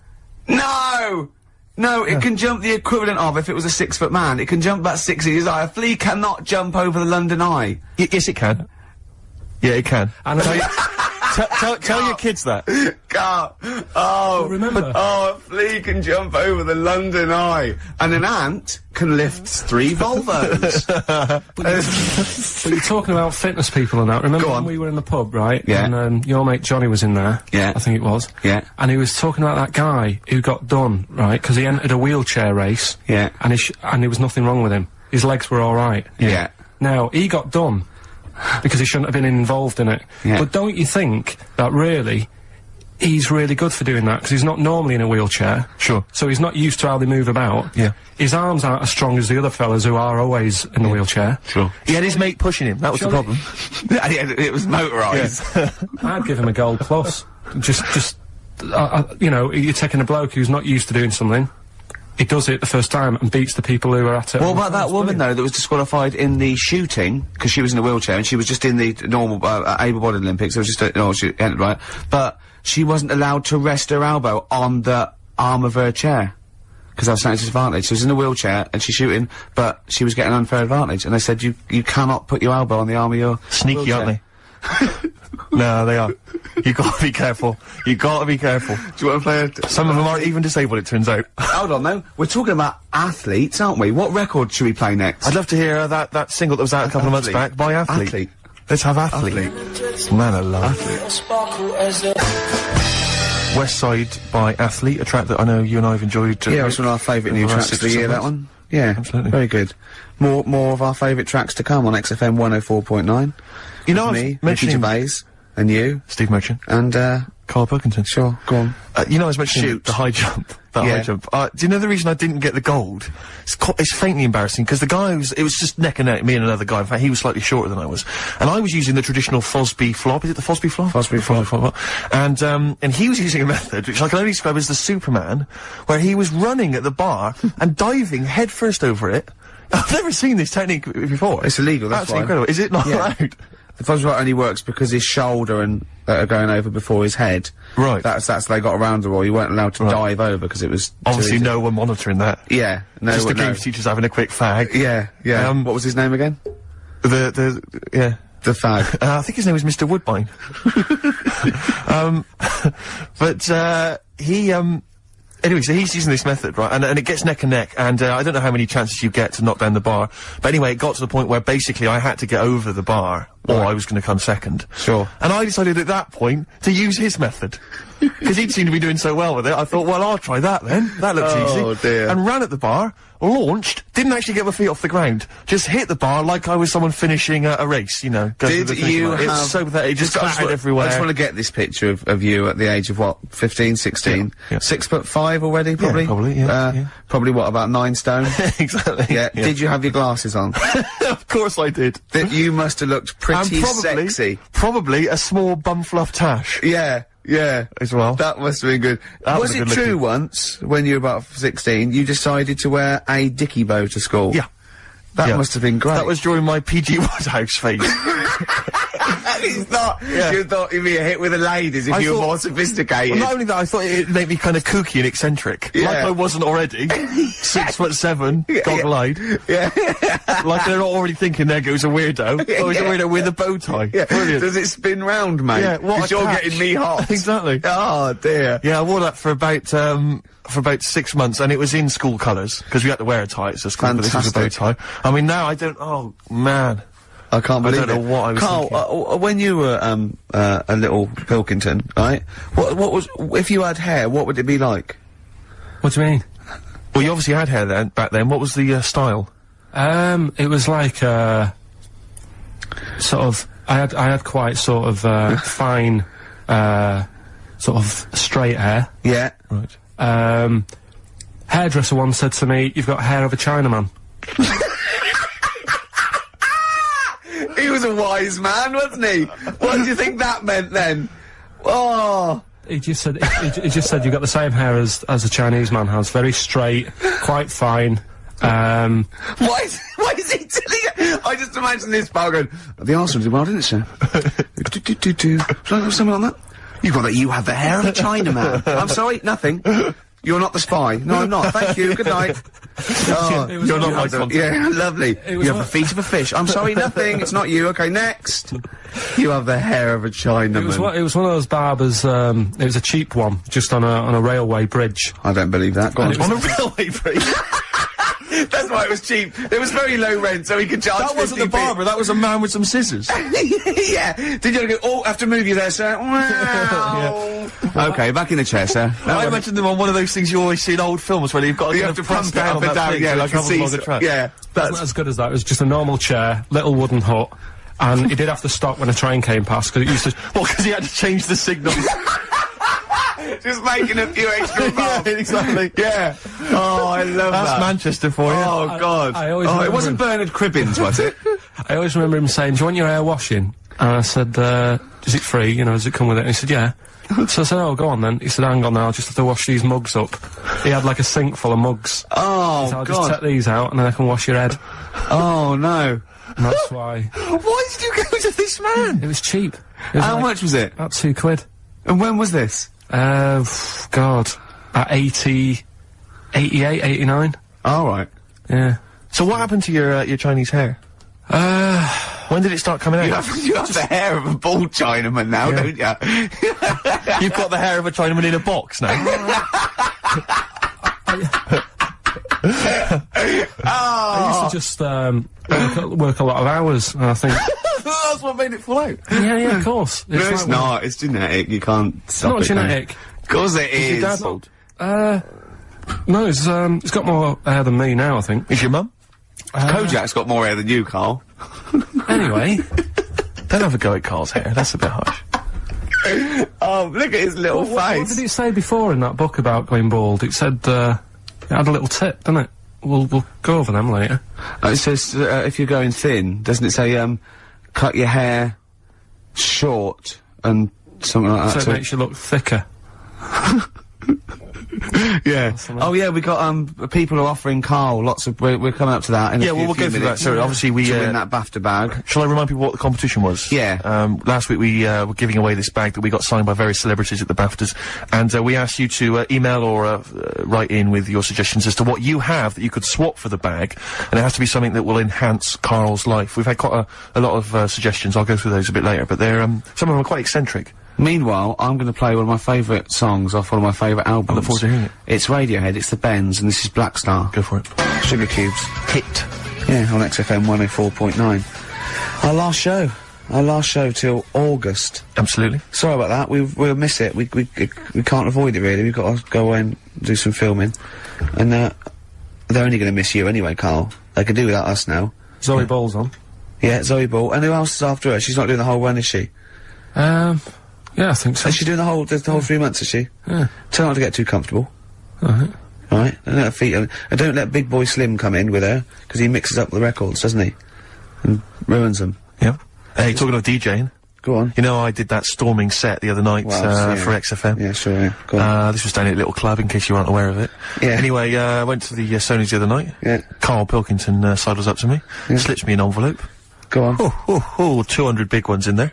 Do you get paid cash for that? Yeah. £200. Taxman won't know about that. Cash in hand. No, the taxman won't know, because I mean, obviously no one who ever works in tax is listening to local radio. Oh. Yeah. Well, so... No, the taxman will know about it. Yeah. Because I'll declare it. I would. Put it, yeah, it's going straight down. I'll do it when I get home. Do it when I get in later on. And don't write off rubbish that you buy anyway, like, you know... No, I won't. No. I'll do it all above board officially. Fill it all in correctly. And so I'll send it now, I'll send it tomorrow so that you get it early. So it's not too busy for you, sir. Oh, never mind. Oh, yeah, also, did you see, Liquid News last night? No. What is Liquid News? I don't really watch It's the Liquid thing News. on, Choice, right? And it's, sort of celebrity news, yeah? And, Julian Clary, was on, and, they were talking about the Sony Awards the night before, which we went to, and they said, something like, a relatively unknown had won the entertainment award that we worked for, and Christian and Chris Moyles and Jonathan Ross said that, beating off bigger people. Not he was beating off bigger people. They weren't suggesting he was... Was Julian Clary beating off other okay. Yeah. And it said, so, the people who didn't win resorted to silliness. And it cut, right? I don't know where the camera was. It must have been miles away, because it wasn't us. Cut to me making a little hat for you out of a Budweiser box, a little Dalek thing, and then forcing it on your head, and you sort of struggling. Do you remember that? I do remember it. Yeah. They're always watching. They were filming us? They were filming it, yeah. Scary. So, yeah. That's really scary, because some of the things we were doing... Because I was tying scarves around your head, wasn't I? We were touching Karl in an intimate way. We were gaying him up. To make him feel all uncomfortable and everything. Because he doesn't like that sort of thing, do you? Can't stand it. We're going to be giving you a cuddle about 5 to 3, seriously. Yeah. We are going to... On the way out... And I've got roaming hands. Yeah. Do you know them girls who came up from the Radio Academy and sort of said, oh, so you're Karl then? Right, yeah. A couple of fans went up to Karl. Just on the way out, I said to him again, I said, look, I'm not gay. Because they were convinced I was. That's because if you remember a couple of weeks ago, we teased Karl that he had to go as Steve's partner, to the BAFTAs, and they really meant partners. You know, after the show, when he was walking home, he was gonna go buy his suit, I actually said, they will ask you. He went, well, what if they say, and as we walk in, Steve Merchant and his boyfriend, Karl, well, they won't say that as you walk in, they might overdub it on the television, so he's going, well, what about my mates in Manchester? And he said, I'm not going. The risk of someone in Manchester thinking that he was going out with you, mind you, it was probably going, wow, if he was gonna see where you're going if you were gonna be gay, you wouldn't choose Steve, would you? No. Who would you choose if you were gay? If you could go out with any bloke, who would it be? That's a good one. Yeah. That's a good one. He's thought about it before. Go on. No, of course not. No, who would it be? If, you know, if you were gay, what bloke would you go out with? God, probably, Jonathan Ross is alright. You gay? You fancy Jonathan Ross, you Bender? Oh, Bender! Rossi! Bender. Oh, you've got his number, haven't you? We should get contact. I love you, Jonathan, you! Hello, Jonathan, I love your film show. You're so funny and handsome and well... Rock and roll with me, David Bowie, off Diamond Dogs. Another one of my favourite tracks. Cracking. Great track, isn't it? Well, it's time for Karl's Room 101. Karl was too shy to obviously ever do this for real, but we thought that end the run of this with things that Karl hates. Yeah, we know the thing he likes. We know that. So Karl, okay. We should just point out that we've been inspired by the TV show Room 101. We didn't come up with this ourselves. Yeah, we did. This is Room 102. Yeah, we'll be Paul Merton, and you be Karl Pilkington. Right. You could chance to banish to Room 101 all those things that you dislike, they're never to be seen again. Will you please welcome Karl Pilkington? Alright. Who? How are you doing? Alright. Karl, so what does this represent? And imagine me putting something on the table next to you. Go on. Right. Well, first of all, right, it's dead hard to come up with, like, 5 things that drive you up the wall. Okay. Right? It's not easy, because there's so many things. Yeah. But it's just like, you know, picking 5, it's like someone saying, pick your 5 favourite records or 5 favourite films. Yeah. It's hard, so... You know in Desert Island Discs where you always get the complete works of Shakespeare in the Bible? Yeah. I think you should include Ricky Gervais. I think you should always be there already in Room 101. They don't have to nominate you. You always go in. Go on then. So don't bother putting him in. Don't bother putting Ricky in, Karl. He's already there. I'm already there, waiting. Yeah. Go on then. Right. Yeah. First of all, right, I thought of, like, things that we've done in the past. Sure. And, like, quotes and that you were talking about. Yeah. That quote that people say that, you know, money doesn't make you happy. Yeah. Right, we're just rattling through some here. Yeah. That annoys me. What? Well, the quote, money doesn't make you happy? Yeah, because it does. It clearly does. Right. Without it, life's pretty dull, isn't it? Yeah, good. Right, so, okay. So that's like a little short thing, and you know, then that sort of makes you think about people with money. There was a programme on in the week, I don't know if you saw it, Steve, the one, Posh Loaded. That was brilliant, wasn't it? That was a great show. So annoying. Oh, yeah. There was a girl on there, right, who's from a rich family and that, and, you know, it's not her fault she's from a rich family. No. It's like how posh people annoy people. That doesn't annoy me, because the way I sound is because of where I'm brought up and that. Yeah. And at the end of the day, if you sound posh, you sound posh. It's, you know, it doesn't change you as a person or whatever. Yeah, it's quite But this girl, right, did you see it, Steve? I did. You didn't see it, did you, Ricky, right? This girl goes shopping, she buys like 4 t-shirts and a crappy little handbag. Yeah. Spends about 1,300 quid. And she's just wasting it going, you know, the woman's saying, oh, you'll love these, you know, they're really in fashion. She said, oh, whatever, I'll probably only wear them once anyway. And it's just, that sort of thing annoys me. Yeah. You know, people with money, you know, who have grafted for it are good. But like, you know, people who just get money given to them from the rich parents trying to make the world. There was another point, right, where she's in a shoe shop, right, and, she's like, got these big boots and stuff. But part of the problem is, right, she's quite odd looking and that, right, but she's got a lot of money, so she makes herself look half decent. Yeah. Problem is, she's got fat ankles. She's got what? Fat ankles. Right. And they drive her up the wall, because no matter, I mean, it's one of them things, isn't it? It's almost like God has gone, yeah, you can have all the toffees and stuff you want, you can have, like, your nice t-shirts, but at the end of the day, love, you're stuck with these ankles, and you can see this. I love the idea of God saying, right, you can have all the toffees you want, yeah, and you have nice handbags and that, but you're stuck with these ankles, oh God! And I really wanted to get a job in that shoe shop where she was going in, blowing her dad's money, and she was calling up her dad saying, oh, Daddy, is it alright if, you know, I'm just out shopping, I've just bought some shoes that have cost like $1,000, and I really wanted a job in that shoe shop. Just so I could sit there, and when she comes in, you go, oh, hello, love, whatever her name is. Lovely to see you here again. Got some lovely new shoes in. Look at these nice new boots, everyone's wearing them, Victoria Beckham. And, you know, all the it girls are wearing them. Yeah, try them on. Oh, you can't, because your ankles are so fat. You can't get into these. Never mind, here's some boots. She really annoyed me. And I'm not a nasty person. You're but not. She brought it out of me. Oh, I'm worried, though, this idea of you getting a job in a shoe shop, I'm not sure you're qualified. I like all that's way round it. That some people go, oh, I'd like her to lose all her money or something. He'd like to actually bother go through getting the job in the shop. Yeah. And then just wait in there. You'd be too busy mucking around outside, like, on some kind of trolley stuck in a little lake. Yeah. But interestingly, in that show, I was watching that show, and at one point, you mentioned that her fat heels or her fat ankles. Yeah. She said, I'd like to have various changes to my body. I know, plastic surgery. I'd like to do this to my face and da-da-da-da. And her mum's there, and her mum's going, no, don't be so, no, you're my daughter, you're beautiful, da-da-da-da. No, you shouldn't, I'm not gonna let you have those, da-da-da. She went, I'd love to have an operation on my fat ankles. Her mum went, yeah, I do agree with that.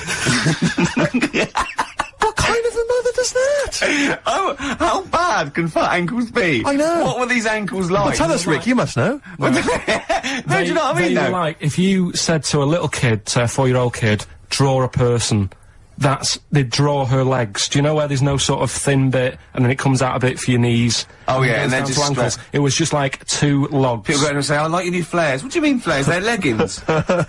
Cheeky.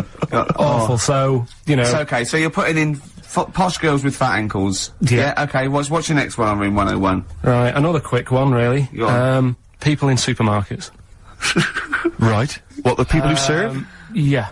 It's mainly, these shops you get round in London that are, like, open 24 hours, right? Yeah. You'll go in, and you'll buy you know, you don't do your main shop there, it's mainly just little bits in it, your carton of milk and, Sure. maybe a loaf. Couple of balm cakes and that. Yeah. And you go in there. Who still buys balm cakes? Right? Do they have them in London? Yeah. Do you ever ask? Would you be annoyed if they said balm cakes? We don't have those down here, they're rubbish. That's happened before when I asked for gravy, and they didn't know what gravy was.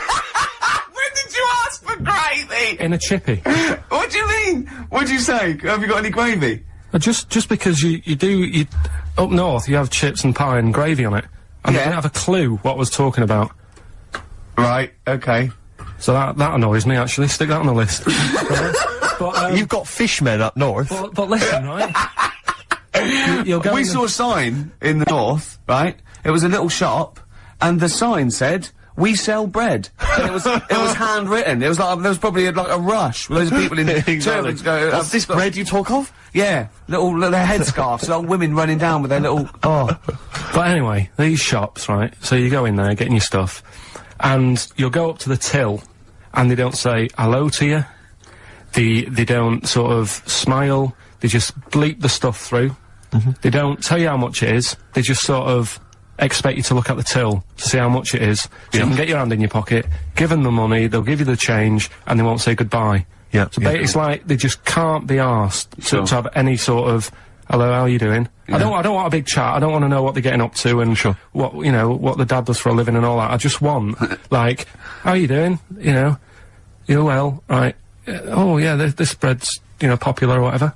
Right, that'll be £5. You need to keep abreast of which breads are selling well. Oh, Mother's Pride, that's a good choice. 70% of all our stock is worth. So that really, even though, you know, it is a 24-hour I'll be honest, I would err on the side of silence. Not rudeness. I hate rudeness if they do that, but I would rather, I'd start to go, £1.50 please. And that'd be fine for me. Any more.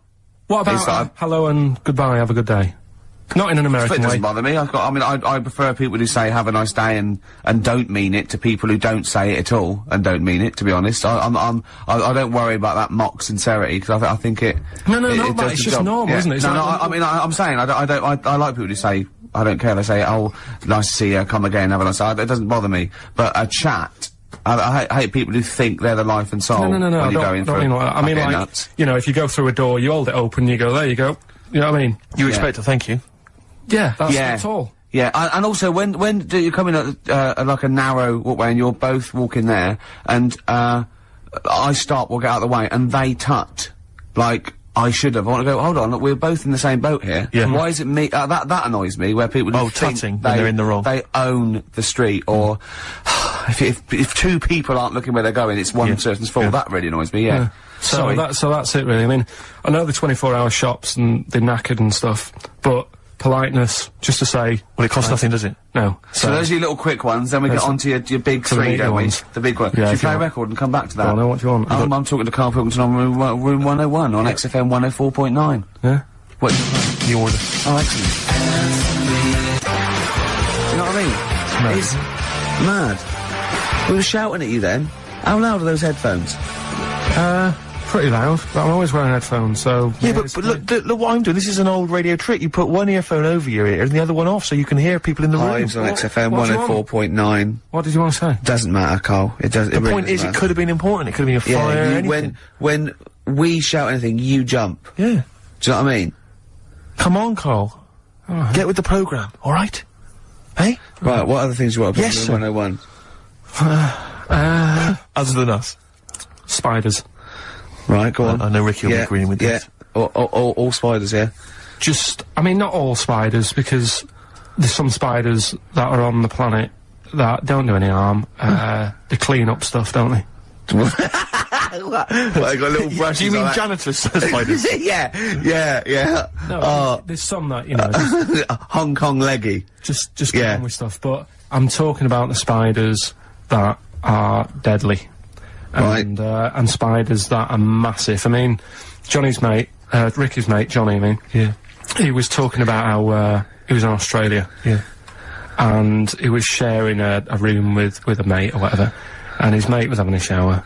And said, Johnny, just come in here a minute. And he went in, and there was a spider on the side of the bath that he said was the size of your hand. 2 hands width. It's sort of like a size track, just like 8 inches across. That big, right?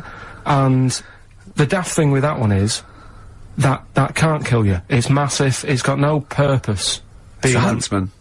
Yeah, but what? Something you said it does, right? If you sort of walk around it and it thinks you're going to try and trap it, it hisses at you and jumps at you and jumps on you, and it sort of clings on. That's terrifying. You'd be sort of running around trying to get it off, and it's just gripping on like the old stag beetle thing again. Yeah. It's clinging onto you. But there is no. What I don't understand is why is that spider that big? Right. Because no doubt it only eats stuff like normal spiders do, but it needs to eat more of them because it's a bigger lad. Right? Yeah. And it doesn't actually do anything. It's not like. I just don't doesn't get try, it doesn't paint, doesn't do anything. It's just getting in the way, and it's one of those things that are so big you couldn't kill it, because can you imagine like the mess that would make something that size if you stamped on it? Yeah. Which I'm not, you know, again, I'm not a fan of. Yeah. But I don't get that. And then there was a programme on a few weeks ago on BBC about spiders, and it was this one, right? It was going, you know, there's so many spiders in the world, and apparently there's so many of them they can't give them all names. Right? What they're saying is, once one dies out, they'll actually introduce another one. Because there's so many different breeds of them that it's impossible to sort of make a book and list them all. Right. Well, It's like the book a would be queue. infinitely long. Well, yeah. Yeah. It's like a queue. They're not trying to name it individually, are they? No. That's their problem. No, seriously. Yeah. Just keep it down to the species. Go on. This is true, this. Go on, yeah. So they'll sort of go gives a spider, the Black Widow, right? Black Widow, they've all died, so, who's next? And they'll say, here's a redback. Yeah. And that's how they introduce them. So this programme was going on about this. Right? Not how they do it. No, they do it. Okay. Your point Okay, being. alright. Right, so anyway, there's this little one, right, in Australia, and it shows you some kids being dead happy and playing around in the sun, loving it, you know, all healthy and that, and, you know, love being in the sun. They're playing around the pool, and, you know, there's a couple of them there playing swing ball and that, dead happy, not a care in the world. And, like, one of them goes, oh, I'll go swimming, because I've been playing swing ball for an hour, got a bit of a sweat. Sure. Go for a little, breaststroke or whatever. And, they get in the pool, and they can't wait to have a swim about, and then it pans to the bottom of the pool. Yeah. And there's this little spider just sat there dead still. Right? Sat at the bottom of the pool holding its breath. Holding its breath! Okay. Cheeks going up red, eyes bulging. yeah. 8 pairs of goggles on. One goes by with a snorkel. You should have thought of this. 4 pairs of flippers. Yeah. Oh. He sat there in the deep end, right? And then it pans back to the kids having a good time, chucking a ball to each other. Yeah. I can see what's going to happen here. And it pans back. It's not going to join in the game, is it? No. And what happens is, the kid starts bouncing up and down on the floor. Sure. Goes and sticks the kid goes and puts a foot on the spider. Bites the kid, and apparently, if you're not seen to, you can be dead in 15 minutes. Sorry, why does the spider sit at the bottom of the pool? That's what it likes to do. Animals don't do things they like to do. Animals do things for a reason. Waiting for a kid to come along, so... No! It doesn't make any sense. It doesn't make any sense. Well, that's what It's not. It doesn't go out to murder kids. That's not. That's not what it does. No, there must be a reason. I mean, if you just stopped when you watch these programmes and don't get involved with the music and, like, you know, the odd... Why does it sit at the bottom of the pool? There must be a reason. It either goes there for protection, food, to cool... It does it for a reason. It doesn't go there to wind up swimmers. Yeah. There must be a reason. This is it. If anyone's watching, please, if you're watching that programme, I don't know about this spider. What's the name of the spider? I'm not sure. Okay. Well, it did 08700 800 123. Is it the Duncan Goodhue? is it Paul? I mean, I don't know, maybe it does go into other things like ponds and that, and maybe it does the same for ducks if a duck stands on it. But why? The duck stands on it! Why? Oh, I love your brain. Probably because eventually, you know, a kid can get, like, saved if it's seen to in 15 minutes, but a duck is just gonna, like, wander around and go, God, I don't feel well and what have you. What good is that to the spider? Because... No, I'm saying it might kill it if it might protect itself, but it must be in the pond for a reason in the first place, or the swimming pool. It must be down there for a reason. It must have another agenda, evolutionary-wise. It can't just do it. Could it be in training for the Olympics? Unless it is just cooling. Like those, because on one of the other programmes that's a bit mental, oh yeah, that one, yeah. The one with the lizards. Did I tell you? Well, let's not get into lizards. This could take... Okay, no, go on quickly. No, this is a good one. It was a programme, BBC programme again, on how insects and animals help each other out. Yeah. Right? They were saying how, you know, you might think they're an insect, but they think like humans do. Yeah. And they all help each other out. Right? And there was this lizard that, is running about in the desert, right? And it's going, God, it's roasting. And what it does, it makes a little hole in the sand, and it goes under the ground and it cools down, right? Yeah. And then you see one of the locals, I think it was in Egypt or something, and the Egypt bloke comes walking along. Egypt bloke? And, is he walking like an Egypt bloke? Walk like an Egypt bloke. And what he does, right, he's looking out for these holes in the ground. Sure. And he sticks his hand in. Yeah. And Why does he want the lizard? He makes shoes and stuff out of it. Okay. Right? And you see him walking around, he's got about 12 of these things in a basket on his back, and they're all looking really fed up. Oh, yeah. And it's dead hot, and they can't be bothered trying to escape, and they look really fed up. And this bloke's laughing, you know, he's collecting loads. I love how he watches this, like, because they sort of editorialise it and make it into, like, some sort of, like, evil play. Yeah. But then it was saying how this deadly scorpion that man is scared of is mates with the lizard. And the reason is that the scorpion goes into the hole, right? It can't dig its own hole because its arms are that big and it's awkward for it to dig a proper hole. Sure. So what it does, it goes into the little den that the lizard's made, right? And whilst the lizard's having a kip, the scorpion says, "Tell you what, I'll do you a deal. You have a kip, I'll walk up and down this hole here and sort of scare away any people." So the lizard's like, yeah, all right then, fair enough. Because the scorpion wants a little hole to keep out the sun. The lizard wants a kip. They've done themselves a little deal. The Egyptian bloke comes walking along, sticks his hand in the hole. Yeah. He thinks he's just going to get a lizard. Scorpion stings him. He runs off, drops the basket. All the lizards go running off. I love the fact that that is what always happens. Yeah. They filmed that just by chance, and that's what always happens. I like the fact that the Egyptian bloke has done this every day. He does it. He goes, "Well, okay, I've got all these lizards. I'll just go to this hole again. Yeah. Because I haven't got that lizard yet. Yeah. This will be fine." No, I just think... And when the lizard and the scorpion make that deal, and he says, "You have a kip," and the other one does it, do they talk in Egypt, or... I mean, they talk Egypt how do they discuss They talk Egypt bloke or this? English bloke? What language do they use, Carl? No, it's the international language of love. But spiders is what you're putting in Room 101. Spiders. Let's go back to that. Spiders, so spiders that... So basically, spiders that have got the poison to kill a man. Because Rick, I know, because okay. But Rick, I know what about the ones that are just too big for their own good? I don't understand that either. But Rick, you're scared of all spiders, aren't you? Or even the little tiny ones you find. I don't like any spiders. Yeah. Is your husband afraid of them as well? Oh dear. What are we playing here? What are we playing here? Oh, this is Cat Stevens, Silent Sunlight. It's beautiful off Catch Bullet 4 at its peak in the 70s. Oh, Cat Stevens, Silent Sunlight. Karl just had a funny phone call, didn't you? From someone who's telling you all about the Little Brown, it's called, is it? Little Brown, yeah. That's the name of the spider that sits in the bottom of the pool. He said it doesn't hold its breath. It's got an air bubble. I didn't think it did hold its breath, to be honest. And then, as you know, Steve was opening a letter we got, and it's a football song, and it's They Don't Like It Up by the Leatherhead Gimpers. But it's the fact we keep getting sent homemade singles. Wow, that's good, isn't it? Oh, there's another one there. They're both football anthems, though. We don't. Well, do we show any interest in football? Are we? Well, yeah, the World Cup we do, don't we? You're right, Rick. Yeah. I've got a bet on as well. Have you? Chelsea to win 2-1. What today? Yeah. And I got Chelsea to win 2-1, but Henry to score first, and that's something like 30-1 or something. Best luck. Yeah. Best luck. Cheers. Brilliant. Right, so spiders. That's the first one we went on, isn't it? So you rude people in supermarkets. Spiders that are either have got enough poison to kill a man or are unnecessarily big. Yeah. Yeah. Go on then. Right. Good. Going well. Right. Next one. Yeah. Stars in Their Eyes. Blimey, it's a popular show. You might alienate a lot of people. It. Why? Just, I think, if you've got a talent, right, there's loads of shows now that you can go on and make a killing. Yeah. Like Pop Idol. Yeah. What was the other one? Pop Stars. Yeah. That sort of thing.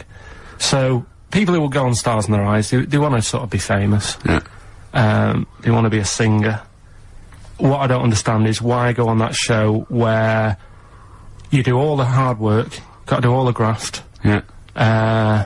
And yet, even if they win it, you never see him again. The guy who won last year, Christy Berg. Ian Moore.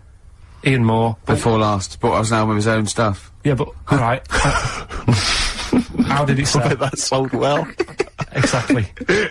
Don't get it. What I like is when, someone doing Edith Piaf, like, wins a heat, and, Matthew goes, well, I don't think you'll be going back to the, cleaning job, will you? Yeah. Yes, you will. Monday. Almost certainly. Monday. She'll be back there Monday. Just, and just the way, you know, in like the final last week where the guy who was Elvis won, and they're all I thought he would, though. I thought he was very good. No, he was good. But will we see him again? Do you know what I mean? What is his job? I don't know. He'll be carrying on doing that. There's going to be no change to his life whatsoever. He's very good at what he does, but he's wasting his time on Stars in Their Eyes. So I don't understand exactly what your issue is. You clearly like the show because you watched the final last week. He thinks, you agree that people are talented. You think it's a waste of talent to go on Stars in Their Eyes because it's not a vehicle to be famous, whereas something like Pop Idol, yeah, Pop Stars, even Big Brother. Do you know what I mean? Go on that. Sit in a room all day, have a month off work. Because they're all big stars now, aren't they? No, but what I'm saying is, it's less work to sit in the Big Brother house. Now and again, just sing a song, and people go, oh, isn't he a good singer? You come out after having a month's rest or whatever it is you're having there. Yeah. You come out and there's loads of record companies, like, waiting for you to come out and give you a deal. And what happens then? When you get a deal, when you cut a record, what happens to that record then? Then it's either sells or it doesn't. And actually, what happened to it? It didn't sell. No, none of them did. But what I'm saying is, that is a lot easier to do than all the graft that you have to do on Stars in Their Eyes and the pressure. What would you rather do? Buy Craig's Christmas record? Yeah. Or, Ian Moore's, classics? Probably Craig, just because the guy on Stars in Their Eyes really thought he was better than Christy Berg. When he was singing, and I think I'm better than Christy Berg. He was singing, Christy Berg came walking on. Did he cry? And he didn't stop and go, oh, I can't believe it, my big fan. He was sort of carrying on, like, don't interrupt me, I'll have a word with you in a bit. You think he should show the man he's actually making a little bit of living off? Yeah. Emulating. A bit of respect. A bit more respect. And the most annoying thing... I imagine them arguing, resting each other's floor saying, I'm Christy Berg, no, I'm Christy Berg. Like two ventriloquist dummies, just having a fight in the dressing room afterwards. But the most annoying thing of all with Stars in Their Eyes, people who go on and do people like, say like, I think last year, someone went on and did Lamal. Now, if you wanna, because the whole idea is with Stars in Their Eyes, you get work off the back of that show by, like, companies, don't you, say, who will we book? Yeah. So you could get the real Lamal for about 30 quid. So why have an imitator? Well, it seems to me though, Carl, the problem is that show's been running so long that all the big names have already been done, so it's going to end up having to be, isn't it, Lamal or some old kind of 50s singer you've never heard of? Isn't that the problem? I remember when... I mean, it's just Eddie Reader was on there. You've had Eddie Reader. But it's just a karaoke contest. It's just... I think you're assuming that everyone on there wants to get, a recording contract. They do, Steve. Okay. In that bit at the back where they say, and the votes are coming in, let's have a look at the tension now that's going on. And they sat there and they really think they are Elvis. And they are Luther Vandross. Sat there, and like, if they were all sat there having a laugh... Woke up this morning, looked at your picture just to get me started. Filth. If they were all sat there, sort of thinking, oh god, this is a bit of a laugh, innit? But they're not. You can see that they all really want it. And it's like... So what I'm saying is, who are you putting in Room 101? Are you putting in the people who are just there to have a bit of fun? Everyone involved in that show. Including Kelly? Yeah. He's a talented guy. You don't care? No, he's going in as well. He's in there first, and then everyone else, everyone who enters it, the people who go and sit in the audience, everything. But what would you do Saturday night? You love the show, you watch it every week. It was just on when I was getting ready to go out, and there's nothing else on at that time. Sure. And it was the final on Saturday night as well. Yeah, you got to watch the final, aren't you? Live final. Well, who would you do if you went on the show? Moby. I'd probably do... Ooh. It's not that you look like them though, is it? No, you sound like... Because they wouldn't let me on as Tracy Chapman. I was furious. That's annoying. Because I sound just like her, but they said... No. Bowie. You do Bowie? Yeah. Can I hear your impression? No. Well, come on. No, because you just said if you could go on and what have you. I'm saying that. Well, it's got to be someone you can do. I mean, obviously I'd go on as Will Smith because I can do the rapping. Yeah. I can't do it. I'm not a good singer. I've never really been into singing. I've never done a live singing thing before. Haven't you? No. But if there was a talent show on, what did you do? I did Walk Like an Egyptian by the Bangles and I mimed, dressed up as a woman. How old were you? It was when I was still going to school, so it was like... Well, I hope so. 12. And why did you do that? What did you mime to, and why were you dressed as a woman? Where's the logic in this, is what I'm saying, Carl? What sort of act was this? I think I was meant to get hold of some, like, Egyptian outfit. Couldn't. So I looked in my mum's wardrobe, and I had a dress. Dress in a fez, carrying some lizards, that'd do it, wouldn't it? I had some boots and a wig on. And how did you dance? Look, he looks confused. He's confused by his own act. He's suddenly confused. The best bit was it was like a proper talent show. Do you know where you'd cover it all? Yeah. So I did like the dancing and the miming, and then I also did a bit of magic, right? Where I had like a cloth, right? And I had it over my hand like that, and the crowd were like, oh god, what's he gonna do?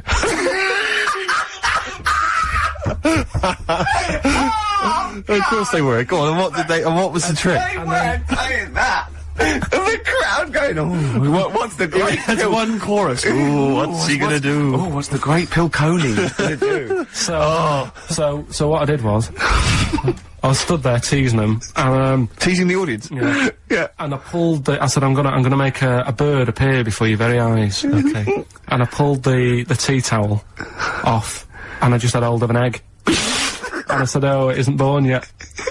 They loved it. He's so proud of that! Look at his face! Did you come up with that yourself? Yeah. Did you have any help at all? No. So you did Walk Like an Egyptian and Dress as a Woman, then you did the egg trick. And then I was also playing like a janitor. Because when the next person was singing, I'd come on and all the electric went off. And I came on going, oh god, has anyone got 50p for the meter? Oh, you're quite a little showman, weren't you? And then, like, you know, the Did you win? Chucked us some money. Yeah. And, are you sure you weren't actually employed as the janitor? No, did you win? No, I think we came second. This really tarty girl who did Madonna, like a virgin. And I thought, yeah, right. Like you are. She was a right ropey little woman. But, so great. Okay, brilliant. so Spy the Stars in Our Eyes, we better play a track, hadn't we? Indeed, yeah. Bit of Tom McRae, this was a track we played a while back, I enjoyed it.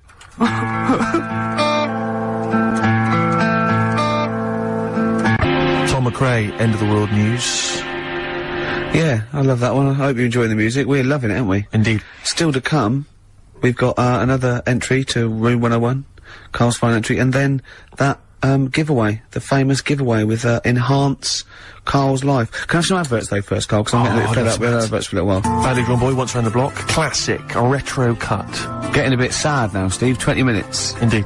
You're right. I've got so much to say. I've got so much to leave people with about Karl, all the things he's done, looking back. Carl, do you remember when I put up the waste paper bin on your head? Classic. Classic time, yeah. Yeah, do you remember that? What did I do to you today? Well, you tried to bring the same memories flooding back to me by putting the same grotty bin on my head. But the annoying thing was, last time I did it, it was quite a new bin. Yeah. Did it today, it's rank, all sorts of stuff on What it. else did I do when I saw you go around the corner down there?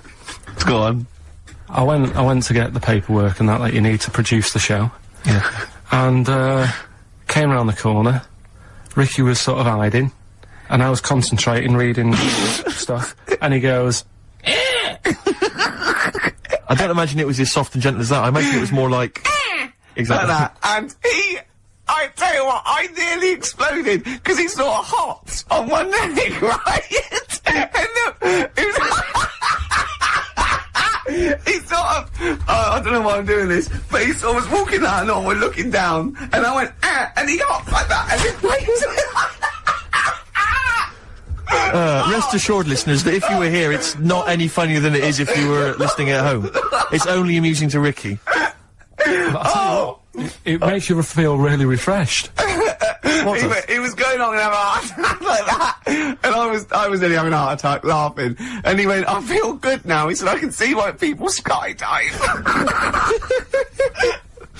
He said that would be good for people that were ill. Oh, Carl! They've made me feel How am I gonna live without Carl for 14 weeks? Oh, you'll find other people to irritate. Oh dear, okay, so, right, well, we got this final entry in Room 101, but we've also, had so many emails and letters about this competition, people trying to bribe you with things. They've been great. Can you read a few of them all? Absolutely, yeah. Well, obviously, this is, people trying to win this, bag that we got signed at the BAFTAs. We got Graham Norton, Angus Dayton, Alan Davis, Jamie Theakston, Paul Whitehouse, Baxendale, Helen, Steve Filmich and McFadden, Peter Davis and Simon Pegg, Steve Wright, all different people signing the big bag. Do you know what I think, though? I don't think people want that. I think they want to contribute to Carl's existence. Well, this is I really genuinely think that Carl was sort of, you've you know, you've only been there, how long have we been doing this now with you, sort of like, you know, in the area? 3 months? Yes. I think you've touched people's lives, Carl. I don't think I've ever met, well, I haven't met you, but I think your soul comes across as like a cross between, I'd put it, it's like a cross between a cat and Rain Man. But we've had quite a few which are, sort of, which obviously want to kind of further your education. Obviously, when we're off air, this is something we're worried that's just going to dry up, you know, and we've tried hard to educate you. So, lots of books, lots of people suggesting books, the Giant Book of Mysteries. And I mean, if you chose this one, Karl, it tells you, how 3,000 Japanese soldiers literally vanished overnight.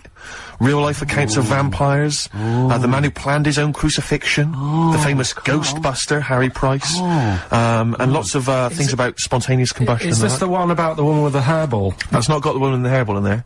I'll have to dig that one out for you. These sort of books are the thing that I'm after. This is what I've brought in one as well. It's a friend who works with Jane, my girlfriend, called Liz, and she wants to put this forward. And this is Trade Secrets: Everything You Will Ever Need to Know About Everything. And it's just like little tips. You know what I mean? But there's so many things competing with that. You see, there's another guy who sent in. He wants to give you a video entitled "Making Love" Parts 1 and 2, an instructional guide. I imagine you'd enjoy that, Karl. Nah. No, nothing they can teach you. Nah. Sure. The Reader's Digest book of strange stories and amazing facts again. Other stuff here. Why cats have 9 lives, Karl. Well, hang on a minute. Why meteors are likely to destroy Earth in the next 100 years. You're wasting your time. Okay. In this Trade Secrets book. Yep. Listen to this for a tip. Make a necklace from electrical wire. That's a good idea. But don't plug it in. What about... Doesn't say that. What about this then, Karl? Because obviously we're concerned that you didn't get your GCSEs, or you didn't get as many as you'd have hoped. There's a guy here, this is Victoria, and she's saying she's more than willing to give you all of her awards and certificates. She's got 6 GCSEs, 6 A's and 4 she's got many GCSEs, in fact, 6 A's, 4 B's, 3 A-levels, and a master's degree in philosophy. She's willing to give you those certificates. She says you will be the proud owner of qualifications. As the owner of qualifications, she has found that anything she says is invariably believed, and that she's popular and very happy. She's willing to give you those qualifications. That's pretty impressive. You can claim they're your own. You have to change your name to Victoria, but other than that, I can see no problems. And you have to put a dress on and a fez. It's nice. More like an Egyptian. But you see, there's lots of educational ones. Then there's other things which are perhaps less useful to you. This is, doesn't say who it's from, but, I think it's Ruth, and she's happy to give you a statue of an ostrich that she made when she was 7. What about that? Alright, you love birds, you love animals. Yeah, apparently statue. the legs fell off under the weight of the body, so now it's just a legless ostrich. But even so, Yeah. Even so. I've only got a small flat. sure. Another woman here. She. This is I doubt if it's ostrich size. Yeah, it's just clogging up space, though, isn't it? This is Lauren. She's willing to give you some of her handmade blue tack animals. She makes animals out of blue tack. She can give you an elephant, a seahorse, a tortoise, a pig, a butterfly, a fish, snail, even a stegosaurus, or anything you choose. See, I've got my art set on. You've got the books. You're excited by the this books. book. What about this, though? This is a Lego alarm clock with a little Lego man who's got a variety of hats. It says here, including biker's helmet and cap. 2, I think, of the village people. I don't know, Karl, if again people are picking certain things up. A clear stiletto mobile phone holder with pink fur on it, flashes pink and green. I think people know that you are not gay. listening. In this You are book, gay. listen, right? In this book, little tips and stuff. There's one here about if your dog keeps nicking a remote control. Sure. The way to get it off it, ring the doorbell. Right, so you got to get off your chair, go and ring the doorbell, so the dog goes, what's that? And it drops the remote control, goes running to the door, you run back and pick it up. I love the idea of Karl doing that, and then the doorbell goes, and Karl drops it and goes, and it's the dog pressing the doorbell, and it sits back down, and Karl going, oh no, not again. I mean, I really do want, can't I just have this? You excited by that, are you? It's brilliant. What about this one, though, that you mentioned? This is, a book which has got all those, urban legends and stories that you've read on the internet, and it tells you whether they're real or not. This has got the one in there. I know you're very excited about the one with the woman who stuck her head in the microwave. Yeah. Eh? Right. It's not alright. So basically, she's saying here that whenever Ricky says, oh, it's not true, you can dispute that with your book. Yeah. What do you think then, Karl? Do you want to have a think about all these gifts? And There's then so much come back? stuff, isn't there? Should we play a record and then come back? Have you found something you like in there? You're so undecided, Karl. I really like this book. Go on, what is it? What else you found? What tip? God, there's loads of stuff in here. Let's just pick one at random. Don't be too tidy. Leave some areas for helpful garden animals to hide in. So when you're cleaning your garden and that, you know, it might look a bit of a mess, but think about the animals that are walking about at night in the dark and stuff. Yeah. Just little things you don't think about. Yeah, because they're pointless. Little, Yeah. Okay, then, well, let's play a record. Oh, there's so many to decide on. Yeah. Alright, what we're playing, Steve? This is something, from a little compilation that came free with a magazine called Comes With a Smile. It's a good little magazine. And this is, by Matt Pond, PA. It's called Night's End. I suppose there's a little bit of New Country, which we don't play often, but, there's some nice tracks floating about, and that's, Matt Pond, PA, Night's Well, End. I'm getting very sad now. 10 minutes to go, and so much to cram in. Now, thing is, Karl's fallen in love with that book, but I feel a bit bad letting a friend sort of win when all these lovely people, these regular listeners, so I don't think you can have that. But I'll tell you what, I'll borrow that, or I'll buy it for you. So you can have that anyway. What have That's you found safe, in there? you're going home with that. You know, avoid washing up by boiling the bag food. See, I can see why you'd love that. Exactly. Is there anything else? What other things have you caught your eye, though? Put that book down. Yeah, go on. Well, One of our regular listeners who actually wants the bag and wants to be part of your life. Come on. Well, Richard emailed in, right? And he's got a book, which is similar to the one I like there. Yeah. Which has got, like, 180 stories in it. I mean, most of them are, like, true, I think. Do you know I was telling you that story about the woman who put her head in the oven to dry her hair? Yeah. Because she liked the way... And she boiled her brain. Yeah, she stuck it in a microwave. Avoid washing your hair by boiling the brain bags. So she put her head in the microwave? Yeah. And boiled her brains? And boiled her brains. Sure. So she thought she'd get the same result as she did from the oven, but it all went wrong and that. And What do you mean? She used to dry hair in the oven? And she just, like, went modern? Apparently, it's like what punks used to do. You get a different sort of heat off an oven than you do off a hairdryer, right? Sure. So, she thought, well, I'll do it in half the time, use a microwave. Sure. She was busy, I she don't was late. understand how you can get your head in a microwave. It only works when the door closes. Yeah, but you jam the little thing, don't you? Well, don't say that. Don't say that. Don't tell. I don't think it's possible, but don't. Of course it is. Yeah, well, anyway, don't but do that. he remembers that story and said, I've got a book full of stuff like that. And, he sort of sums up a little story that's in the book about this girl who, she had long hair, right? And, she used to always mess around with it. And, she's sucking on it. Do you know, like how girls do with the long hair, they sort of mess around with it and stuff. Yeah. And she's sucking on it all the time. And she was doing this from the age of, like, 10. And then, I don't know, she's probably about 30-odd. And, she's doing this all the time. Guessing. And, she goes, oh, God, my belly's hurting today, mum. And she goes, "Oh, what's wrong with you?" She says, "I don't know." You're 30. Yeah. So she goes to the doctors, and the doctors do an X-ray, and nothing's coming up. And it's like, "I don't know what's wrong with you. You know, you're just being a bit moany about nothing." She's like, "No, honestly." He's a very intolerant doctor. Yeah. She said, "This is Piss off." this is really hurting. I don't know what's up with it." So anyway, they found out some sort of system of looking at what was going on. Yeah. And apparently, X-rays. No, it wasn't X-ray, because X-ray didn't show it up. Okay. It was something else. So anyway, it's only gone and turned into, like, she's been sucking her air for so many years Sure. that little bits had come off. She's got a giant air ball in her belly. Wow. Right? Yeah. Which was like huge, the size of a rat or something like that, right? The size of a... It's so interesting what he chose. The size of a rat. No. Well, the funny thing is, when they eventually got it out, Yeah. the mum was like, you know, like, "Oh God, it was terrible," and that's what she actually said. It looked like a dead rat. Oh. Right. And it was in her belly, and that's like what was causing all the pain. Sure. And apparently, your belly acids don't kill hairs because they're so fine it can't handle it. Yes. Right. So you reckon- go for that that's- book, are you? that's the one I want, Who's the yeah. winner then? Who's the winner of the lovely BAFTA What's his bag? name there? Richard Scholar, is it or something? Yeah, Richard, Scular or Scowler Yeah. or something. So he's the winner. So check it out. You're going to get that book coming to you. I'll borrow this book for you. I need an email within like 5 working days to sort of. So what's your email? It's karl.pilkington@xfm.co.uk. Okay, lovely. I want an email from this guy, and I won't be sending the bag out until I receive the goods. Okay, right, good. enough. Well, we've only got a few minutes. I want to play Suede, and I want to end with the Smiths track. So let's play this. What is it? Suede, Stay Together. Lovely track. My favourite Suede track of all time there. Well, oh, that's nearly it, Carl.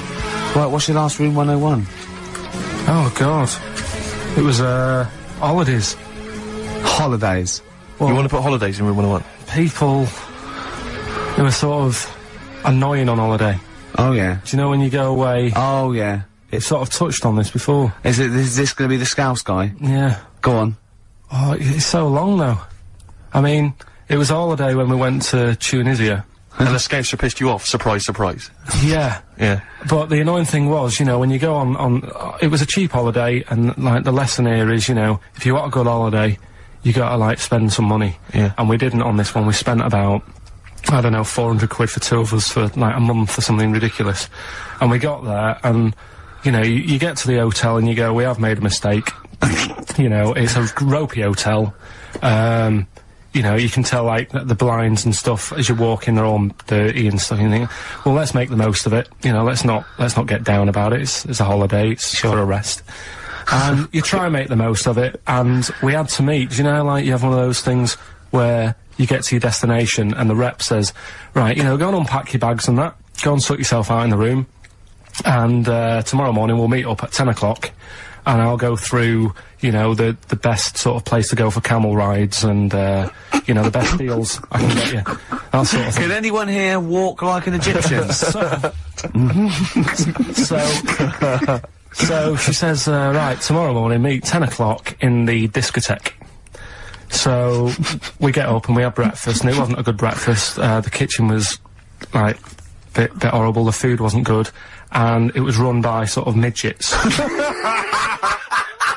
What do you mean it was run? Not there's anything wrong with that. There was little fellas running around, and the annoying thing was one of them sort of started to fancy my girlfriend. How did you manifest his affection for No, you're not saying there's anything wrong with midgets, though, are you? Just saying it was not strange at that there was Yeah, but a lot- even midgets shouldn't be cutting in on Karl Pilkington's No, territory. I know, no. But it's also that thing of, you know, they've got little fingers, and it's sort of God, I'm ruined- so sorry. No, I'm not. It is a bit of a phobia of mine. Okay. Do you know what I mean? They are nice people and that. Sure. Oh, God. But the annoying thing is... So what was he doing then? How did he... I don't understand how he was chatting up your girlfriend. Was he crawling under the table so you couldn't see? He just kept... Whispering to her from underneath there. Stop it! Just sort of, you know- Wait, I don't want to get a complaint on our last show. There's not many midgets What's going to happen? Can we just finish this and start up again in a couple of months? Oh, yeah. So if you want to know more about the midget theme restaurants, then we'll talk you in 3 months. Yeah. It's just... It's just... No, that's fair enough, actually. Oh, No, you're yeah, absolutely no, right, sorry Karl. about That's your this. producer's head Listen, on. we'll see you in about a really, it's been a pleasure, truly, and thank you for everyone that wrote I've got you a letters. presents. Have you really? Yeah. I've got you both a present, right? Oh. I got Ricky, do you know, like we've done fables and Yeah. stuff? right? Yeah. This is like Mr. Ben. Oh. This is brilliant. Yeah. Right, and it's like little fables that Mr. Ben goes on. Oh, fantastic. So I want you to learn something from that for when you come back. Okay, brilliant. That's lovely, I'll tell you Karl. one of the stories I read this morning. It's brilliant. In fact, when you've done with it, Yeah. give it me. Yeah. Because I haven't finished reading that. Okay. Thank you, Karl. And for Steve, a little, chat-up lines. A little book of chat-up lines. That's fantastic. That's great, Karl. Well, we'll see you, in 3 months, but carry on emailing Karl. Cherish Karl Pilkington. He sits in a little room by himself, so keep him in touch, and we'll see you in, August. We're gonna leave you with something that, we all love. This is, There Is a Light That Never Goes Out by the Smiths. Very apt, I think. Goodbye. See you later. That's Feeder and Come Back Around. It's a new leaf, Steve. I'm gonna do properly now. I'm not gonna be slovenly. I'm sitting up straight, you see. Yep. And it's gonna be a proper DJing, because I think... Coming up soon, some great tracks, including a new one from Abs and an old one from Snow. Informer. You know me, then, if it's no me, boom, a licky boom boom down. I'm joking, of course. We've got some fantastic tracks, Good some stuff, great yeah. chat, and we've got Karl with Some me, great Steve. chat. Steve, I'm Ricky Gervais on XFM 104.9. There he is indeed, with him, Steve Merchant. And, Karl Pilkington, of course. Say hello, Karl. Alright. Yeah, nice. And, you say you read... The beginning of a radio show is very much your wares, your shop window, laying out your stall. I don't think you could choose a better track than The Only Ones, Another Girl on the Planet. I'd love to hear it. One of my favourite intros, that. Amazing. Oh, that was dangerous, because I once heard on Capital Radio, this has got to be the greatest rock intro of all time, and they played Money for Nothing by Dire Straits. Brilliant. Yeah, I can just imagine them putting their head down. I remember a friend of mine when I was at school, he just bought a car, and he took me outside to show off the stereo system, Money for Nothing. He just played that. I'd never heard the song before. Just played that for its entire 4 or 5 minute duration. It is a good song for the sound system. Yeah, it's a good song for showing off intros and sound systems. Exactly. Yeah. You said you were driving along earlier. You saw someone. Yeah, it was one of those zooped up sort of sporty saloons. Nice. You know, the big like a Mondale or something. Those big, and it was blaring out. And the bloke in it was sort of like, I could tell he was 24, but already going bald.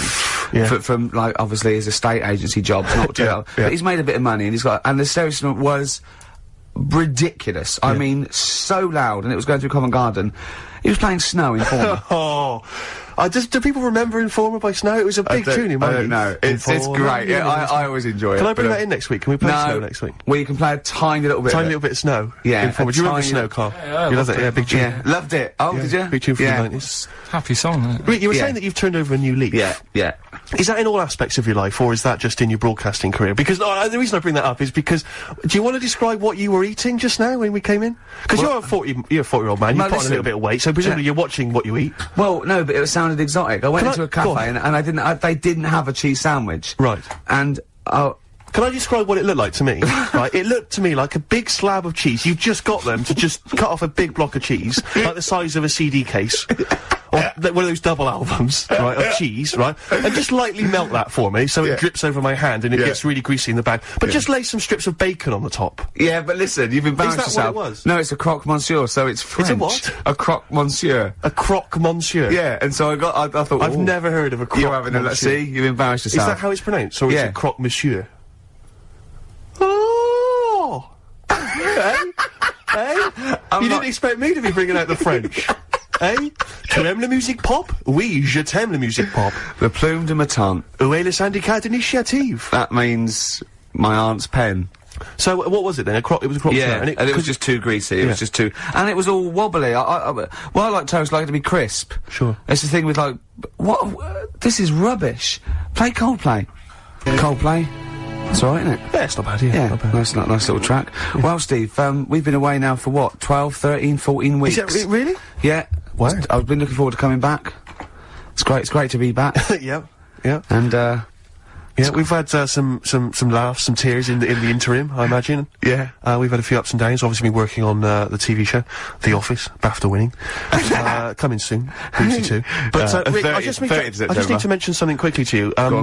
When did I last see you? I saw you yesterday, didn't I? Yeah. Because we went up to Edinburgh yesterday. We were very nicely invited to go and talk at the Edinburgh International Television Festival. It was quite a big deal. We went up there and we were interviewed. And Ricky chose to go on the train because it takes like 4 hours, 4.5 hours or something on the train. But it's quite leisurely. It's quite sort of gentleman. gentlemanly thing to do. Yeah. I opted to go for the plane option and fly up there. More modern. Exactly, and they bankrolled that, they paid for it all, and that was all not very nice. And as I recall, when I last saw you, we got a cab, didn't we? And you asked if you could get the cab to drop you off at the train station. Yeah. And then it took me on to the airport. Yeah. Did I... Now, that was before... the last time I saw you was before I got to the airport and missed my flight, wasn't it? Because I had to drop you off in the centre of town. Yeah, no, that was just before I had to pay £165 to upgrade to another ticket. How did you not tell me that in the last hour? £165, Ricky, I had to pay because we dropped you off at the train station. So, I mean, do you want to go halves on that, or what do you want to, how do you want to deal with that? How do you want to sort that whole mess out? Why were you late? Why was I late? Because we dropped you off in the centre of Edinburgh, and you know how hard it is to get out of Edinburgh in rush hour traffic? But it was only 3 minutes away, so you'd have missed it anyway. No, because if we'd gone the other direction, it would have been 20 minutes. It took me like an hour to get to the airport. And I got there, and the plane had already left, and the cabbie was just laughing. He was saying, we're never going to make it. He goes, you were a religious man, you better start praying. I thought he was being facetious. He was absolutely right. £165. But hold on, why didn't he tell you that when he picked up at 4:15? It makes you wonder. So obviously, I'm a little bit annoyed. Because, you know, I'm not a man who likes to sort of spend unnecessarily. But wait, this is not my fault, because you were there when we made that decision. I didn't impose this on you, we both decided that might be... It's both our fault. I mean, it's no one's fault. It's both our fault. That's fair, that's all I wanted to hear. It's both our fault, therefore it's both our financial obligation. No! £165, just split that in half. Write a cheque, Rick, write a cheque, it's fine. I trust you. You know. Phone in, I think everyone, this is You're clearly obvious. irresponsible. No, of course I'm not. If you share a cab, and then one person's lucky enough to not be late, and one person is unlucky enough, and that's what it is, bad luck, I don't think you share the obligation. But phone, it's a moral dilemma, this, isn't it? But it's more than that, though, isn't it? Because, let's be honest, even if you had known that I was going to get there late, you'd have wanted me to hang around just so you weren't left around waiting for a train on the road. No, because I got there... Because you get bored sitting there, so you'd have wanted me to at least got in that cab. I got there way too early. I actually got there I was there about 30 minutes early. early. You made it fine then, that was... Well, exactly, so I mean, I sacrificed me hanging around for half an hour so you could get it at 4:15. And the other thing is this, you were going to get it at 4:15 anyway. Yeah, but I would, if I'd gone the other direction, not dropped you off in the centre, I would have been there in time. Wow, would we? Would we? Well, is that true? Wow. Only God knows. Well, and the cabbie. What I mentioned it to. So... I'll tell you what will cheer you up. I'll tell you what's better than 80 quid. I'll tell you what's better than, shall I? Go on. Music. What, are you paying the whole 165? Listen, look, I've brought in a little track here, Bruce Springsteen off the Tunnel Love album, and I know you're a Springsteen fan. I'm a Springsteen fan. We should just qualify this, because a lot of people who listen to XFM are obviously a bit edgy about Springsteen. They just think he's this old, kind of ludicrous 80s rocker, the bandana, you know, the flying the flag, which he never really was. No, that was Bon Jovi. Exactly, don't confuse Bon Jovi. But seriously, no, do you know what I mean? He did write some great music in the 70s, and he just got a little bit kind of pompous in the 80s, but he still turned out some amazing tunes, one of which I imagine is this one, Rick. This one's called Brilliant Disguise. Bit of Springsteen there, Brilliant Disguise on XFM 104.9. I think that's soothed you a little bit, that's not really taking the blood off. I just remember something as well. 80 quid, Rick, 80 quid. You know what, we finished the talk about sort of 3, and we had a couple of hours to kill before we got about that half 2, wasn't it? We had a couple of hours before we got the taxi, and we were eating in this cafe, and Steve said, how long's your train journey? I said, 4.5 hours. He went, so what time I get? I said, I'll get in about 10. He went, 6:30, me. And he was quite smug, and I went, yeah, I said, it is quite a long time. I just started to sort of relax now. He went, yeah, he said, I think I'm come off better here, because usually you've organised all this stuff. He said, but I think you've chosen wrong here. I think you're right. Yeah. Don't think those words weren't coming back to haunt me as I was handing over 165 notes. All I was thinking was, Ricky's gonna be loving it. In first class, drinking John Smith's and listening to Mercedes Walkman. Yeah, but I handed over my initial card. She said 165 quid then. I went, fine. I handed over the card. It was a Switch card. She said, we don't take Switch. Don't they? I was thinking, what am I going to do then? I don't know what I'm going to do. I don't know where I'm going to get the money from. What did you do in the end then? Well, luckily I had another card. Oh, right.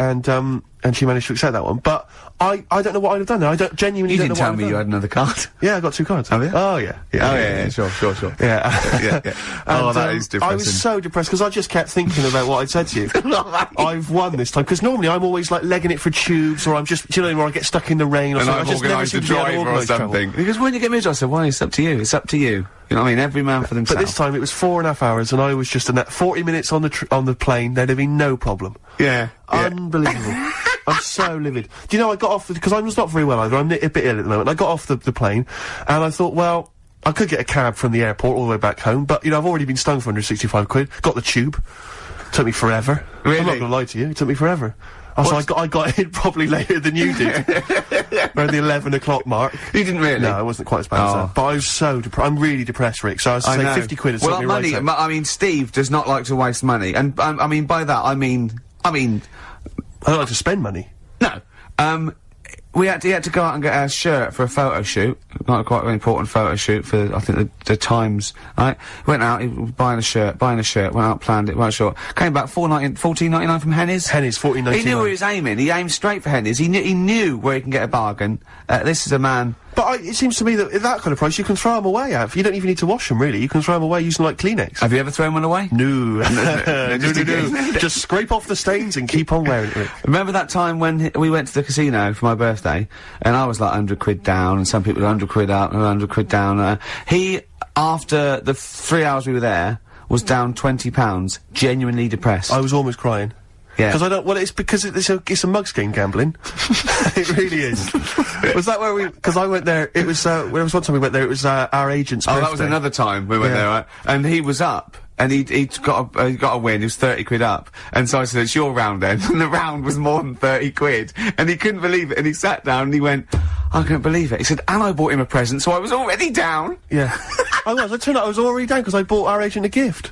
I didn't see him buy one. And you know that thing where you're buying a round of drinks from people you don't even know? So it's like, what's the story there? Why am I suddenly bankrolling you drinks? It's like, I don't know you people. I'm not gonna get any kind of, I'm not gonna see you again to sort of reap the benefits at a later point. Because he came in with his most of you are married or engaged, so I'm not even gonna pull from it. It was a waste of time. It was just pure generosity. It was something like from Swingers, because he came into the cocktail bar holding 3 chips up worth £10 each and went, hello, like that. Yeah, I was £30 up. That's a lot of money, Rick. You know, Karl, you know that. 30 quid, you don't want to sniff at that. Oh, what song should we play? We've got lots of songs in. It's our... Bit of Incubus. Just to make me more depressed. Do you like that? I thought it was a bit slow. I know, but I'm a fan of it. I like slow songs, but I really like. I've always been a fan of it, even from, early days. Yeah. I thought his first song was really great and much maligned. People didn't like it, because they were expecting, like, The Verve. Yeah. Yeah. Urban hymns and all that. Yeah, but, yeah. That's great. On XFM 104.9. Who are you? Ricky Gervais, who are you? Steve Merchant. Who's that little round-headed fella over there? Karl Pilkington. Karl, we've had a lot of Karl today. He's a bit tired, aren't you? Just a little bit. What happened? You came back from Edinburgh today as well, didn't you, on the plane? This morning. Yeah. Got an early flight. Yeah. It's just annoying me, because there was, like, people on the plane fighting over, where they wanted to sit. Surely they've got designated seats. Well, they have, but that wasn't good enough for them. They wanted to sit next to the friends and that, and it's like, well, you can't, because you didn't check in together, so that's the way it is. Yeah, done. But the thing is, it's from Edinburgh, 40 minutes. Yeah. And I just don't understand this sort of... You can stand for that long, can't you? Well, why do you have to sit next to the person anyway, to be honest? I mean, fair enough, if you're going on a long flight, someone to talk to, but for 40 minutes, it really doesn't matter. I never want anyone to talk to. I don't want anyone sitting next to me to talk to me. Why? What are they there for? What? I don't mean people I go with. I mean if I'm travelling alone and I sit next to someone, I don't want to talk to me. Yeah, but... I don't really know... If I was travelling with you, I'd really not want you to talk to me. Not if you're going to talk like this. Yeah, this... Oh, you sound like you're suicidal, mate. It was just a couple of people arguing. It's over, man. Yeah. The plane journey's finished. Why is it still stewing you up? He paid 160 quid and he's not whinging. He doesn't care. 165 quid. Let's get it right. If we're going to bring it up, we're going to mention it. And it's like Waterford looks back to him. Like, he said to me, Rick, it's only money, and money is just something you have in case you don't die tomorrow. He's got a great attitude towards money, Steve. It's like, easy come, easy go. So just take a leaf out of Steve I'm not spending that much merchant, and you'll have a happier life. Sorry, I just need to defend myself for a minute. There are certain instances in life where, see, now you're giving me an attitude like that I'm tight. It's not tight. No, shut up. Let me defend myself. It's not that I'm tight with money. It's that I want to get value for money at all times. Yeah. Because, you probably got a lot of cash given to you, maybe it's pocket money when you were a kid. Every penny I've ever had is been money I've earned. Yeah. So frankly, I'm going to spend it wisely. Like, for instance, you might say you're in a party, or so you're at a party, maybe out in a bar with someone's birthday, you get talking talking to a girl, right? Maybe you buy her some drinks, right? You're chatting to her, and then you're chatting away for 2 hours, and then at the end of the evening, she says, "Oh, I've got to go and meet my boyfriend now." Right? She's wasted my money and my time there. Yeah. That's 2 hours wasted and money wasted, right? Now, she should have told me straight away that she had a boyfriend, and I wouldn't have bothered with her. I'd have moved on, I'd have looked on to What if she thought she was just having a chat with another human being? Though, Rick, where I'm being deliberately deceived so people can extract money from me or interesting conversation. She knew what I was after. It was obvious, the drooling mouth, you know, the beady eyes. And yet she was leading me on. And she was a prostitute.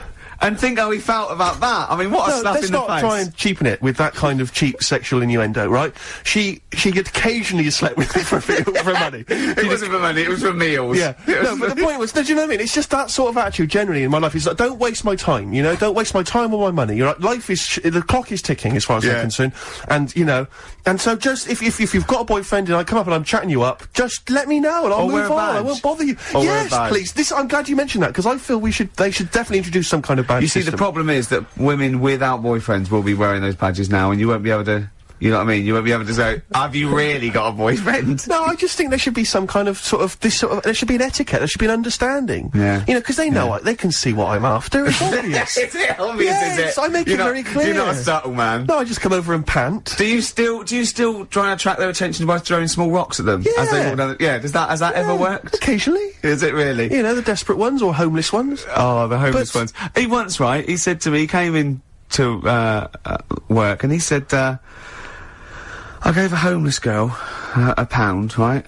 Because I fancied her. He said, is that wrong? Is that really bad of me? I don't think it is, you see. I don't think it is, because it seems to me if she was an attractive homeless girl, then she deserves some of my money. I just imagine him slowing down. I imagine him, like, going past loads of tramps going, get out of it, get a job. And he go, hello. But I have to say, I did for a moment just pause and think to myself whether I could kind of scoop her up in my arms, take her back to my place, and kind of turn her life around like My Fair Lady. Oh, yeah. You know what I mean? And kind of teach her to speak properly, and dress her up in smart clothes, and take her out into sort of society. Yeah. I think that's where your first mistake was. You said, listen, love, I'm up for it if I can hose you down. That was where you went wrong. Smiths, Cemetery Gates. Great, wasn't it? Always cracking. Off the Queen is Dead. Voted best album of all time, I think, in an NME poll. I don't think it is their best album. Strangers Here We Come. I agree. By far the best. I agree. Yeah. Yeah. Cracking.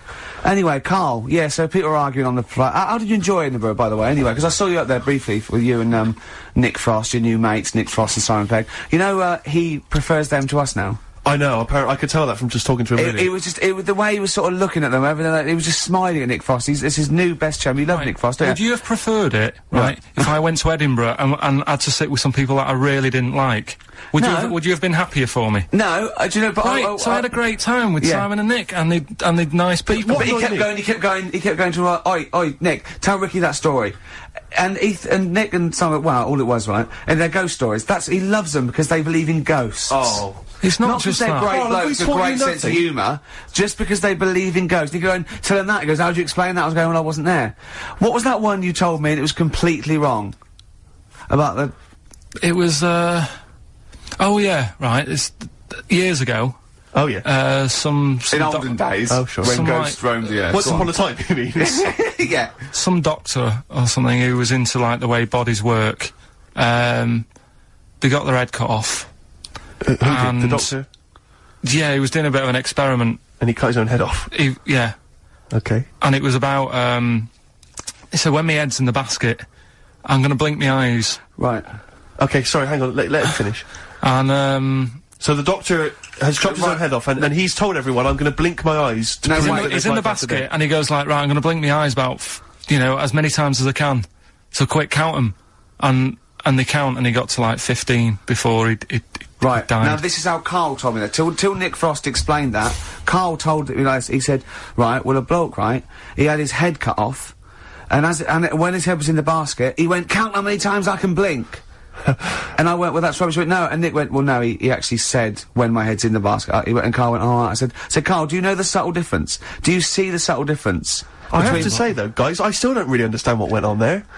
You've both lost me. The story is that a bloke who'd been found doing, You mean that Karl just explained it and that was a clear version? Because I still don't know what you're talking about, Karl. Well, this bloke had his head cut off for, experiments against God. He was a doctor in the, in olden times. Yeah. And when they cut his head off... Why did they cut his head off? Because it was, he was executed. crimes against... Exactly, he was executed, yeah. And, he said to his assistant, when my head's in the basket, I'm gonna blink, count how many times I blink and write it down as an experiment, right? Karl told it to me, like, his head was cut off and he went in the basket, and when his head was in the basket, he looked up and said, count how many times I blink. Yeah. I love that. I love the difference in that story. Yeah. Both rubbish, but, you know, one's possible and one isn't. You believe anything that you're told, except when we tell you the truth. Right, here's one. Christ. Ghosts and that we got talking about. Sure. And Nick said, right, he said, you'll like this one. He said, my auntie, was having loads of problems. Why are you whispering? It's not illegal to talk about ghosts on the radio. No, but he's hearing this. So, the auntie's in the house and that, and, furniture's moving about all the time. Oh, God. And they were like, no, Steve, you told me this one. This is such rubbish, mate. No, come on, let's listen. I'm gonna leave it to you. I'm gonna sit back and enjoy it. I'm just gonna watch your face, Steve. Right. Sorry, so I missed the beginning there, Karl. There's an auntie in the house. Basically, Nick's auntie. Right. In the house, things moving around all the time. And it was just annoying every time she tidied up. It was like... it was just annoying. Making a mess. It was one part annoying to two parts scary. Yeah. So...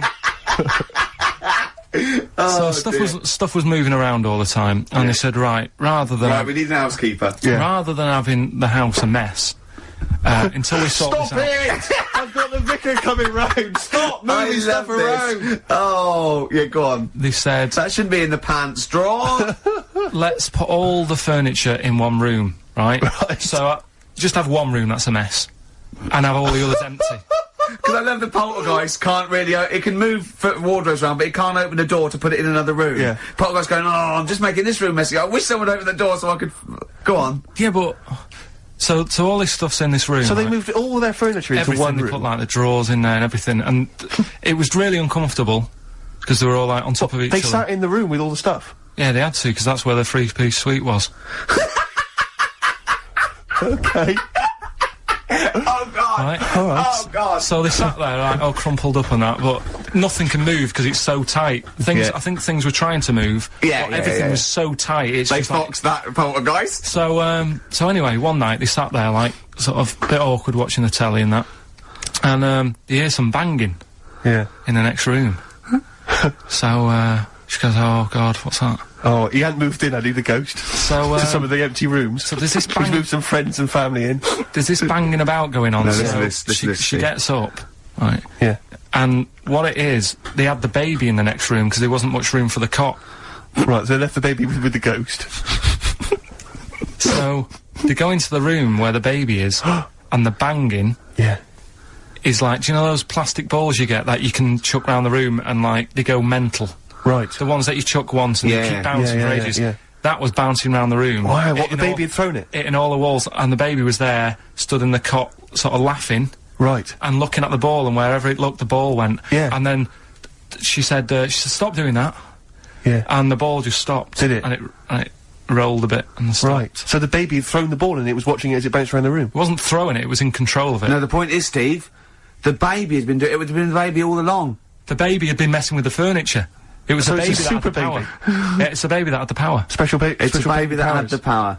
It's a baby that had the power. What, the power what's the power? of telekinesis. Right. They were then trying to convince me that telekinesis was not like all the other stuff that I didn't believe in, but that was a science. Right. Telekinesis was possible. Yes. Yeah, it's not like ghosts and demons and all that sort of. Telekinesis is different. Yeah, that's a science. But Nick's auntie saw it, and I love the fact that you're telling me that someone else's auntie saw it. So I should be satisfied with that. Yeah. I should be satisfied with that. I mean... No. So does she still live in one room with all her possessions?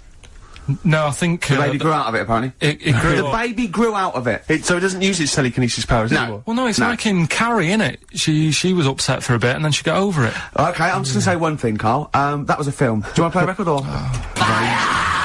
Get free. Alright, on XFM 104.9. Can I just tell you a story that Karl told me a couple of weeks ago? Is this another ghost story? Another spooky story? Yeah. I called him out. I was, what are you doing? He said, I've just been reading ghost stories again. He went, he said, you don't believe in them, but how do you explain this? Right, I went, go on. He said, I'll tell you as he told me it. He went, bloke, right, just sitting at home, doing, watching telly with his cat. And, the phone rings, and it's a bloke going, is that fire, in your oven okay now? 'Cause your wife called. And Karl went, well, 1, there was no fire in the oven. 2, he wasn't married. I went, right. Go on, he went, well. Then, right, there was a knock at the door and there was 2 sort of people in sort of white coats and they came and said, oh, we've come about that fire. Your wife called us. He went, 1, there isn't a fire in my oven, and 2, I'm not even married. Right? And he said, and they saw the cat, and they looked at the cat, it looks a bit weird at the cat came out, nothing. He said, and then he went back, sat down, phone rings, and they said, did they sort out the fire in the oven that your wife told us about? Oh. He went, 1, there is no fire in my oven, 2, I haven't got a wife. And Karl went, what do you think of that? I went, that's not it. He went, yeah, I went, that's the end of the story. What? He went, well, how'd you explain that? I went, explain what? I thought he was going to say, a year later we got married, but she died in an oven fire. Right? I thought it was going to be that. And I went, that's people winding him up. Yeah, or, someone did report a fire in the oven, and their name was Johnson, and they looked up Johnson, they got the wrong thing, it was the gas board, and they sent it round to the wrong person, right? You know, he went, yeah. I said, no, I explained it to him, he went, yeah. Why did they look at the cat funny? Oh, man alive, Karl. This is really weird, right? I was in my house once, right, and the doorbell rang. Yeah. Right, I opened the door, there was no one there. Yeah. Right? And then I looked across the street, right, and there were some kids running away. Yeah. Now, how do you explain that? Yeah. There was another time, right, where, like, I opened the door and there was a bloke goes, you've ordered pizza. I went, I haven't ordered pizza. And I heard my mate upstairs giggling and putting the phone down. Yeah. How do you explain that? Karl, seriously, why did you tell me that story? What did you think that was weird about that? The fact that it was 3 different people. Is this all the information? Is that the entire story? It was 3 different people. Did you fall asleep and not read the end? A fire that didn't happen, about a wife that didn't exist, and a cat that didn't look happy.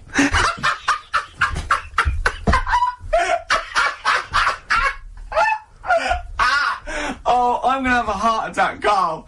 What? I mean, why did they look at the cat funny? Because cats don't like, spirits, do they? What? The other blokes were ghosts? Yeah. Yeah, that's it. So these are kind of beetle about type ghosts. These are ghosts who walk the earth as the undead, just winding people up slightly. That's lovely. That is lovely. Seriously, and a cat that did not look happy. But seriously, why would ghosts wander around just like winding people up?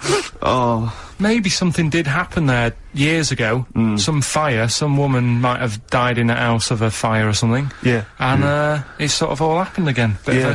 Yeah, it's certainly a mystery. Well, if you don't it's a mystery. I mean, I can't. What's this book you were reading? You were reading a book, which is interesting enough. It was the For Tea and Times. Oh, Karl. Yeah. Well, I don't know what to say. Well, I'll tell you this, Karl. There is a track that will spook you right out.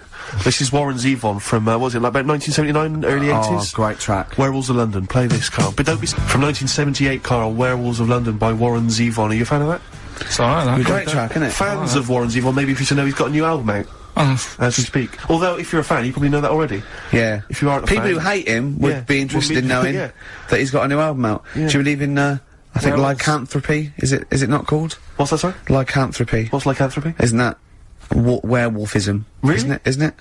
Do you believe in that, Karl? They've found stuff, haven't they? They've found kids walking about who are all hairy. Because they sort of grew up with wolves and that. Yeah. So no, you see, 2 things there. You cannot take on acquired characteristics genetically. So if you grew up with wolves, it wouldn't suddenly make you hairy. There's been pictures, there's been stories on it, and I reckon most people a lot of people have seen the stories. It's a popular thing. You mean the kids that are born hairy? No, there's kids who've been born hairy, right? Yeah, that's it. No, but listen, and they walk around on all 4s, and they drink milk from a saucer. Steve, this is remember that time with the maggot in the head?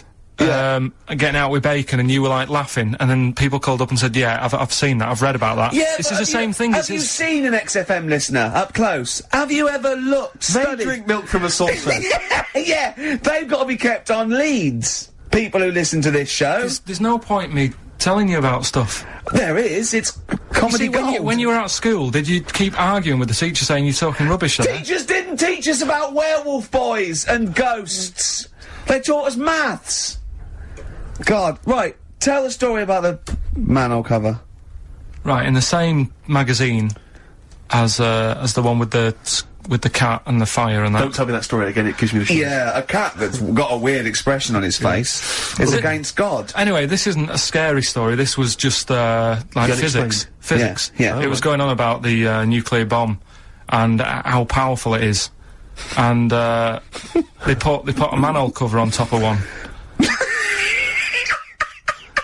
Okay. Blew it up. Yeah. Never saw the manhole cover again.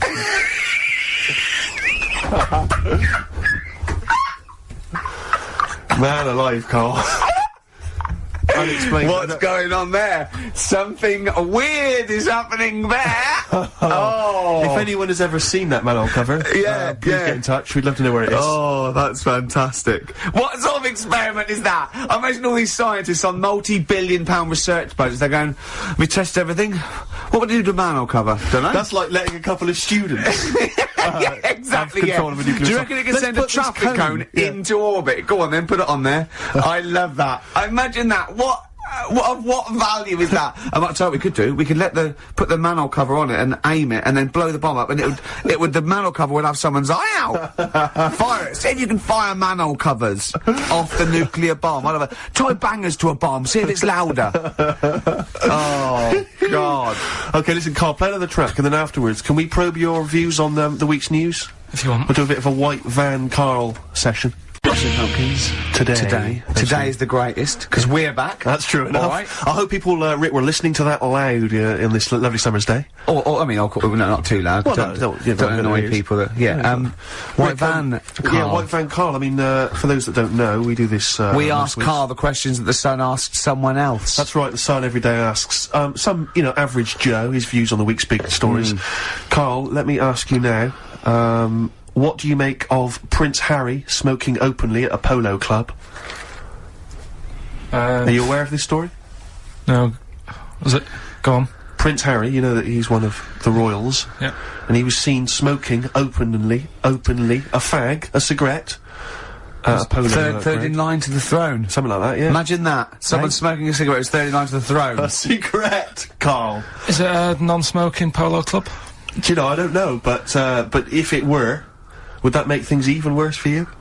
Well, no, seriously, what do you make of it? This is, the whole, the furore is, he's a role model, he's a royal, should he be seen puffing away in a public place? I don't think it matters, does it? Not concerned for you? How old is he? Is he old enough to smoke? I think he probably is, yes. Right, yeah, well, I think the trouble with, this role model thing, with anything that's legal, it should either be illegal or not. Yes. I just don't think you can impose things like that, because you could say that it is bad for you, and it is bad to start smoking, and it really is bad for you, and it causes cancer and everything. But everyone knows that, don't they? Well, yeah, but you should either make it illegal or shut up about it.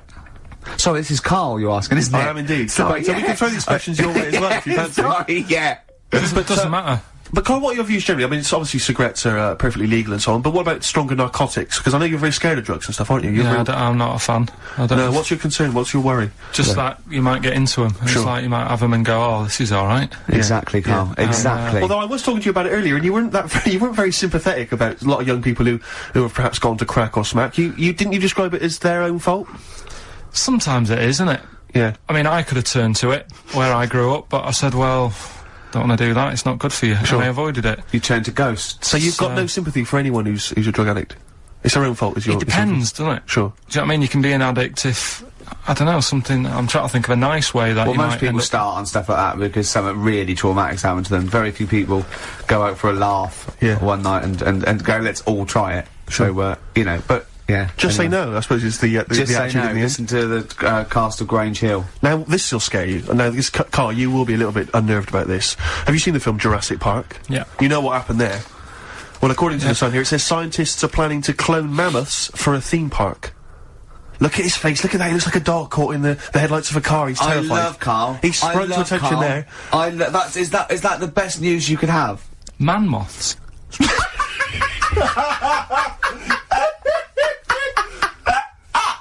Right. Yeah, man moths. I man love moths. the fact that that's why he was so excited that they bred a man moth. What is this? Yeah, it's a human being that hides in your wardrobe and eats an entire jacket in a day. Yeah. What do you mean, man moths? Mammoths. Mammoth, the big hairy cow from the Ice Age. I mean, elephant. You're not so excited about that, then? You can take or leave bringing back mammoths to life, but a man moth... A man moth is a different matter. Oh. If we'd have never brought that up, he'd have gone and told someone now, you know, they've bred an half man, half moth. This is what we mean. That's how things start. This is what we mean when you hear these ghost stories. Are you slightly deaf? Is that it? When you hear these stories, you're slightly deaf. And his head was in the basket, and he went, count how many times I blink. Is it, Carl, is English your first language? Are you actually foreign? Is that the thing? Yeah. Should we speak when we say slower? foreign, we mean not of this planet. Yeah. Should we speak slower? Would that be a help to you? No, go on. Next What do you one. make of that? Do you think that's good? The Would you idea think that's of good to bring back mammoths? prehistoric animals. These giant elephants. They're slow, aren't they? It's not as if they're gonna, like, get out and run fast and they can't capture them. They'd probably be a fence, to be honest, Carl. They'd probably be a fence. No, but you're asking it as if, like, oh, it could all go wrong, but it couldn't, could it? Well, really? but the point was about Jurassic Park is they thought it wouldn't go wrong. They thought they had it all under control. Have you learned nothing from Jurassic Park, Carl? Dinosaurs would say, oh, think about it before you do it. But with a hairy elephant, it's not gonna... Not a concern for you. Would you go along to see him? Would you be interested in that? If it was in the area. He's great, isn't he? I'd love a queue, Nothing right? impresses No, him. but what I'd like to do is Karl sitting like Yoda in a little cave, and I'd just like to see people like Tony Blair and, you know, Stephen Hawkins in a queue, and they go and say, Karl, got a bit of a problem, and thinking of cloning a man and a moth. Problem? Not an issue. No, if I'm in the area, I might cruise around and have a look at it. Otherwise, just don't send it near my clothes. Oh, that's fantastic. So it's just for a second. As the words man moth came into your head, how excited were you? I mean, were you both terrified and excited? Just for the moment when you thought that they'd cloned a man and a moth? I pictured, what kind of face did he have? Did he have the moth's head, or was it a man's head? Just a little man head. Right, what was his face? What did it look like? He just was like, a bit shocked. Perplexed, yeah. So it was like he'd been grafted onto the body of a moth without his consent. And when he was asleep. Yeah, he'd woken up. He just went in to have a goiter removed, and they said, we've replaced your goiter with the body of a giant moth. Yeah. Is that alright, Mr. Jenkins? So he had the head of a little... Was it a little boy or a man? Little man. Right, okay. And he's just bumping into a lamp. He's just bumping into a lamp. Carl, if you went into hospital... and they'd done something. What's the worst thing they could do, right? What would you rather have done, right? You wake up and you've got, lobster claws for hands. Right. You wake up and you've got duck's feet. Or you wake up and you've got one horn coming out of your head. The worst thing? Yeah. Probably the horn coming out of my head. Why? Get in the way. That'd be useful, wouldn't it, in fights and stuff? And, for, like, parties, people play Well, I quoits. suppose the lobster claws would also be quite handy there. Definitely. Black Rebel, Motorcycle Club, spread your love. You enjoying it so far? Yeah, I suppose so. First show back? Yeah, it's not bad. It's great to be I'm back. just thinking about that money, Rick, to be honest. It's still playing on my mind. I know, yeah. Could we maybe get, like, a sort of telethon type thing going, or a little charity thing, just sort of help me pay? You can't really ask people to send you money. Really? It's technically begging. Is it? Yeah. Okay. Unless you're are you a registered charity? I suppose not. Not really. We could probably get you status. Yeah. But could I pretend to give them something in return? I mean, am I allowed to sell things on the radio? Yeah, you are. Yeah. So Although you probably get in trouble with the authority if you're using it to sort of like to your own. Not like everyone else doesn't. No, exactly. Yeah. Free lunches and sponsorship and God knows what. Yeah. You know what I mean? The people that work here, small fry, the scum. Exactly, the nobodies, yeah. Yeah. But, 165 quid's it's quite a lot of money, so, I mean, if you want to contribute anything, Rick, as I said before, you're more than welcome to. Yeah, no, I would if I felt any responsibility. Right. Or cared. Sure. But, yeah, I got there too early, which is annoying. What we should have done, really, was, get you your plane and come back, because I'd have had time. Do you know, I was going to mention it at the time, but I didn't want to, because I knew the answer would be no. Oh, Karl. Oh, I've had a great time. I've forgotten how good it was just to have a normal just to have a conversation with you. Have you been looking forward to this? He's really down today, isn't he? He's down, man, isn't he? Just a bit tired. But it's interesting because I said to him, did you enjoy Edinburgh? He spent the week up in Edinburgh, obviously, and he said, well of him. He loved it up there. He's been partying every night, and he actually enjoyed it. And I've never met him when he's actually enjoyed anything before. He's never enjoyed anything, as far as I know. And I'm depressed that we weren't involved. His paper round. He loved the paper round, and this is the first time. He was talking about that the other day as well. About I said, that's what he really thinks that paper round he had when he was 14 was the best job he'd ever had. He still thinks it's the best job because he said he was his own boss. But no, you weren't. He went, well, I'll get on my bike and think. And he said, I bet if I phoned those people who I delivered the papers to, they'd say it was the best delivery they've ever had. He said, in fact, I bet a lot of them have chucked in the delivery because it went downhill. This is all, he's thinking this as he went along. Didn't you? Yeah. Imagine phoning someone up and saying, you don't remember me, but I used to deliver your paper 10 years ago. Was it the best delivery service you've ever had? No, but if I said, I delivered it 10 years ago, you used to, if you got up at like 6 in the morning, it was there for you. Yeah. There's no other paper boy who could guarantee that they'd have that paper when they got out of if you could earn enough money, would you do a paper round again? If that was your job, but you were being paid enough to make a living from it, is that something you think about? Do you think you'd enjoy it as much nowadays? Yeah, I reckon I would, yeah. Yeah? Yeah, listen to some music. Sure. £1,000 a week, would you do the best? Yeah. Would you really? Yeah. Is there anyone out there who is willing to test that? Is there anyone who's willing to pay Karl, right, a sum of a grand to take a week off work and deliver papers just for that week? All day, though? It's all day? No. I'll get up and the customers will have their paper. Yeah, but can I tell you what street it is? No, because... no, it's the M25. See... You are being paid £1,000. Yeah, £1,000. You've got to deliver to the M25. I'll tell you what, let's take the mood down a little bit and play one of the most beautiful songs I've been looking forward to getting back on the road. Just to play this, to be honest. It's Jimmy Webb's version of Galveston. Galveston there, by the brilliant Jimmy Webb. Who wrote it? Who wrote it? He wrote it. Yes. I mean, yeah. Brilliant Jimmy Webb, who wrote it? It was all one sentence. Yes. Did I confuse you? Again, yeah. With my speech patterns. It's just using the English language is always helpful, right? But compared to Karl, I'm Oscar Wilde, aren't I? I suppose so. Electric Soft Parade on XFM 104.9. Not long to go on our a triumphant return, I think. I think the papers will be saying, Steve. Yes. Karl, I've met Karl a couple of times in our sabbatical, and he said to me once, he said, oysters. So I said, have you ever tried oysters? I don't like them. And I went, he said, oh, it's just a thing about swallowing them whole, you know. He went, well, the reason you have to do that is just they're fatally poisonous. And if you bite into them, they kill you. And I went, well, of course they don't. He went, yeah. I went, well, of course they wouldn't. What if you chewed on it? He said, no. I said, well, so you swallow them whole and they're not poisonous. He went, yeah, see? He said, when you swallow heroin in a Johnny, he says, that doesn't kill you, does it? That was it. Oh. And then, about a week later, he went, I was wrong about them. Yeah, I went, well, he said, yeah. And what did you say? It's if you eat them, and then you have some whiskey.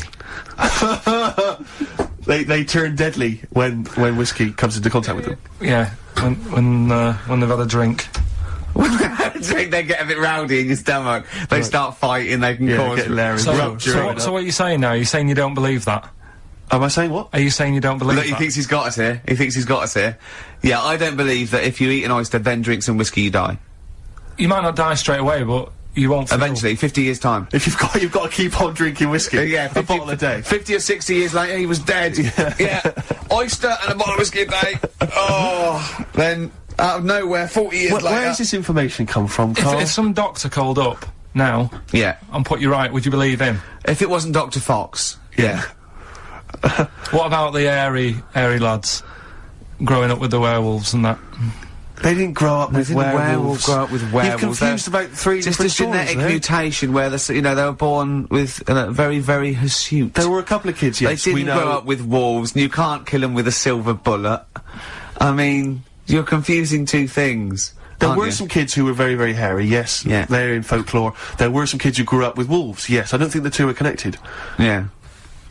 There's no such thing as werewolves, Karl. You believe me, I saw a documentary on it on the History Channel. You'd have loved it. You grew up with a magpie. You know, you don't flap around, do you, and steal people's jewellery? What was the thing you told me about snails? Have you ever had any, Any post that looks like it's been opened? Occasionally, yeah. Right. Well, what it is, it's not your postman having a sneaky look. A sneaky look. Problem is, right. Slugs. The problem's slugs. Slugs at night. They like nipping about and that, and it gets a bit cold. And in London, like in the country, they go into the grass, don't they? Right. But in London, it's like, oh, what can we do? And they go in letterboxes. Slugs go in letterboxes. Get in letterboxes. It's nice and warm in there, dry and what have you. And these are homeless slugs, aren't they? The ones that have lost their shell. When they're in there, they only found out that they love glue. They've been eating the glue off the stamps. Right. And people have been getting charged for post because it hasn't had stamps on it. It's like, well, I put a stamp on it. Yeah. It's like slugs have been eating it. Sure. And they also eat the glue that's on the actual envelope shutter. And it's a real popular problem, this, that letters are being lost and opened and all that stuff. Yeah. Slugs. Are slugs like stealing postal orders and things and cashing them in and stuff? Yeah, again, you know, if there's a doctor, if there's a postman. Yeah. Well, with us, 2 expert witnesses, a doctor and a postman. So postage is a real problem. When we see a slug's trail or a snail's trail, it's glue. That's the glue they've stolen, is it? That's a little. I'm not going to say yes to that because I'm not sure. But we could follow that trail and find them, and they'd have a big sort of big pile of letters. Our stamps and there they are, like birthday cards from aunts. Yeah, but £2 notes. Yeah. Oh, that's fantastic. Wow. Slugs. Wow. So, oysters and whiskey kill you, and slugs. Be very careful if you're going to go out this evening, you're thinking of having a whiskey, maybe some oysters, be very, very careful. Yeah, and if you are going to post a letter, please do not use tasty glue.